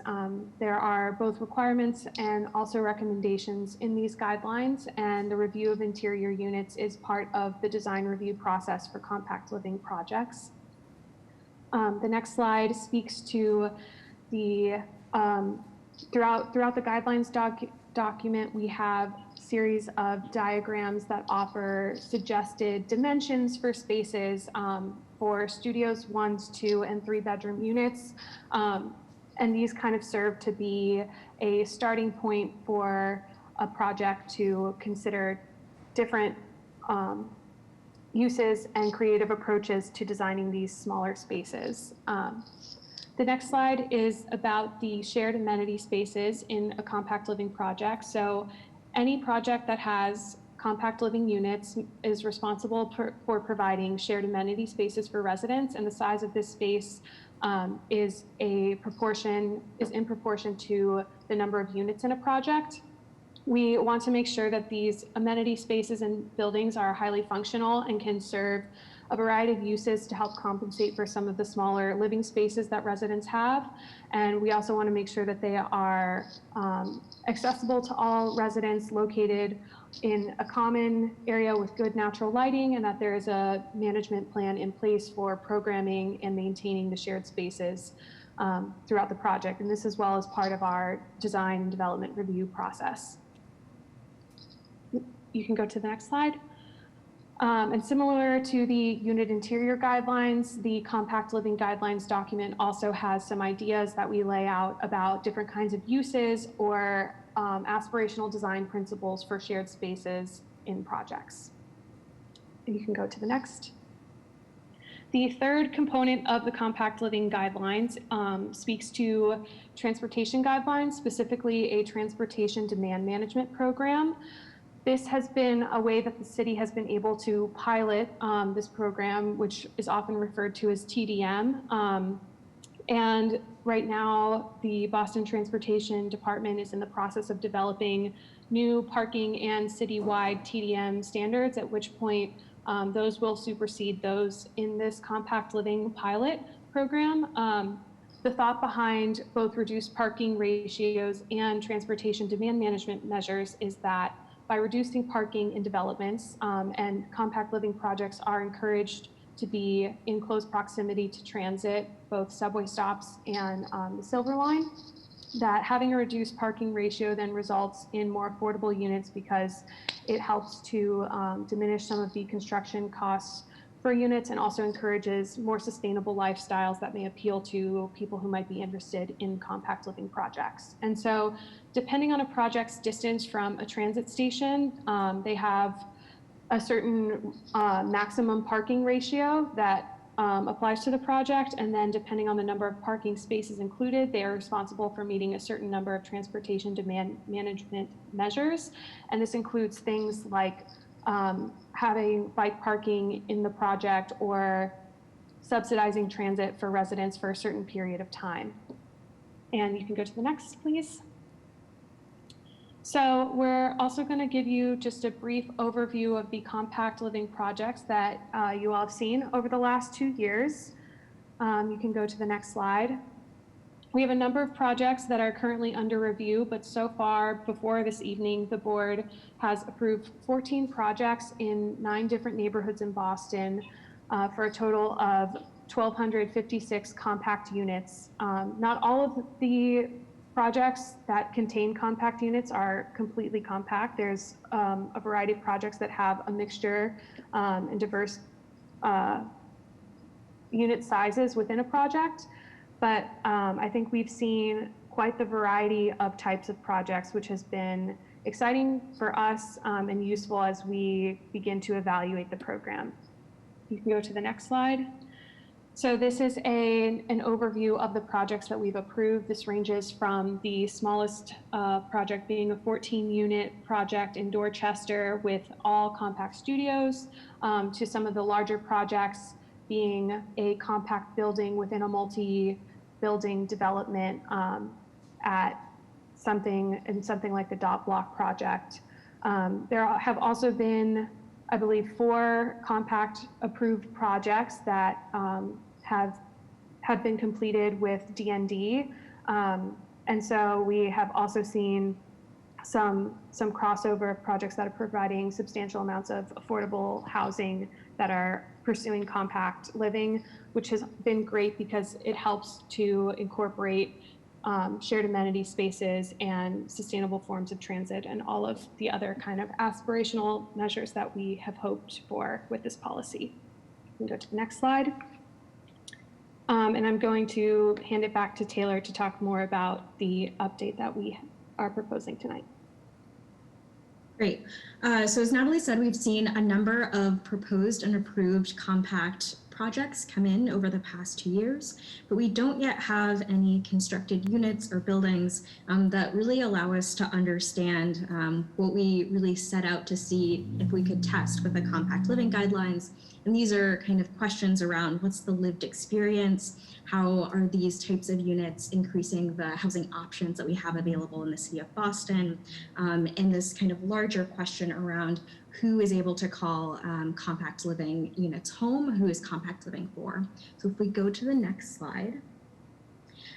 Just a refresher around the goals that we've really set out to achieve with the compact living guidelines and the pilot, that this is really an effort to diversify housing options, to think about how we can build community at a building scale, but also at a neighborhood scale, how we can promote sustainable development, and how we can encourage creativity and innovation and how developers and designers are creating these types of projects. Next slide. So what's actually changing in the update is a relatively small change. We're making modifications to the maximum unit sizes for 1-bedroom and 2-bedroom units to be in accordance with the standards set by the Department of Neighborhood Development. So that is the only change that we're making as part of the update process. Next slide. But really the significant part of why we're pursuing this 2-year update is really to focus on evaluation and engagement. Next slide. So there are 3 key components as we think about the evaluation of the compact living guidelines. We want to understand if there is need for greater clarity or modifications within the existing guidelines. We also want to spend some time thinking about how we can improve the implementation and coordination of the many different departments involved in implementing the guidelines.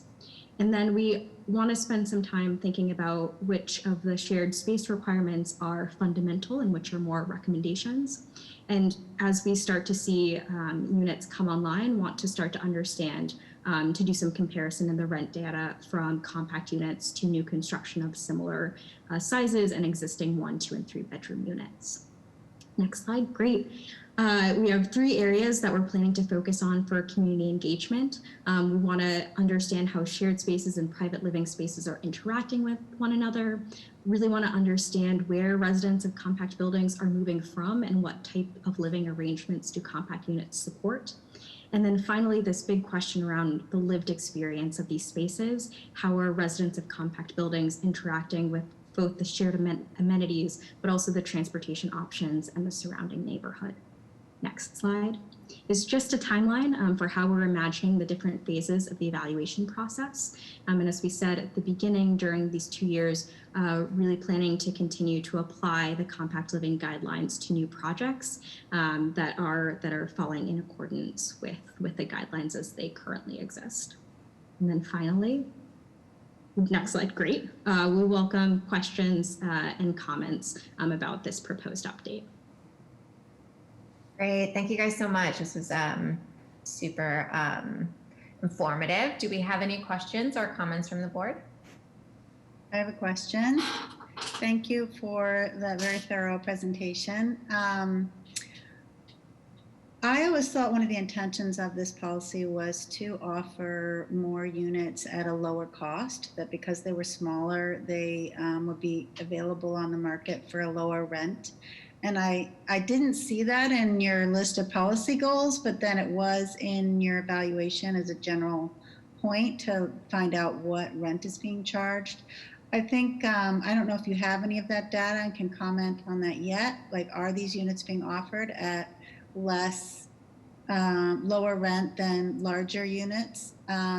Or is it just enabling developers to have more units in the same square foot space and actually charge the same market rent? I guess that's my question. Yeah, that's an excellent question, and that's one of the things that it's why it's included in the evaluation component of the policy, to start to look at that data, because we don't have it in the way that we would need to in order to be able to make those types of comparisons. And thinking about the affordability dimension as we're thinking about how this is diversifying the different types of housing options available in the city, affordability is a component of that level of the policy goal. I think it would be great in the policy to state that as a goal, not just the diversify word, but to put that in as a goal of the policy, so developers know that that is a goal also, you know. Anyway, otherwise, great. That was just my one comment. Thank you. Do we have any additional questions or comments? Madam Chair, I have a comment or comments, I guess I could say, as part of Carol's there. I get the whole developing thing, but some of these projects may not happen if it wasn't for the developer being able to have that many more units. So that's important, because you wouldn't have the units if they can't make the deal work. You wouldn't have the development. But second, I think as you go out and get questions and ask, it's going to be a pre-COVID experience and a post-COVID experience. So just my personal experience for myself and other people that I know that have some property. 3 bedrooms, a lot of these millennials that could live with each other pre-COVID, between gyms and going to work and going out at night, are now ready to kill each other. And they are looking for, like 2 of the 3 are looking to get out and find a 2-bedroom, or one wants out and get in a 1-bedroom. So the size could play into it, but I think you will experience 2 different answers. But Natalie and Taylor, I think you did an excellent job, very thorough. I liked it. It's not, you couldn't have predicted COVID, or nobody could predict COVID, but I still think it's a great concept and should continue. But thank you. Thank you, Vice Chair. Any additional comments? Okay, great. Yeah, just definitely echo all of those points. I don't believe we need a vote for this. This was just an update. We look forward to your future updates as we get more information from an evaluation perspective. Thank you. Thank you. All right. Item number 23, request authorization to establish the Boston Redevelopment Authority Board Designated Operations Reserve Fund for BRA operations and to take all related actions. Brian? Thank you, Madam Chair. This is the same matter that I presented earlier in the evening. Okay, great. Do we have any additional questions from the board? Okay, hearing and seeing none, a motion is in order. So moved. Okay. Roll call for a vote. Ms. Downs? Aye. Monahan? Aye. Miller? Aye. And the chair votes aye. Motion passes. Thank you, Brian. Item number 24, personnel. David? Yes, thank you, Madam Chair, members of the board, Madam Secretary, Director Golden, David Pierre again, Director of Human Resources, and I have a few items for your consideration on the BRA agenda. We have one status change with details in the board memo, Ella Ziskin, a senior GIS data analyst. And we also have one departure for your consideration with details in the board memo, Jeffrey Curtis, and GIS data analyst also. Thank you, and I'm happy to answer any questions. Thank you, David. Do we have any questions from the board? Hearing and seeing none, a motion is in order. Second. Roll call for a vote. Ms. Downs? Aye. Monahan? Aye. Miller? Aye. And the chair votes aye. Motion passes. Item number 25, contractual. I need a motion to approve bills. I move we pay our bills. Second. Roll call for a vote. Ms. Downs? Aye. Monahan? Aye. Miller? Aye. And the chair votes aye. Motion passes. Thank you very much. And finally, director's update.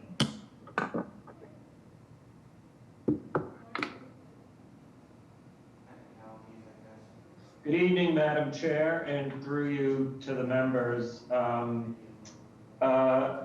few items about the goings-on since last we visited in the month of October. This week, several members of our staff joined Mayor Walsh to participate in a panel discussion sponsored by the Builders of Color Coalition, an organization with hundreds of members whose mission is to increase access and diversity in Boston's real estate sector. We participated in important conversations for a couple of hours earlier this week with developers building across the city of Boston. And we provided updates on the agency's diversity, equity, and inclusion work. It was a really productive conversation, and we look forward to continuing our partnership with the Builders of Color Coalition, and we were certainly grateful to have been invited to participate and to share the perspective of the Boston Planning and Development Agency on real estate and diversity and equity in the city of Boston. I'm also pleased to welcome Barry Reeves, the BPDA's first ever Director of Diversity, Equity, and Inclusion to our team. I introduced you to Barry in prior board meetings when we announced that we had announced his selection as our primary candidate for the position and presented him to the board for your ultimate approval. Barry was in fact hired and he joined the team just a few days ago, but had actually started to begin to collaborate with us for days ahead of his arrival. Barry's really hit the ground running. In his new role, he'll serve as a member of the agency's senior leadership team, and he will be charged with development and oversight of the agency's equity and diversity priorities. This work, I think we all firmly believe, will foster a more inclusive, equitable, welcoming, and supportive agency, both internally and as it regards our external functions, planning, real estate development review, and disposition of our real property, as well as all of the work that goes on over at the Office of Workforce Development. Thousands of people per year receive workforce training from our own OWD, and Barry will be immersed in that work as well.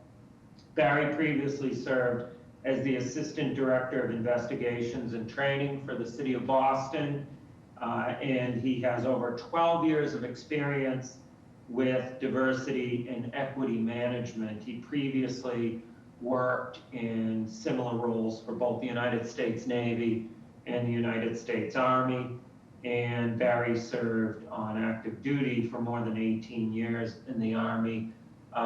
We welcome Barry once again and look forward to his playing a really significant role in the work of this agency that we do on behalf of the people of Boston. Now, I'd like to get back to Suffolk Downs. We've talked a lot about Suffolk Downs in recent months after the approval of the Suffolk Downs PDA master plan in September. But I want to say a few words about the people in this agency who made it all happen, as well as some of those key players we've been dealing with in the neighborhood of East Boston. Again, the approval of Suffolk Downs really means a better future for all of East Boston and really the entire city of Boston. It provides thousands of units of new housing, including 1,400 units of income-restricted affordable housing, improvements in mass transit, resiliency measures that address sea level rise, new open space, and of course the project will provide thousands of jobs and economic vitality, while also taking steps in implementing measures, utilizing tools to prevent displacement. Years of work have gone into this important process for this important development project. And I want to thank so many who've devoted time and attention to making the project better every step of the way. I thank the elected officials of East Boston, Councilor Edwards, Representative Madaro, Senator Boncore. They've worked closely with BPDA staff and Mayor Walsh to ensure that the project maximizes benefits for all in East Boston and all in Boston. Thank you to the community organizations and residents who participated in the countless conversations that have occurred. Thank you to the development team, Tom O'Brien and the folks at HYM for being responsive to the community and to the BPDA staff throughout these conversations about Suffolk Downs. This process was challenging, but something this big and this meaningful really did require time for consideration and deliberation. The mayor and the BPDA and all involved knew we had to get this right for generations to come. Finally, thank you to our own BPDA staff for the extraordinary efforts associated with this project and this process. I'm guessing that almost everyone in planning and development review touched this project in either big ways or small ways. A lot of people in our legal department were involved in this multi-year effort. In particular, thanks to John Greeley, Mike Christopher, Raul DeVerge, and Mike Sinatra, who worked this project in development review. Also Tim Cherwinski, who was here up until a few weeks ago but moved on to roll outside of Boston City Hall. But Tim really did some terrific work in moving this project forward day by day, month by month for the past few years. So I thank Development Review. I thank Christina Rico, who led the charge on behalf of the Planning Department. The lawyers who carefully managed the regulatory details associated with this complex development, Renee LaFave, Mallory Toomey, Matt Fitzgerald. Thank you all for your role in bringing us to this moment. Also, some real serious heavy lifting throughout Christina Rico's colleagues in the Planning Department, Mira Deanne, Jay Ruggiero, Tad Reed, Rich McGinnis, Chris Bush, John Dalzell, Michael Canizzo, Jill Zick, Nick Schmidt, Tim Cherwinski. I mentioned Tim earlier. But that's a lot of names, but there was a whole lot of work and a whole lot of people getting this major project, again, the biggest thing ever permitted by this agency in our 63-year history. The redevelopment of Suffolk Downs will now change the city for the better, and I thank BPDA staff for playing a profound role in the ongoing creation of one of the great cities of the world. With that, thank you very much. Have a great evening, and I look forward to seeing you again in December. In the meantime, happy Thanksgiving too. Take care. Thank you, Director Golden. Same to you. Okay. With that, I need a motion to adjourn this meeting. I move we adjourn this meeting. Second. Okay. Roll call for a vote. Ms. Downs? Aye. Mr. Monahan? Aye. Miller? Aye. And the chair votes aye. Meeting adjourned. Thank you everyone for your participation, and we'll see you next month. Good night, everybody.